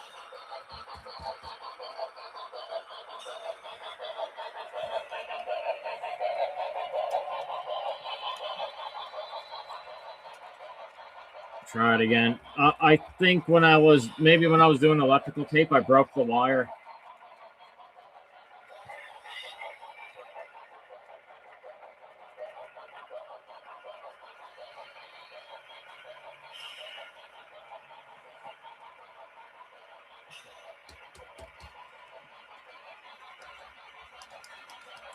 Ah, goodness gracious.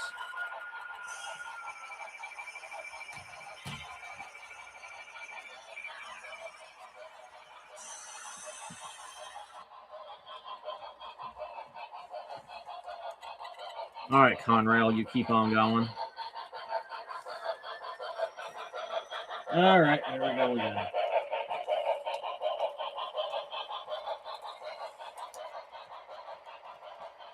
Yeah, I'm thinking that's the only thing I can think of. The positive wire separated. Well, I was trying to manage it a tad little bit.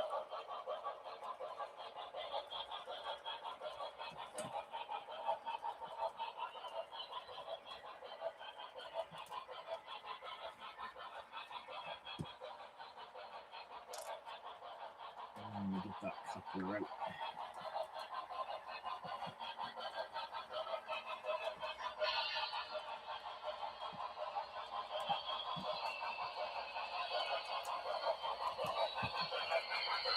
Yeah, definitely.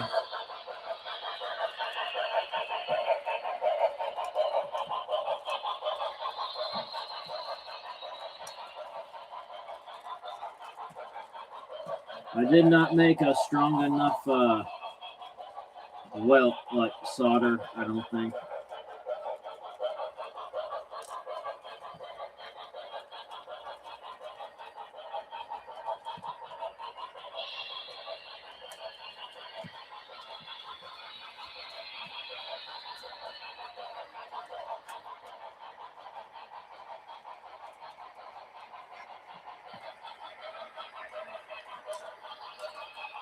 Alrighty. You're heading off, are you?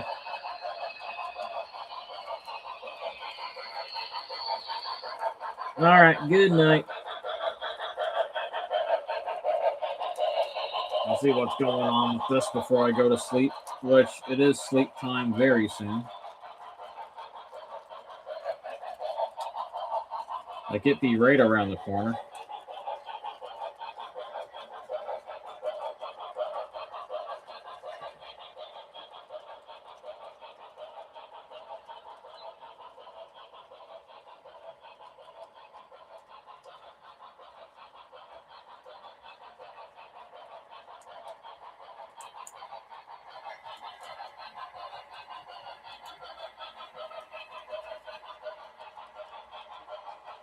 All right. All right, we'll stop Conrail. Let's see what I did. All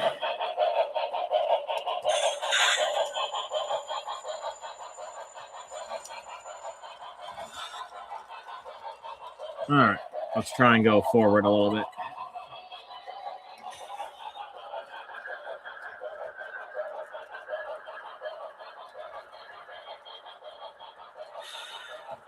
First, I'll test out the flywheels.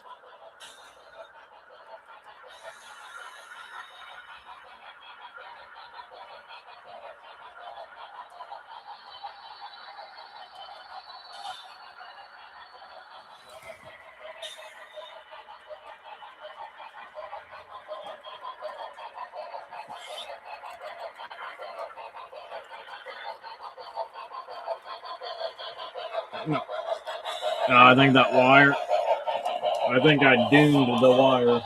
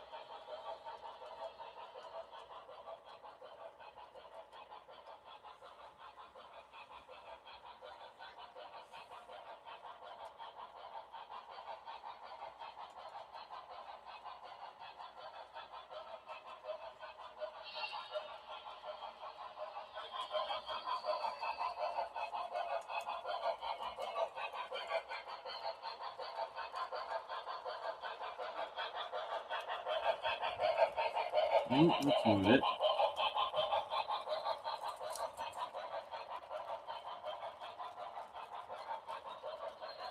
No, the wire is together.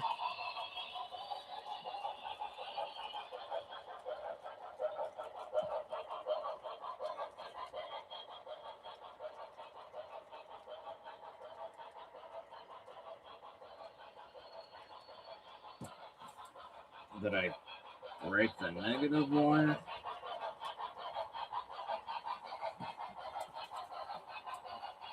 Let's see. I didn't break that one.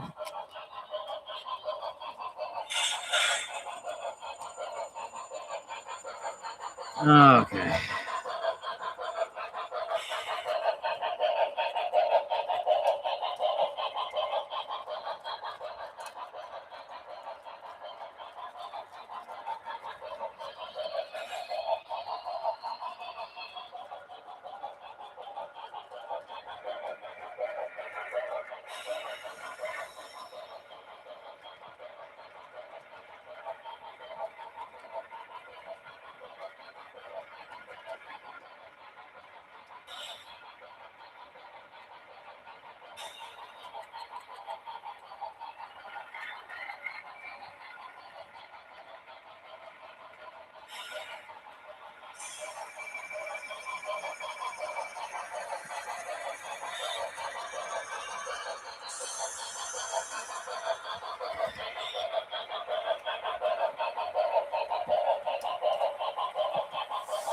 I don't know.